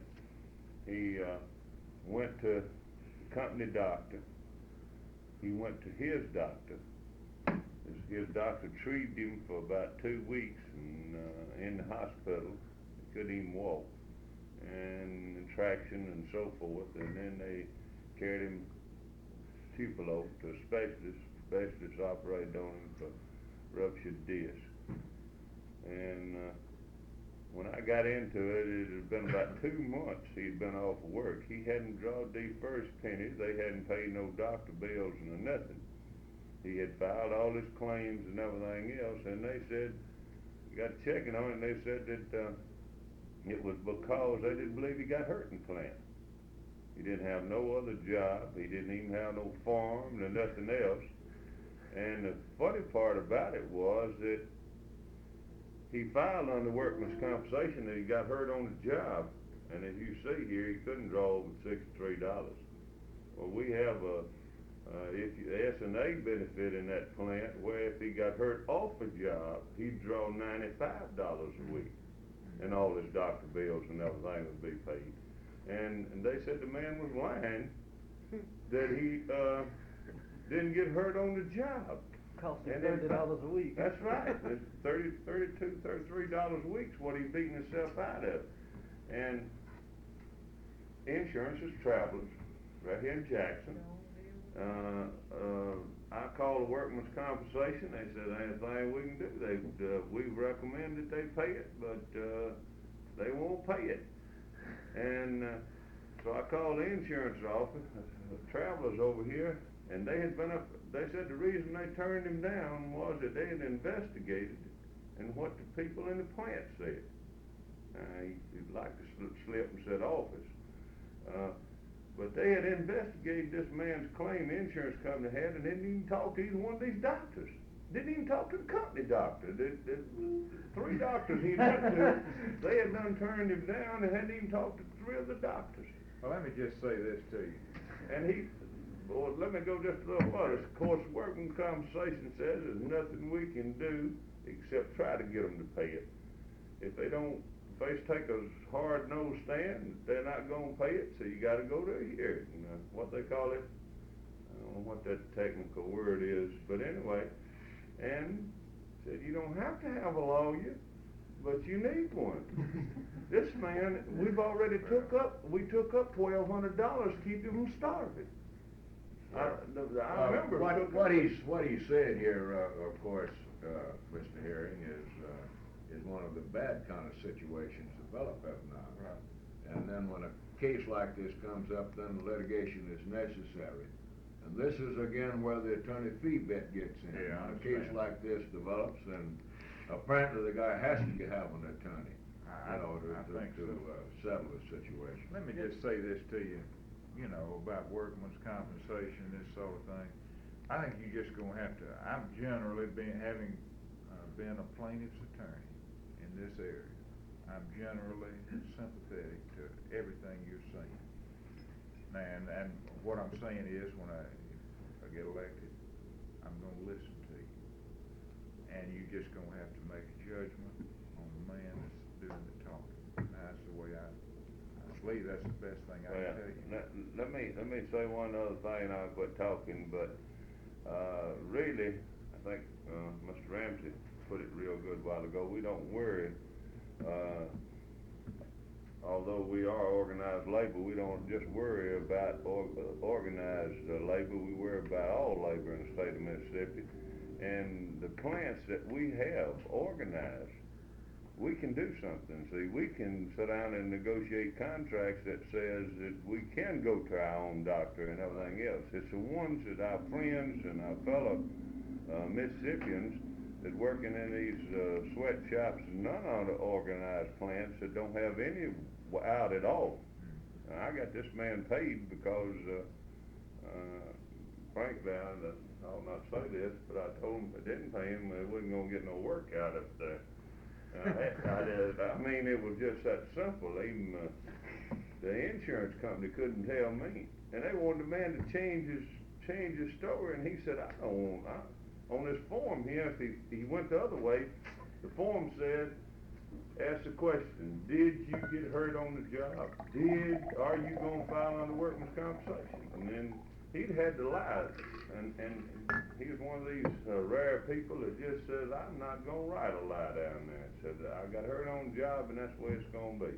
Although I'm taking $32, $33 less a week, I'm willing to do that, and I'm not gonna lie about it.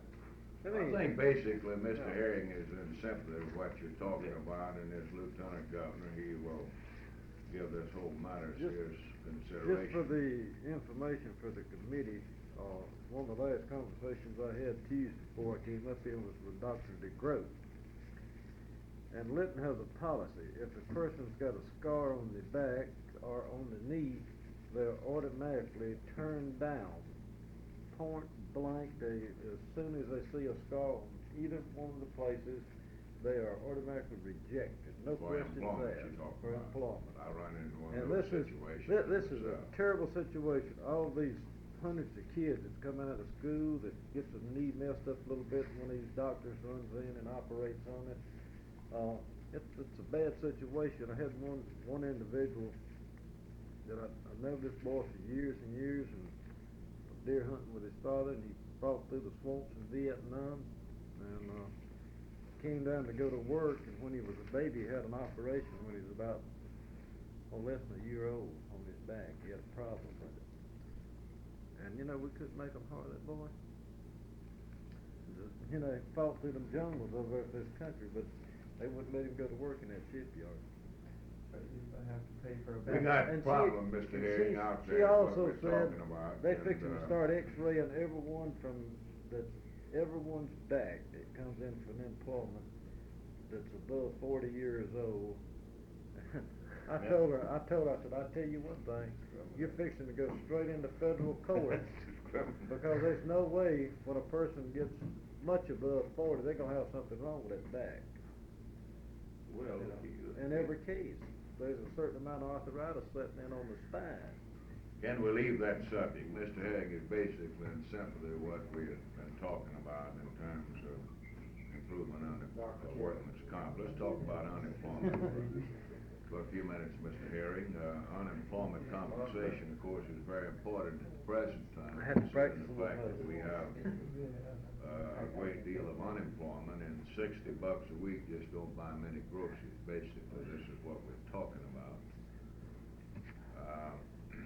This is, as I started to say before we got into the discussion on the problems out there, I'm of the impression that perhaps the Congress, perhaps this session of the Congress, will set some minimum standards in both unemployment and workman's comp. Now, there's been a number of studies made on workman's comp, and some of the problems that's been discussed here, I think, will be presented to the Congress in terms of minimum standards by the states and workman's comp. You are aware, I think, that both the program we're talking about is a combination of federal and state programs, right? Right. Now, what we're talking about on unemployment insurance is the crying need to do two things. One is to increase the weekly benefit amount and extend the period of coverage, is really what we're talking about. You might want to address yourself to that in a few minutes. Well, this is an area in which I have not done any great amount of examination of the facts. I've got an open mind on it. I'd be glad to submit to you something in writing after looking at some of these studies if you want me to. But I'm not locked in against it. I've got an open mind on it, willing to listen. You do agree that $60 a week don't buy many groceries and take care of many bills? Many of these workers, the maximum you see is the thing that sure doesn't buy many groceries. Now, the what we have is that many workers making $150, $200 a week get accustomed to that standard of living, and when they're thrown out of work, then they have to fall back on the $60. And under our law, there's a fairly good formula in the law that needs improvement. But if the maximum in the present formula was lifted, where that formula would take over and the weekly benefit amount would increase as the state's average wage increase, this would help. But still, in all, it wouldn't help. That's what we're talking about. Right. Mr. Henry, I think all one has to do, especially if he's in political position to do something about these things, is consider himself, putting himself in our place and the workers' place. Just like what could you do with $60? Well, I agree with you. What I've been trying to tell you is that I'm not really all that different from you. Yeah. I mean, my wife works full time. I work, and I've always worked hard. And so I don't consider myself any different from you. You understand? Yeah, but if you and your wife would happen to become employed and had to file for unemployment compensation, I understand. You would have to realize that it would be extremely tough for you to try and provide and live off of what the benefits are at this time. Well, as Lieutenant Governor, you would do what you could to help us improve that situation, I would. Yes, I have an open mind on it. I have an open mind, and I'm willing to listen to you. Okay. Let's talk about taxes for a few minutes, unless we have another question in this area. We got, I'm not trying to rush this thing, but we got several other items we want to talk with them. It's going to take some time, because we want to very definitely get your views on a few more things yet. Under the present setup, I'm sure you're aware of this, most of the revenue that operates our state government comes from two sources. The state sales tax, which is at 5%, and the state income tax, which is aimed at the working person more than any, the middle class person, wage earner, more than anything else. And we frankly think that we're paying more than our fair share of taxes, that we've hit the saturation point in this area of consumer taxes especially. And if things continue as they are, we're of the opinion that the next session of the legislature is going to have to do one or two things. They're going to have to get down on spending or find additional sources of revenue. And if they decide they're going to try to find additional sources of revenue, we don't want any more taxes on the backs of the working people. Right. It's that simple. Right. So you might want to address yourself to that question. Well, I think we all would agree to that. I think we all agree to that. We are highly taxed in this state. We've got a difficult situation. We've got the lowest per capita income, and yet we're trying to provide the services we need. Therefore, we've got high taxes compared to some other areas. we've got a problem. I think we've got to, we've got to bring in, more of the higher paying jobs, or get higher paying wages in the jobs that we've got now. In order to get the revenue for the state that we need. We spend, for example, over 60% of our state budget on education, and yet it's only 68% of the national average per pupil. So I understand what you're saying, and I agree with the general concept that you just proposed as far as uniform assessment around the state. I'd have to really take a hard look at that before I could tell you that I'm for that.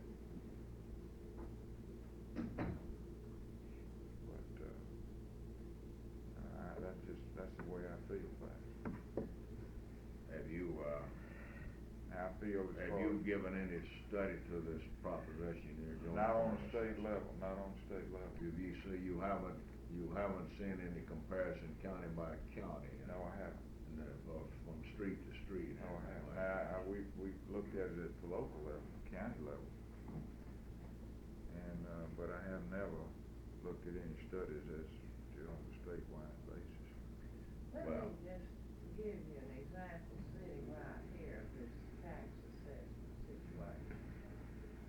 I live in the city of Jackson Heights County. Russell lives in Georgia County. I think That's in the Mississippi name of too. it.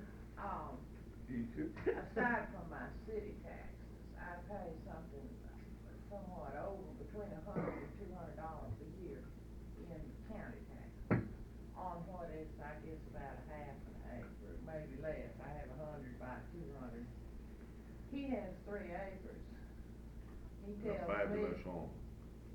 he tells me that he is paying $5 an acre. I was paying 50 cents an acre before I built my house. Oh, and you raised the $5? No, the total thing now with the house is costing me, well, the first year, it ran $86, and when I went over to pay it, I insulted the guy. I told him it was a damn shame to just pay $86 in taxes. No wonder we didn't have anything. So the next year it went up to $130. I got all the receipts where I paid this, I can show you. So I went back in and I said, why in the hell did it go up so much? I said, I'm not complaining, but did everybody else has go up? And I'm dang, last year it come down to 103, so I really don't know how they tax it. I have never paid the same tax, the same amount in 3 years. In the minds of most of your people, reevaluation of taxes Go ahead, means finish. raising your taxes. You know. That's what it means. Well, we can get into one lengthy discussion on this one. It's gonna be kinda hard, I guess, not to have a little more on it, because this is an area that a lot of people don't understand. A lot of people feel that reevaluation and uniform assessment doesn't mean an increase in taxes, when in fact it doesn't. It will mean a reduction in taxes for some people. Some people remain the same, and some people will get an increase when it's properly done. Now, you see what's happening under the present setup is something like this. In counties like Georgia, the county that Mr. Kelly comes from, the property tax is not too great. Under homestead exemption, where the homeowner is allowed first $5,000 to be tax exempt, first 160 acres tax exempt. In many counties such as George, he pays very little taxes because the homestead exemption, the county is reimbursed for the homestead exemption is what we're saying. End result is many people pay very little taxes because of this arrangement. Now, the Farm Bureau Federation in the last session come out with a constitutional amendment that would classify property and created a false impression in the minds of a lot of people on what they were trying to do, when in effect what they were trying to do was to take care of the large landowners the major timber companies and people of this kind. Now, if they were sincere in what they were trying to do at that point, they would have simply went into the legislature and attempted to have increased the acreage, tax-exempt acreage for the small family farmer, increase the homestead exemption amount allowed per home. This is what the approach should be on that, you know. And all the devil we're looking for is a fair shake in this total area. Now, what happens in actuality in the state of Mississippi is that because we don't have uniform assessment, and because the local school districts themselves are dependent upon property tax, you know, their own source of revenue, they don't have the revenue, so they come to the legislature, and, you know, then they appropriate money for public schools and what have you out of the general fund, when people in Hinds County, like the lady down here, are paying already more than their fair share of property tax. They are paying more than their fair share of income tax and sales tax. Part of their tax money then is carried to, we'll say, Toowoomba County, you know, to help provide services up there when those people are not paying their fair share of tax. This is what we're talking about, and it is a complicated thing, and we don't have time here this morning Well, I'm familiar to with really get into this proposition. I was active in proposals for reevaluation in Madison County several years ago, so I understand, I think, the general concept, and I also understand the way that a great number of people feel about it, that it just means it's a code word for raising taxes, you know. But it's a false thing, and you know. Give you another example, Mr. Henry. I was in a small town in North Mississippi sometime last year, and I went into a recently developed neighborhood where this town used as an assessed value what the contractor filed when he obtained a permit for construction as the value of his property. And I look across the street here in another section of this town. There's an antebellum mansion sitting over in the middle of 5 acres of land that's worth $500,000 that the guy pays no tax on at all. Because of homestead exemption. Because of homestead exemption, and because of the fact that property was built before they had a tax structure, they never valued it. Never has been reevaluated. They never been, you know, it's real gross and equity. It's a complicated situation. I think before you get any kind of legislation like this through, there's going to have to be an awful lot of people going to have to understand what you're talking about. Well, the facts of the matter are simply this. If the state of Mississippi does not do something in this area along the lines that the legislature attempted to do a couple of years ago, the legislature itself attempted to, and the bill did get a majority vote in the House, but it didn't get the sufficient 3/5. Well, the state of Mississippi would put up the money to do the job in all the counties, you know, and get it established. You know, you got several things: reevaluation and uniform assessment. They go hand in hand, and then the next factor is the millage. And the Board of Supervisors control the millage. That's right. So we're getting into a very complicated situation. What I started to say was talking about doing it every so often. Right. Now, but the state of Mississippi under that bill would have done the initial job of reevaluation. Then comes the uniform assessment. The state would perhaps set a certain percent of the property to be assessed, you know, a certain percent of evaluation. It's complicated. What I started to say is if Mississippi doesn't do this, the courts will. It has happened in other states, and it's another one of those matters. If Mississippi doesn't move on, then the courts will force the thing, and we think it would be better for the legislature to do it than to resort to court action.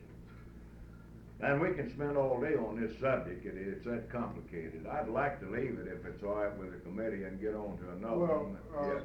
Carl, just to quickly before you leave, you mentioned, you know, assessments and so forth in reference to property tax, but we didn't mention nothing to my remembrance to Mr. Henry about sales tax.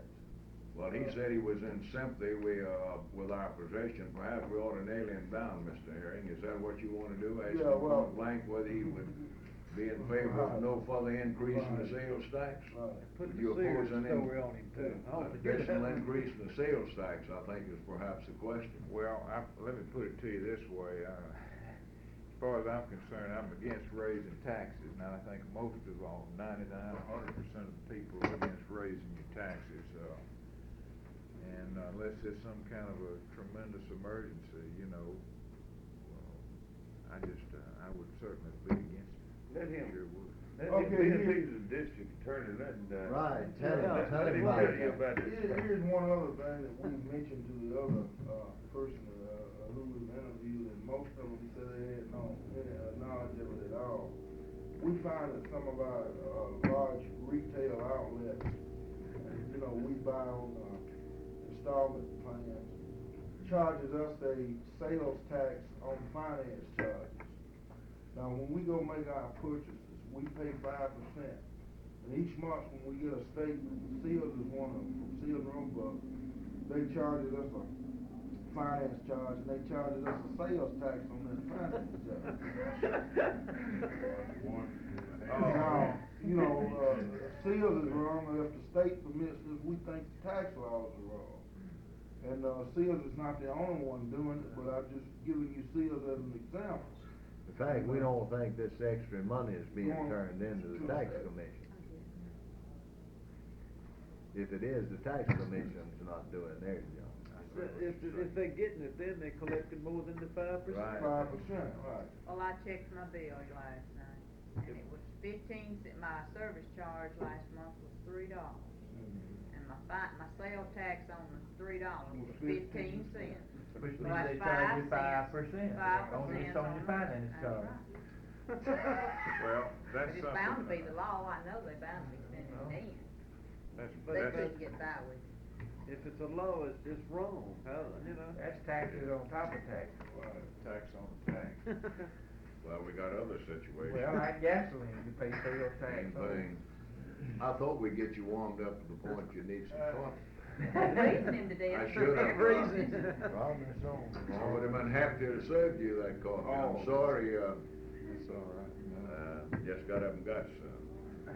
Well, we got problems out there, Mr. Herring, is what it all adds up to, and if the committee would permit me, I'd like to move to the next one. We got some real problems in this area, we would like to discuss with you. We got a couple of representative building trade unions here, and the matter we're gonna talk about now will perhaps, pertain to,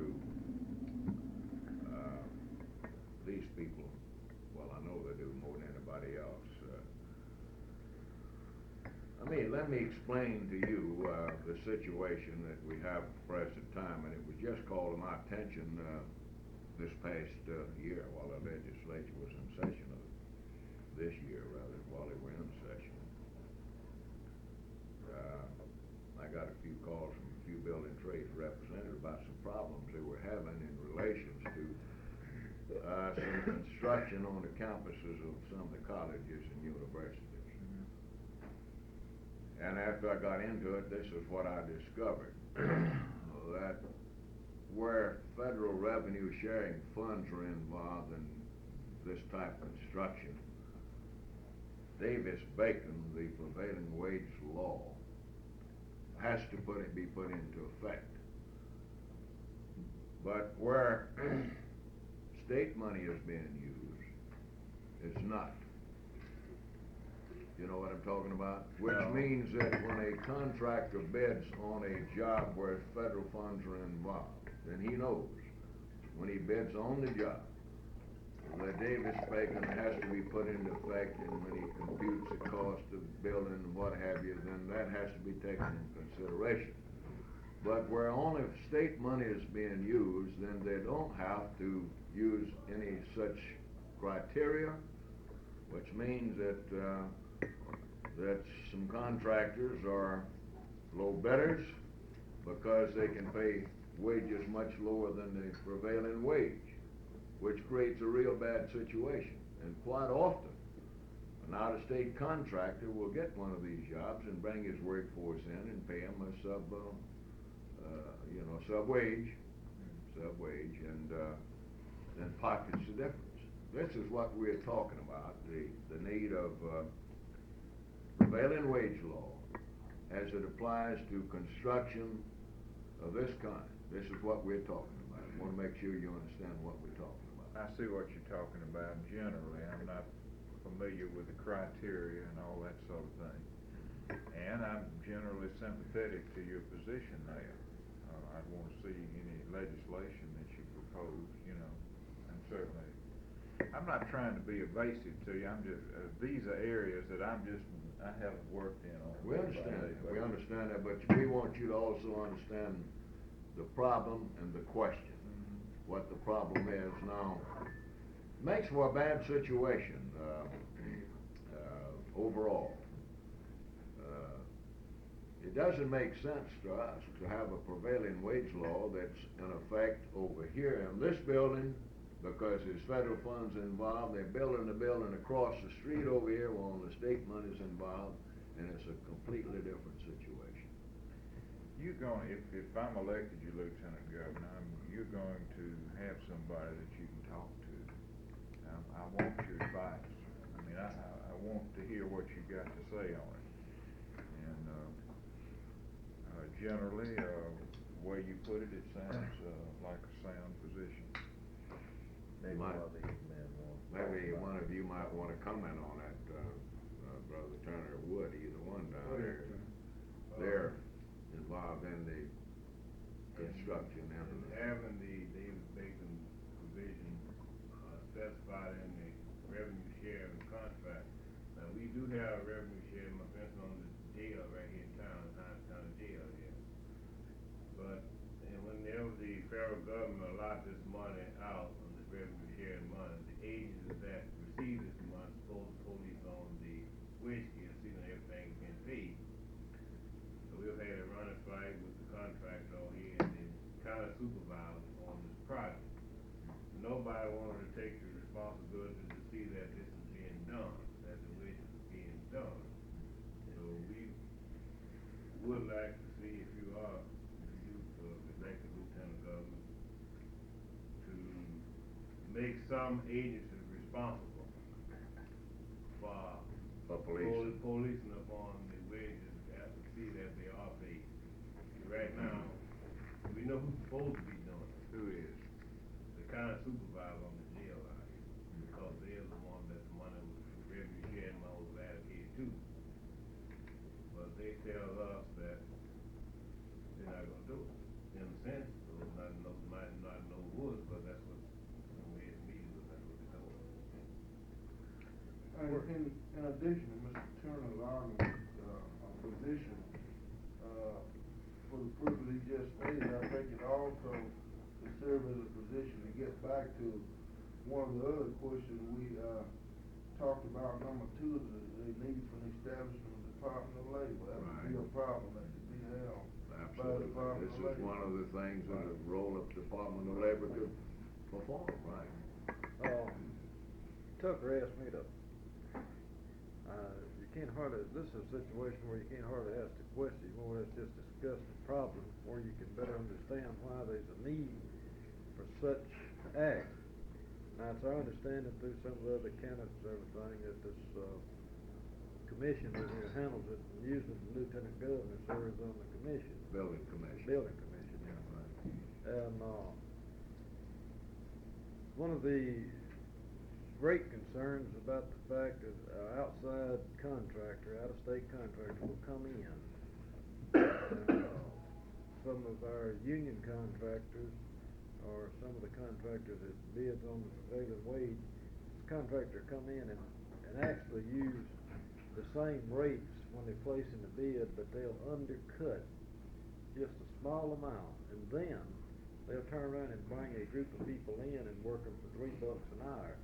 But when they was placing a bid and undercutting it by a few $1,000s, they were placing it with these high rates, and all they're doing is working a few Mississippians, and when they work all Mississippians, they pay them at the half pay rate, and they sack all that money back up and take it out of state, our tax dollars. So we're saying these Mississippi workers should be on the job. He should be paid the going rate for building the building, where more of this money will turn back out and you can collect it again in taxes and won't be hauled out of state. Well, I'm in favor of your statement about wanting Mississippians to do the job, do the work. I'm 100% with you on that. Give you one other illustration as to what we're talking about, the story that Tucker, the gentleman was with us yesterday at the meeting, business manager for electricians in Meridian. A contractor who really doesn't do highway lighting, one of these substandard contractors, bid off a job in Meridian, lighting the highway. Well, he's a common barbed wire fence contractor is what he turned out to be. And he did exactly what Kelly mentioned. He bid it on the basis of the prevailing wage and paid what amounted to less than half. Now they're having to hire, and this is coming out of the pockets of the taxpayers in the final analysis, they're having to hire union electricians to rewire the lights on the highway right now.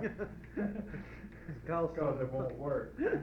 So you see, in the absence of a state law, Mr. Harry, that we're talking about here, all kinds of things like this is going on right under our nose, you see. That's it. Yeah, you know, and he also pointed out that this highway, you know, Mississippi, it probably cost a few $1,000s more per mile to build interstate highway than it costs in any other state. And there's people out there building those highways for $3 an hour, where they're making 6, 7, and 8 in all the other states. And this is kind of hard to tell our people you're only entitled to $3 an hour, when just across the state line on the same federal and state funds, they're making $7 an hour. And what happens is the contractor pockets the difference. You get rich at the expense of the workforce. Well, a good example of that is over here on the airport. We get right close to home. The building themselves have the predetermined wage rate, recognized mostly as the union wage rate in the given territory. But on the runways, all work relative to the runway is at a rate established by the federal government, which is not our wage rate. It's a rate they've gone out to the supervisors got, or the chancellor clerk, or whoever they could get some type of information from. And there's a variation most of the time of $3 or $4 an hour, with the workers working right outside the building, working right on the inside of the building. That's how gross it can become. All these big super turns that we've got, the ins and outs of these highways, these big bridges, and all these overpasses, they were built at, say, a 3 or 3.5 weight scale by the mechanics that put it up. When the people that working right beside this right of way, building a building, getting 6, 6.5. Same type work. Same type work. Claude, you know. There's some of the, in other words, what we're trying to say is, these people that, the iniquities that the working people suffer, they are the ones that suffer. It's not the powers that be. It makes us. It makes it, hearing this about this highway and these cheap rates reminds me, you know, when Dean Gerardo spent so many days, his brother-in-law just happened to build fences along interstate highways. He's got this business, and he's building them up in Illinois, Michigan, where he's paying $7 an hour to put up that fence. So he bid it on the job in Mississippi, and he bid it on a $7 an hour, and he undercut just a little bit, and he got the job. He come down here and come to find out he didn't need to pay nobody for 2.5 an hour. And he said he had done started out to get some extra corn sacks to carry his money out of the state, but he said that he had to pay off everybody on the state payroll from that inspector slam up. He couldn't get the first inch of fence okayed from the state inspector till he went slam to the top, you know, with a little bit for this one and that one. And so he lost his shirt, and he would never place another bid in Mississippi. He said he'll pay $7 an hour and make a profit, but he won't never pay no more than $2 and $3 an hour. He lost his shirt. So I just wonder who's getting the money off of these jobs. The same thing is happening on the interstates, right? You take Interstate 55 was built south of Jackson about 5 years ago.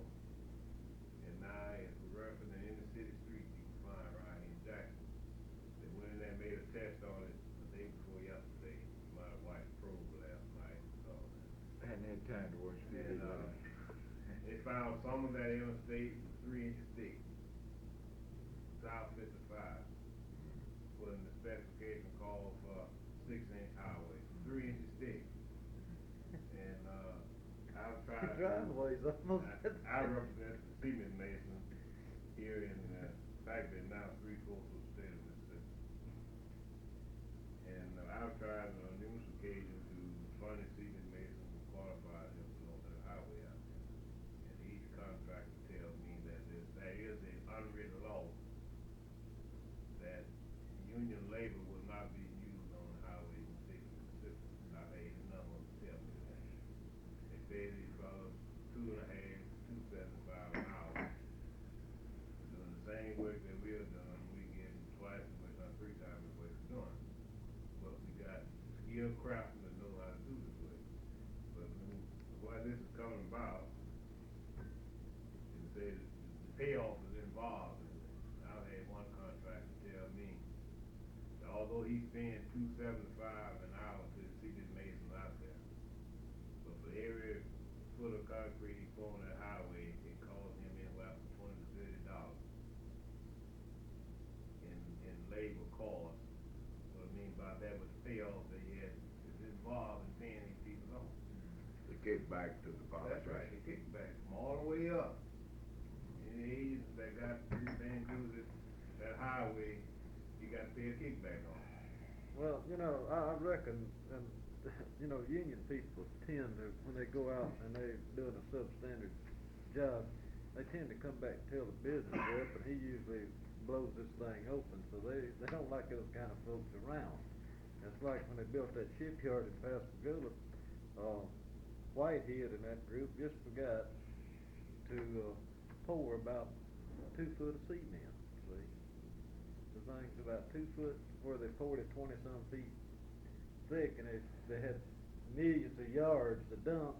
They left it about 2 foot short. Of course, the inspector bought off on it, so I don't know how much cement they saved, but that, when you talk about a place as large as we're talking about, and the number of yards of cement at $16 a yard that they walked off with, that's Maynard Bartley, you know, bought him a furniture plant in North Mississippi, because him and Whitehead had the job. Mr. Herring, you get the gist of the problem. Yeah, I've got the message. Can we leave that one? Let's skip the next one, and talk about civil service, for a few minutes. Mr. Herring, that's item 9 on the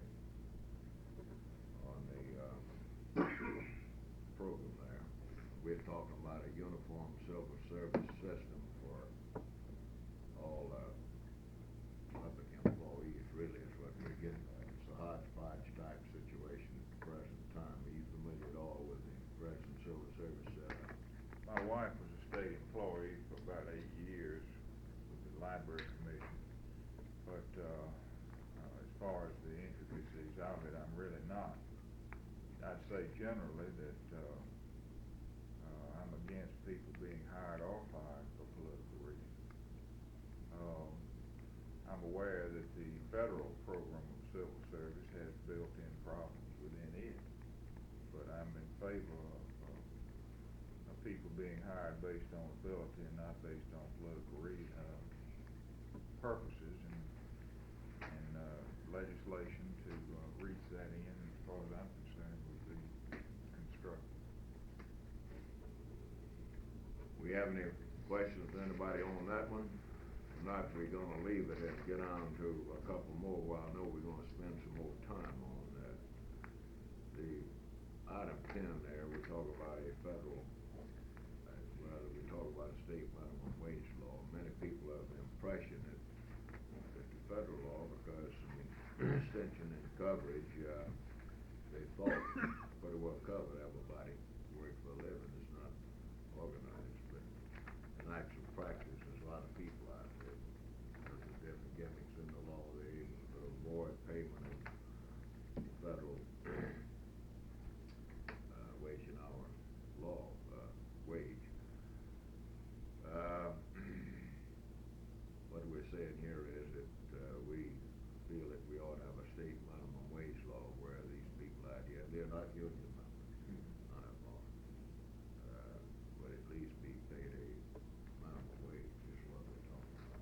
again, I'll say I'm willing to listen to you on it, you know, I'm not just gonna say I'm against this, and I'm willing to consider what you've got to say, and I'm willing, and you'll have somebody that you can come to and talk to about it, and you won't find me to be hostile, just built-in hostile. Well, the answer to the problem obviously is tightening up and further improvement in the federal statute. But in the absence of that, most states have minimum wage law. We're one of the few states that don't have a minimum wage law at all. Right. That's what we're talking about. Well, Anybody here want to comment on that? Yeah, I want to comment on that. Most people in this state is not aware that without coverage by federal law and with no state law, that there are some groups of employees who can be paid practically nothing, like waitresses. They're not covered by federal law. Some places pay them nothing at all in salary, only tips. Others may pay them 50 cents an hour or $1 an hour. That's it. And they may work, 6 or 7 days a week, and this is all they got. And this is a whole, their service to the public, and they should be covered by some law. Now, some few big chains where they operate chains from one state to another are covered by minimum wages and have to pay a waitress minimum. When they do that, then they sometimes take their tips or make them pool their tips and divide them, so it's not a fair thing. A lot of service station attendant mechanics, none of these people are covered by federal minimum wage. So you work at a service station 60 to 70 hour a week for $60 or $70 a week, and that's not easy work. So there ought to be a state law that would cover these people, at least up to a reasonable rate of pay. Whether it ought to be equal to the federal is another question, but it sure ought not to be permitted to pay them 50 cents an hour, in this day and age. I think it's a disgrace that this state doesn't have some sort of criteria, at least a minimum figure that people have to get paid when they work. And bear in mind, these same people perhaps working 60, 80 hours a week, no overtime at all. See, the overtime, over 40 means nothing because they're not covered in any form, see. We spend many hours at the old Travel Lodge in Pascagoula, and for a while they had the same people working in there as waitresses, and all of a sudden the cafeteria went out to another guy, and the help, every time we went in there, new waitress. So one of the girls, she was down there for a week or two. She came by the office looking for a job, and I said, well, what in the world's wrong down at that place? I said, every time you go down there, you got it's all new help. She said, well, they was paying $1.25 an hour. Then, that is with what your tips and what they would guarantee you $1.25 an hour, but if you made more tips than $1.25, they'd take your tips away from you. So that's all they could ever get was $1.25. So they quit. So they wouldn't stay there. And most people think when they tip a waitress that the waitress gets the tip. But that's not always true. That's not always true. What burns me up is that you're talking about service stations, and that just gets right up my alley. Mississippi got the highest paid gasoline in the United States. And finding that out. no, and these big oil companies, you read about their profits and back and everything else. And let's face it, we say we want to improve the per capita income in the state of Mississippi, and we're never going to improve it if we let these people pay these starvation rates. Let's face it, they get just as much gas for their gas here as they do in other places, and pay a reasonable rate salary. And where is the money going? Going to all countries. That's exactly where it's going. Let's face it.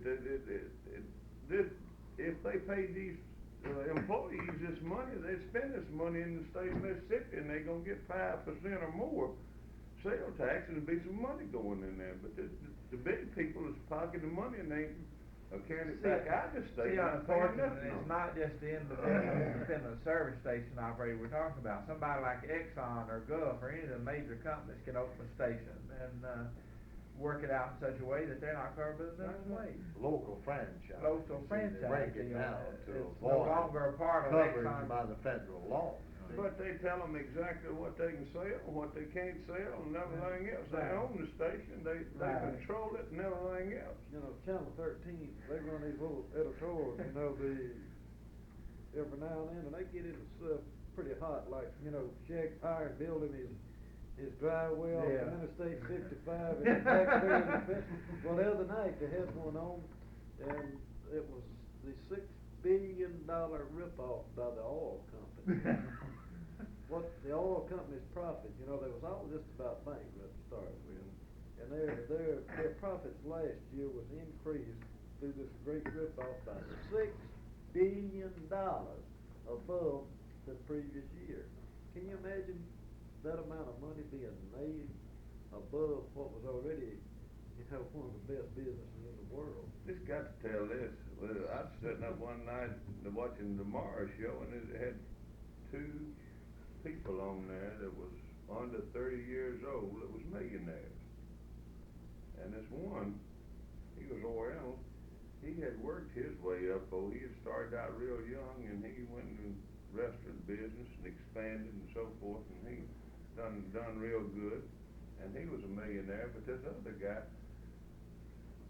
told on the show that a year ago, I was figuring on going bankrupt. I owed so much money that I was gonna have to take bankrupt. He said, "How in the world did you make it?" He said, "In oil. Just finding when this shortage, this was last year, right after this thing. He said all you had to do was find somebody that wanted it and buy it and get it to them. Right, and they pay you whatever you ask. That's right. He made over $1 million, became a millionaire in less than a year. That's a pretty good rip-off artist too, wasn't But, he? Well, we never did have a shortage. That's see. right, never You did have a did. shortage. You've got you understand the problem. Yes, I understand the problem. Can we go down to the next one, on the election law situation? What we're talking about here, Mr. Herring, is, what we're concerned about is trying to get more participation in the election process. We think that perhaps if the election day were changed from Tuesday to Saturday, that we might get a better turnout. But more participation might well be that the answer to the problem is to extend the time, maybe, for working people to vote. Instead of changing the day of election, we're wide open on that one. Then we want your views on whether or not you think we ought to have party restoration. And of course, there's a few other things there that we'll want to discuss with you. Right. Basically, that's the situation. Well, I'm totally in favor of getting as many people to vote as we can. I mean, I'm not convinced that Saturday is the change from Tuesday to Saturday is the answer to it. Well, I was in Tupelo last night, and they had a recent district attorney's election up there, and it was held on Saturday. And they just had a very low vote. Everybody was gone out of town on the weekends and that sort of thing. And so I remember I said that perhaps Saturday might not be the answer, maybe extending the time. Right. So I would not be adverse to extending the time to 9 and 10 o'clock as this has been done. I don't know. I'm not locked into any particular times, but I'm all in favor of making it easier for people. What about the improvements on? Well, several members of the committee, I know, have got questions in this area. So I know Mr. Knight's got one. Perhaps Bob Woodson's got one or two, and some other members of the committee perhaps have got some questions to expound on this a little more. Who wants to go first, Bob, you or Tom? Tom, you perhaps want to ask him the question about if he's... Well, yeah, I would, Mr. Herring, Well, he just called me Jim if you want to. Our organization, of course, is bipartisan as an organization. Most of us are Democrats as individuals. Of course, the others can speak for themselves. I happen to be a Democrat, period, you know. Without the loyalist, regular, or whatever, I'm just a Democrat. And as you know, and as a Mississippian, I think I can, born and raised here, I can be critical of this state.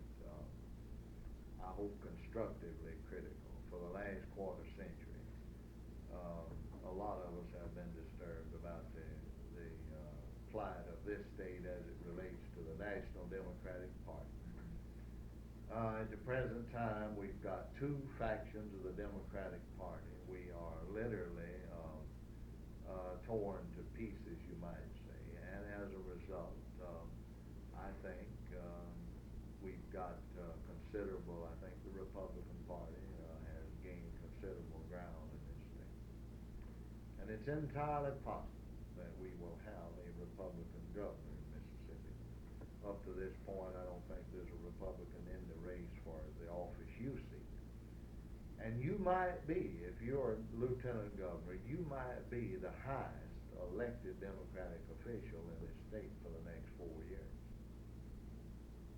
And my question is simply this: would you, as the leader of the Democratic Party, use the influence of the office that you hold to try to bring together the warring factions of the Democratic Party and carry a delegation under the rules and regulations of the party to the Democratic Convention to rightfully, for the first time in a quarter century or more, participate in that convention and have some voice in the who's nominated to head the party ticket? Yes. FDC. Yes. I mean, I don't see why. I just say yes. I spoke to the Young Democrats here. I participated in their convention. I think that the movements that we've made in the recent, past couple of years to try to make a forward step in that direction have been constructive. And I agree with you that we can't go on like we're going.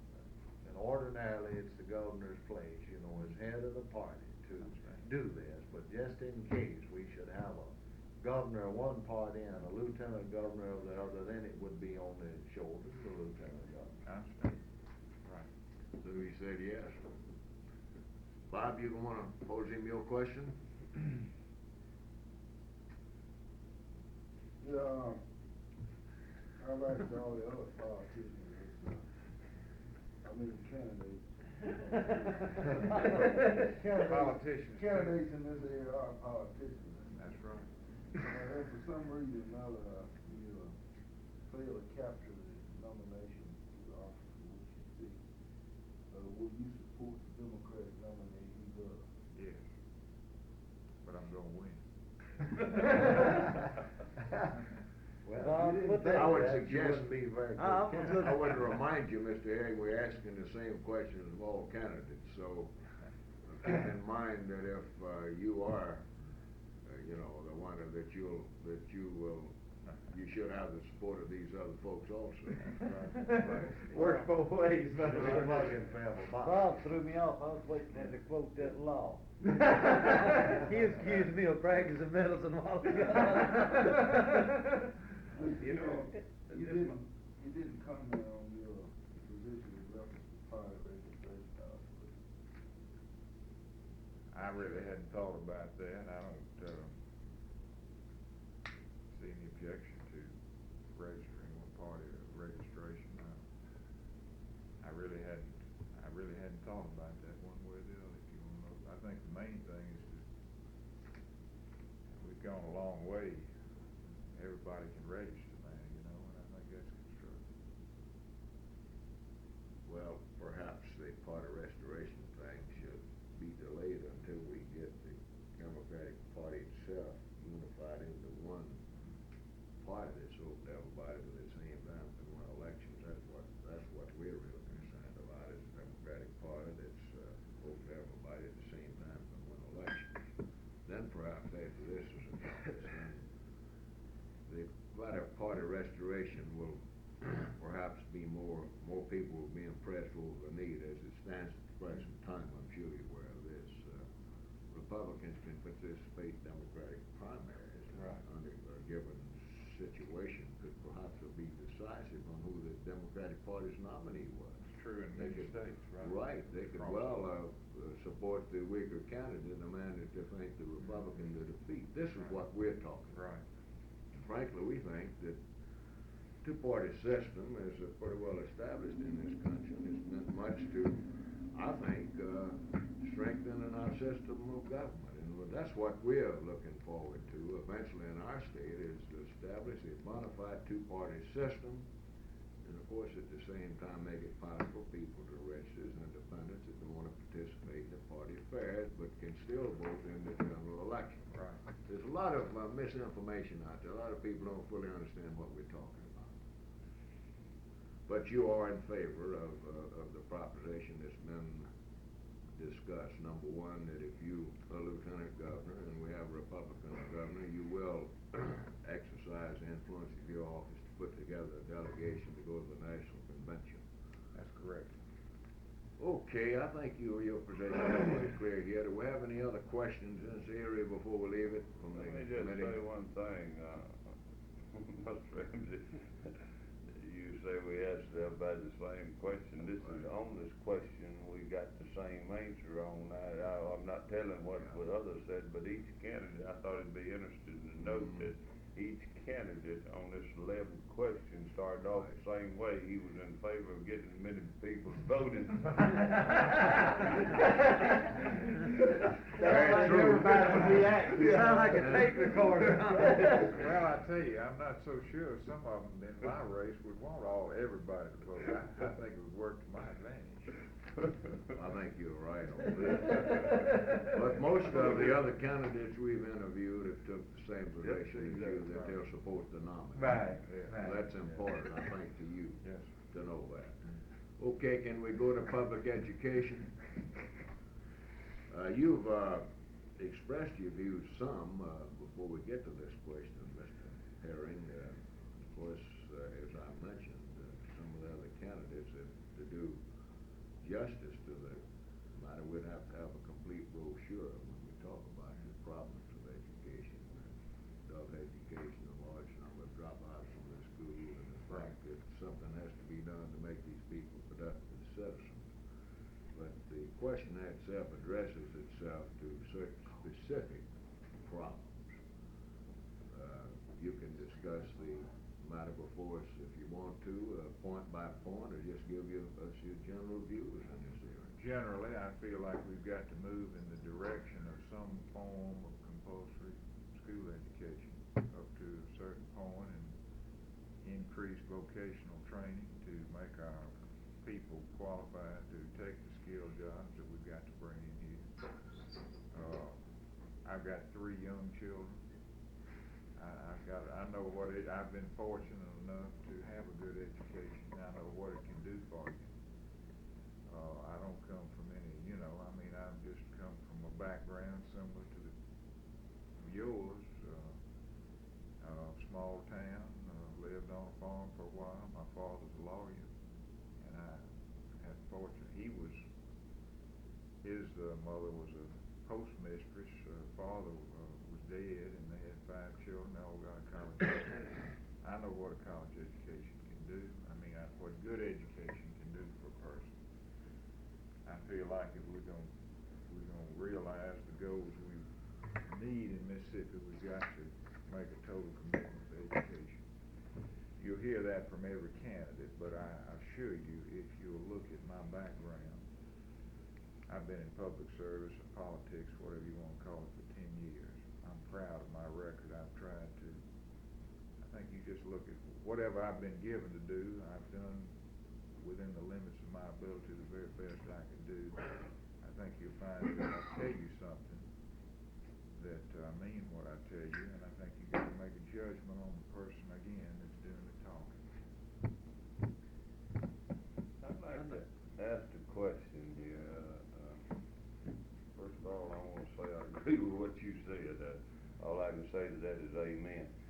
But I think that we need so many, like Claude says, we need so many more things added in here, kindergarten and so forth. But we are spending, and you quoted how much we're spending on education and everything, and I know I have no objections spending that much on them, but in your honest opinion, do you think that we're getting our dollars worth on education? I'm not an education expert. The average, I think, nationally is 55% of your state budget. Well, some of them have just brought out the point that for each teacher in the classroom, they've got 4 administrators behind them and everything else, and yet some classrooms are so full that the teacher can't even take no time at all up with nobody individual. I'm, by the way, for compulsory education. I'm real strong on it. I think this is causing us a lot of trouble in not only in school but in your department. I don't think there's any doubt about it. But some of the reason that these kids are falling out is because that they don't understand something, and they ask a teacher, I didn't understand this, will you explain? And the teacher tells them that they just don't have time. You either get it or you don't, that's it. So we need to cut this ratio down. At the same time,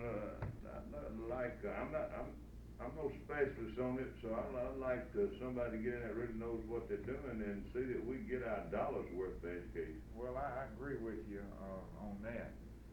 Now, we've been through some turbulent times in education in the past few years. I think we all agree with that. I think we've made tremendous progress to our credit, and I think what we've got, in fact, I think we may be better off than a lot of other areas. A lot of other states, you know. Yeah, other areas of the country. Right.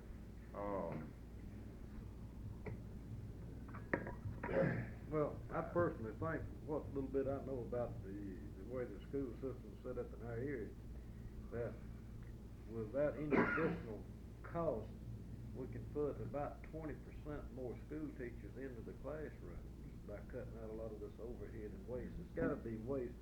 Within the Jackson County area, we have 4 different school districts. The Ocean Springs separate, the Moss Point, the Baskerville, and in the county system. Each one of these has got a 5-member school board. Each one of them has an attorney. Each one of them has a superintendent of that school. Each one of them has an assistant superintendent, and then they got principals, assistant principals. That's got to be waste of tax money. Let me tell you a pet problem that I think. I mean, I've talked about this, and I don't think anybody else, any other candidate, has talked about it. And this has to do with my duties as district attorney, and it goes generally to education, if you bear with me for just a second. As a district attorney and as a prosecuting attorney prior to that, I've dealt very extensively with welfare problems. And I'm in favor of anybody getting welfare that needs it. I think we've got a system nationally which comes down at the state level and has nothing to do with employees, that a welfare system that encourages the separation of families. We've had numerous fathers and husbands that have come into court for non-support cases, food stamp fraud cases. By the way, I handled the first one in the history of this state. That say they leave home so that the family can receive welfare payments. Right. In other words, it encourages the division of families. When you've got the division of families, it causes instability in the home. Right. Instability in the home causes these kids to drop out of school around the 7th or 8th grade when they get up big, and it causes problems, crime in the streets, the whole thing that you want to talk about. And I don't have to read a book to know about it. I've been dealing with it for the past 10 years. This is an area, to me, that we need to do something about both at the state and national level. And I think it all blends in together. That's just something I'm interested in. You're exactly correct. I don't think it's any question but what I've said this myself on numerous occasions, the cornerstone of our society and of our system of government begins at the family level. You know, if you got a stable family, then that in itself tends to create stable government, what have you. And if you got a situation that causes a man to have to desert his family, whereby his family can qualify for welfare and be fed, then that in itself creates additional problems, as you have so adequately already outlined. I think this committee is in complete agreement with what you said. What is your position on a better overall vocational high school in connection with the junior college system? As I said before, I think it's something we've got to expand. If my figures are right, do we have about 35 vocational schools in this state? Maybe we get that many. We need to do everything we can to expand that kind of training. And it'd be to the benefit of everybody. You can get a higher paying wage for a low income worker. It means dollars in my pocket. Just want to say one thing on that. I'm in agreement with you, but I think someone should look into these vocational schools and see that we are training the people in for the right job. In other words, if we training the people, and I brought it out to some of the other candidates, we have some vocational schools that's training people, say, for instance, in welding. Now, they go back and get one of these old books that was written 20 years ago, and say a welder's got to learn how to weld with what we normally call stick or rod weld. And then, but back then, most of it was settling welding, and then they'll put 5,000, 1,500 hours in there, making them learn to weld with acetylene. And then go on to the rod, and that's all of it. Well, the new processes of welding that's coming in is not using any acetylene at all. They are using TIG and short arc and MIG and heliarc, and the people go through there and they learn. I think they're learning a whole lot in the vocational schools, but when they get out, They don't need it. and go to a plant to get a job, they find that they were taught in the wrong subjects, and Same thing's true at Parchment. it's exactly right. Well, I'll tell you what, Parchment, I can defend that group up there some now, because I've been up there firsthand. They have lately they have come to some of the unions and got instructors, and they are working in conjunction with, like, Litton is furnishing material. We pull people off the job. They've gone up there and taken instructor's job, and when they come out of Parchment now, he's a welder. He can go in that yard and pass. What it all adds up to in He terms can go on to work, see? the program. But what he's talking about, we got vocational programs apparently in some areas that the citizens and political jobs, probably some guy has got the job because he's somebody. Let me say one other thing there, that Kelly, I traveled over a couple of 3 states, and then I've seen, don't get me wrong, I'm vocational, also education. Now, I think you summed it up that we're really moving on it, and I think we're moving in the right direction. But some of the states have took a look at this.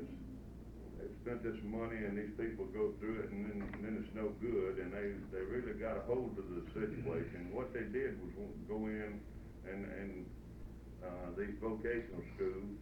First of all, they got industry in there. They got people from industry to say what they needed and so forth. Then they got people in the work from unions and workers that worked in this trade all their life and worked up, still working in it and know the latest procedures and everything else. And industry and labor together went to these schools and said, this is what we need. And so their vocational schools are really doing a lot more, I think, in some of the other states than they are here. And I think it's all because they went to the people that really knew what they was talking about.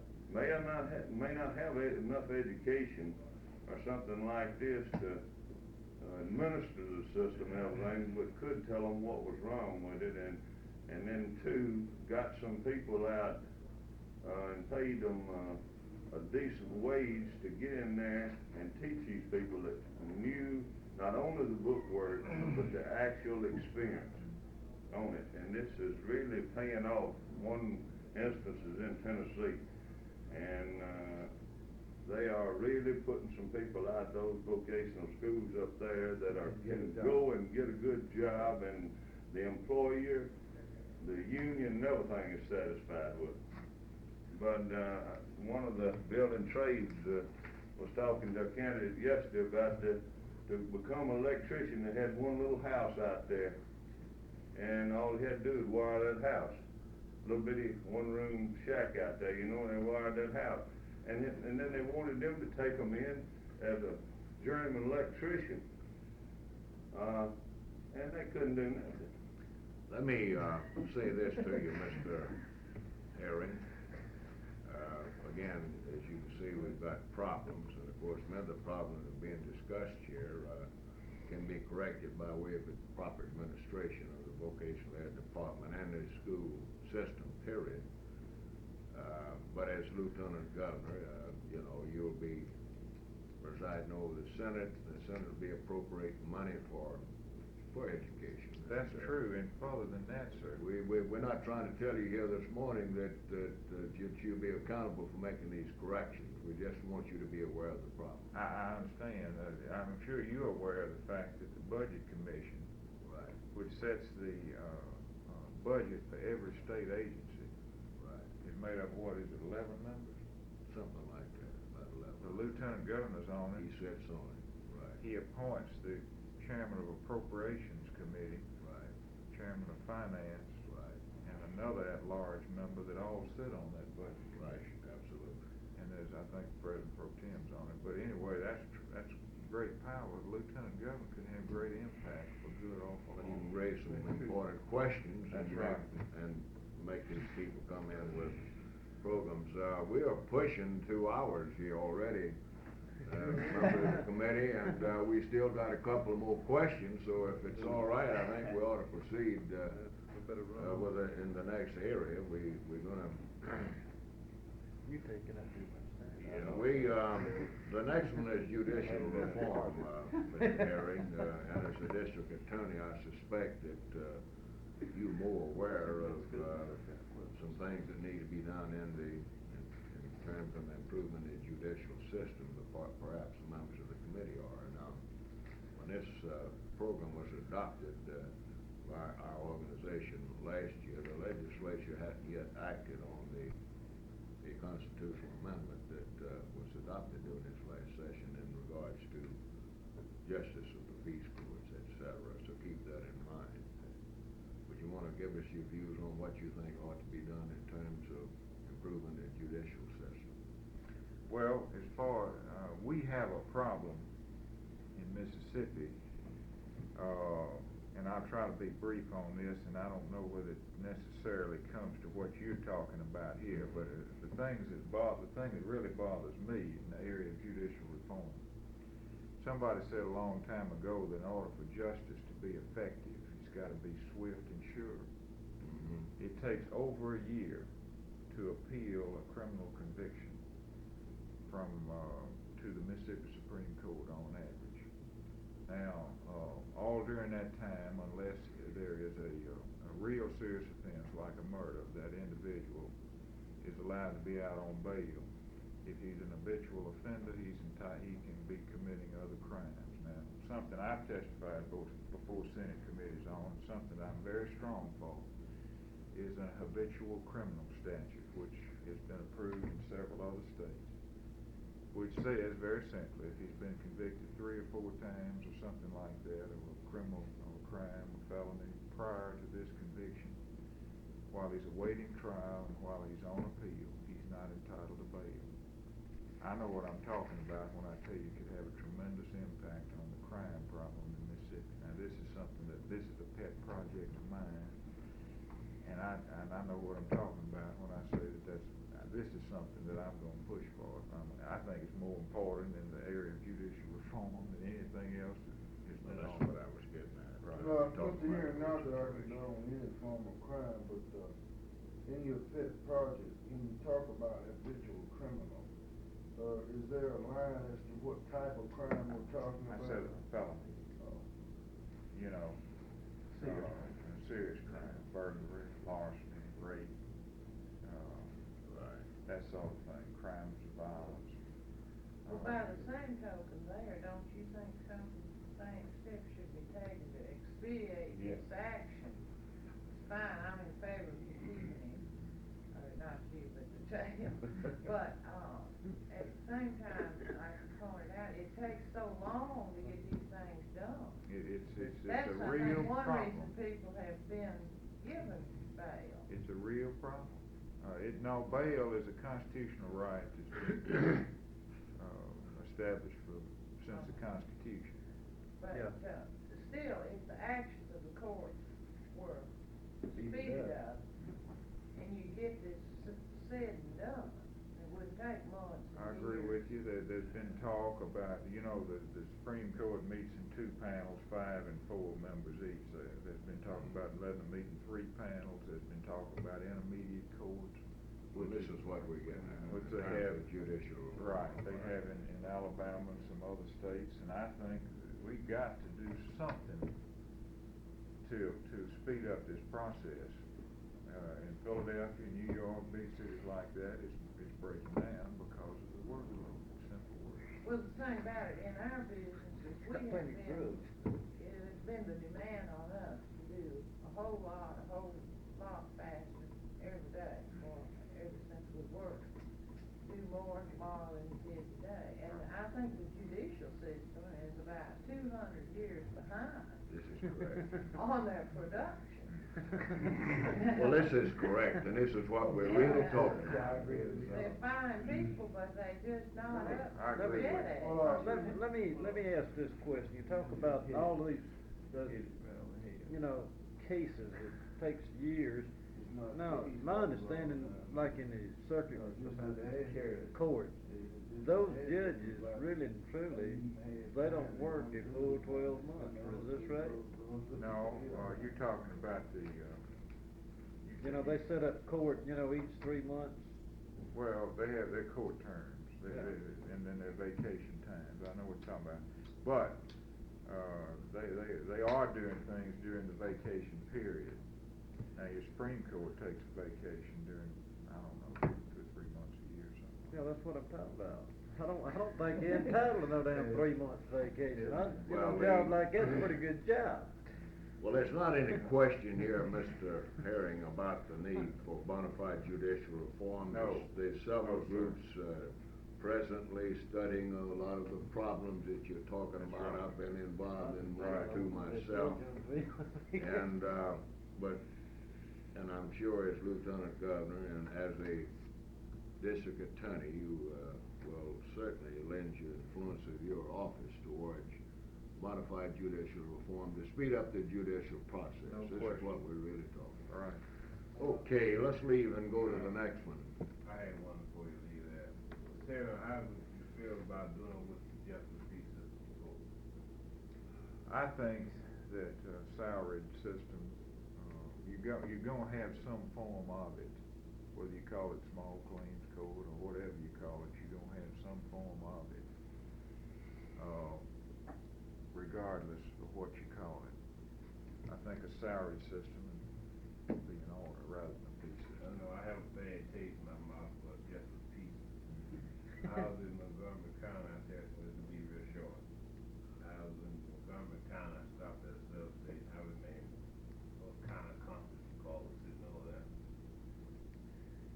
And I pulled out from the substation before I got 2 blocks, he stopped and told me I was driving 90 miles an hour. And so I said, I was. Yeah, I said, according to my speed, I'm not saying I drive my 35. No, I say you drive 90. This was during the 60s. And he gave me a ticket and told me to follow him on to the Justice Peace house. He lived about 15 miles out of the country. He flied around through the woods. He came back from around the house, overalls on, no shirt on, rich leg rolled up, big shoes bathing, some stuff something in his mouth. Had apple box sitting on his front porch there. And the cop, we pulled up there and said, Judge, I got you one. So, all right, and he hollered and I said, old lady said, bring me my Bible. He took his pocket knife and he brought him the Bible and he told us to stay there for a witness. wrapped on the apple box and say Montgomery County Code 97.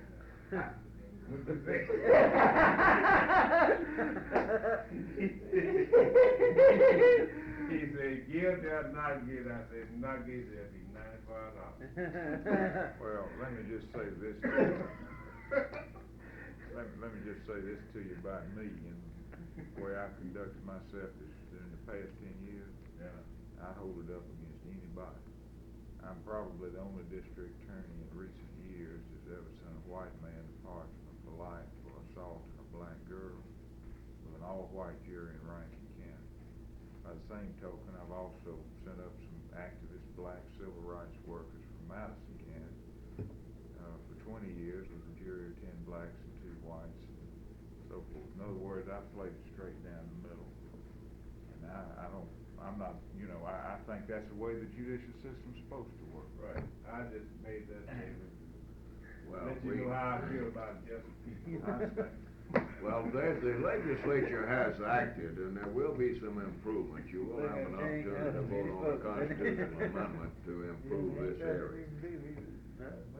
Well, you know what we're talking about now is abuse of the judicial process, and of course you understand what we're all about, and we're trying to improve the system and make it work.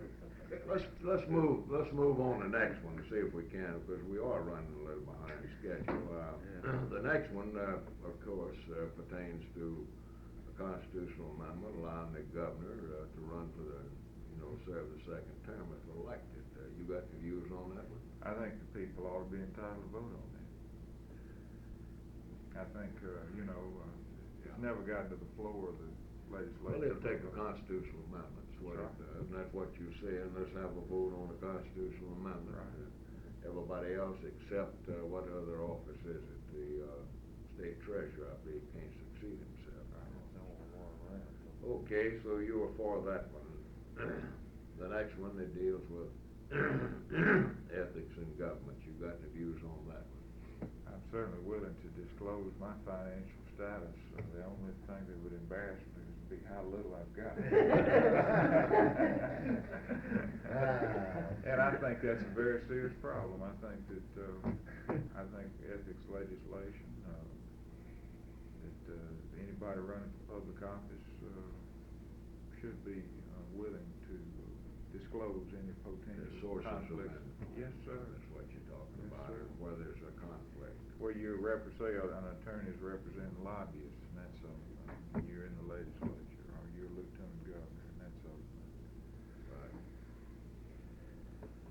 How do you feel about the conflict of interest side of that? Well, I don't know whether you've seen my spot on television. I'm like you, I haven't had time. I said I thought it was wrong for one senator to be able to bottleneck legislation on car tags that could save the state $500,000. And you're familiar with that situation. And I think that's a prime example why the people are depressed that state government's not being more responsive to the needs of the people. Any other questions on that? Well, just one comment, there's several people who serve in the legislature who may be like an attorney for a board of supervisors, as well, on the side. He's being paid county funds, he's being paid to be a representative for all the people. And to me, I don't see how the man could be completely impartial when he's got, he's getting more money out of the supervisor than he is out of the representative job. If some issue comes up that they want him to be opposed to, I think that it'd be very difficult not to have a conflict of interest. And I really don't think the law ought to permit people who serve in the legislature to serve in dual positions that puts them in this spot, is the point I'm making. Well, there ought to be a disclosure, certainly. Right. If you're chairman of your Medicaid commission in the House of Representatives, is also attorney for the Mississippi Medical Association, now at least he ought to say he is, right? How much he's getting paid for it. Let's talk about one of his representatives. Right. Well, I was talking about one of mine too. Well, I'm talking about one of mine too, because we paying him. He's the agent of record for the group insurance coverage at the shipyards, and he also is the chairman of the insurance committee. And he's up here really putting it to us, and we paid him down there to do it, see? But here, we're gonna cut his salary. How do you feel about an individual in this land, having sources of income on the taxpayers from two different areas? And I mean, like, I know, for instance, a guy who serves in the legislature, and he has another public job, that's, you know, that's the taxpayers, at the expense of the taxpayers. And during the time that the legislative session, he gets his, you know, legislative pay, plus he still gets paid for this other job.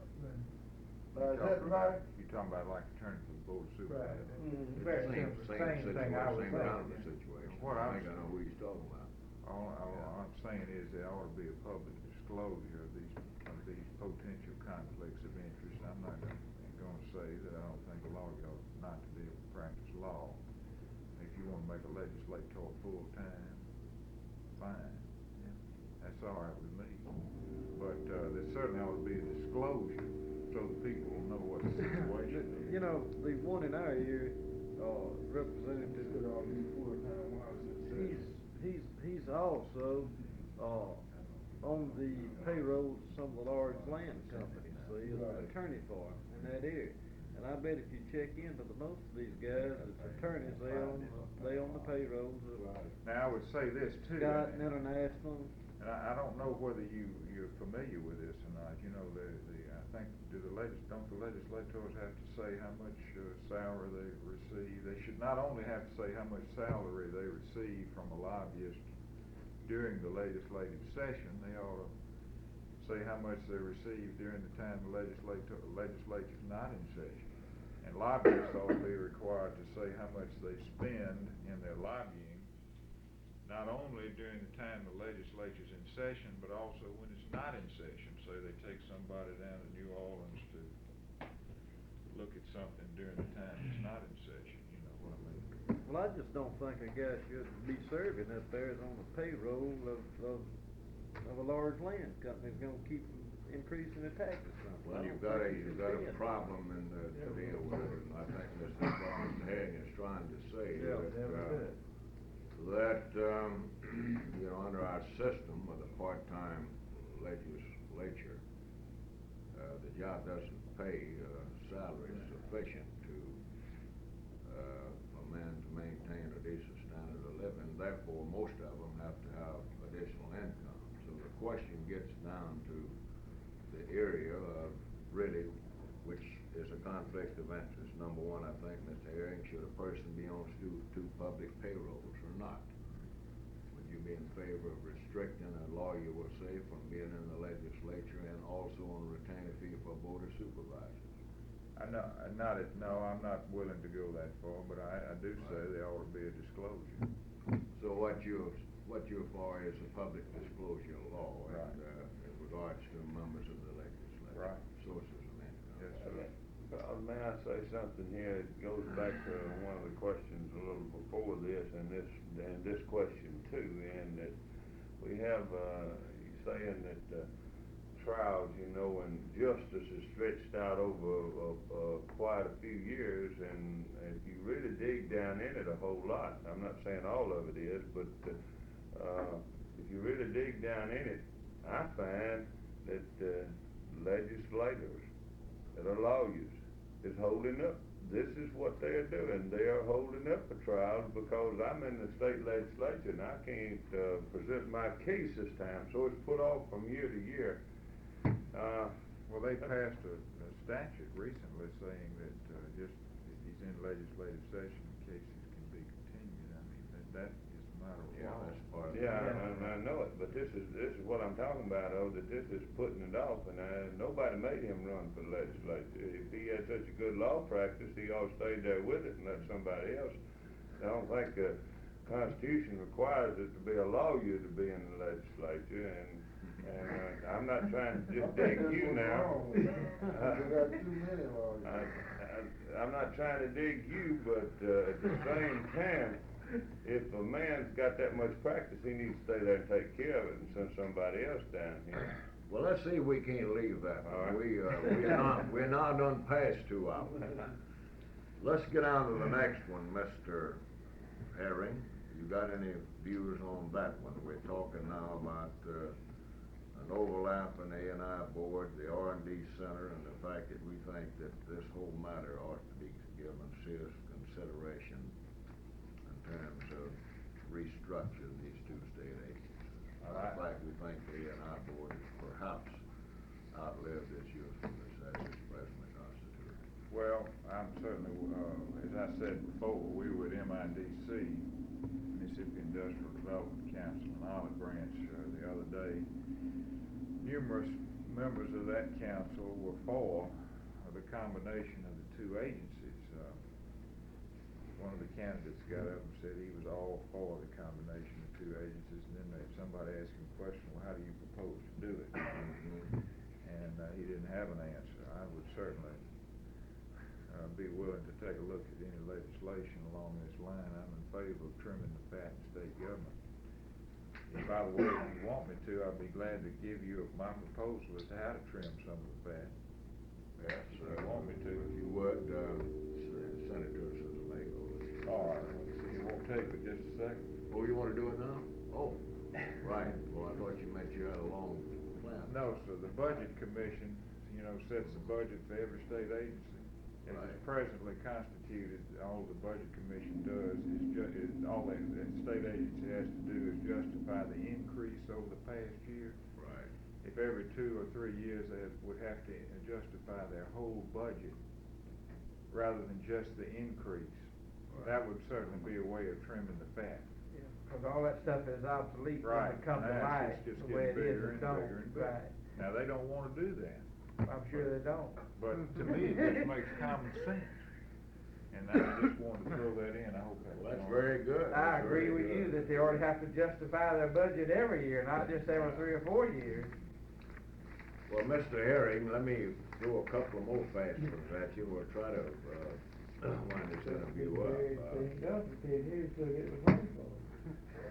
As Lieutenant Governor, you will be appointing the various committees in the Senate that will be considering legislation, and you'll also, of course, be responsible for referring bills to the appropriate committee. Question, frankly, is if elected Lieutenant Governor, will you confer with the representative of this organization before you make a final decision on committee assignment of some of the committee sections? The Labor Committee and other committees. I certainly would be happy to consult with you at any time on anything, and certainly on that aspect, I'd be very happy to and would like to. I'd say this too, I think the Lieutenant Governor's job potentially is just as powerful, if not more powerful, than the governor. After his patronage appointments. You can't afford somebody. We're in agreement with that. We certainly are in agreement. Whenever you appoint the committee chairman and you send the bills to the committees they go to, say being overruled by a 2/3 vote of the Senate, you can be a great force for good or for harm. But from where we sit, we think the Lieutenant Governor and the Speaker of the House, or perhaps they have really more power than the Governor of Mississippi does. Yes. Really, and found novices they do. Now, we've covered a wide territory of issues here this morning. Do you have anything in your program in way of legislation that we haven't discussed this morning that you'd like to touch on? Well, we've covered a lot. We've covered an awful lot. Frankly, the only other thing that you probably would, I don't know, you might probably not interested. Tourism doesn't mean an awful lot to many people, but it's an $80 million business in Mississippi every year. I don't know if you're aware of the figures that although we have only, that while we have $80 million tourist business in Mississippi every year, we only get 2% of the tourist dollars spent every year in the southeastern United States. This is something that I think that our R&D Center and A&I Board can do a lot better in, marketing our state and the good things we have here. So I just wanted, that's one point that you have not covered that I wanted to bring up. Jim, I would hope in that connection, if you're Lieutenant Governor, that you would tell somebody how silly it is, and this directly relates to tourism, to have rest areas out here with no restroom. That's right. Now, this is an insult to the intelligence of an average American citizen. Isn't it all? And I've traveled in most of the United States, and we're not the only state, but we're among That's just the reason one we or don't two. have no tourists. But to have a rest area, you know, with no rest, this is utterly ridiculous. I agree with They, you. you know, they got Tennessee this, has a fine system of that nature. I've been impressed with that. they Doesn't spend, make it any better to be going down the road and see a nice blue sign that say rest area 2 miles, and then 1 mile down the road, but it says no restroom. it costs about as much to put a sign up there to tell you there's no restroom there as what to build a restroom. That's the point I'm making. Well, he's in agreement with that one. One more question, Mr. Herring, one more question before we break it up. Do you want support of organized labor in the county? I certainly appreciate any support you can give me. I hope I'm the type of candidate that can merit your support. Well, that's well said. Well, let me say on behalf of the committee again, we appreciate you coming out, spending so much time with us, and for whatever it might be worth, I guess I should advise you that you spent more time with us this morning than any other county. Well, I hope that's a favorable indication. And let me say this, we've chewed on the others too, about all these. We found ourselves this morning with nobody scheduled at 11 o'clock like we've been having, and I suspect that's one reason we Left over. spent a little time. We will be talking with Mr. Carmichael this afternoon. Give him my regards.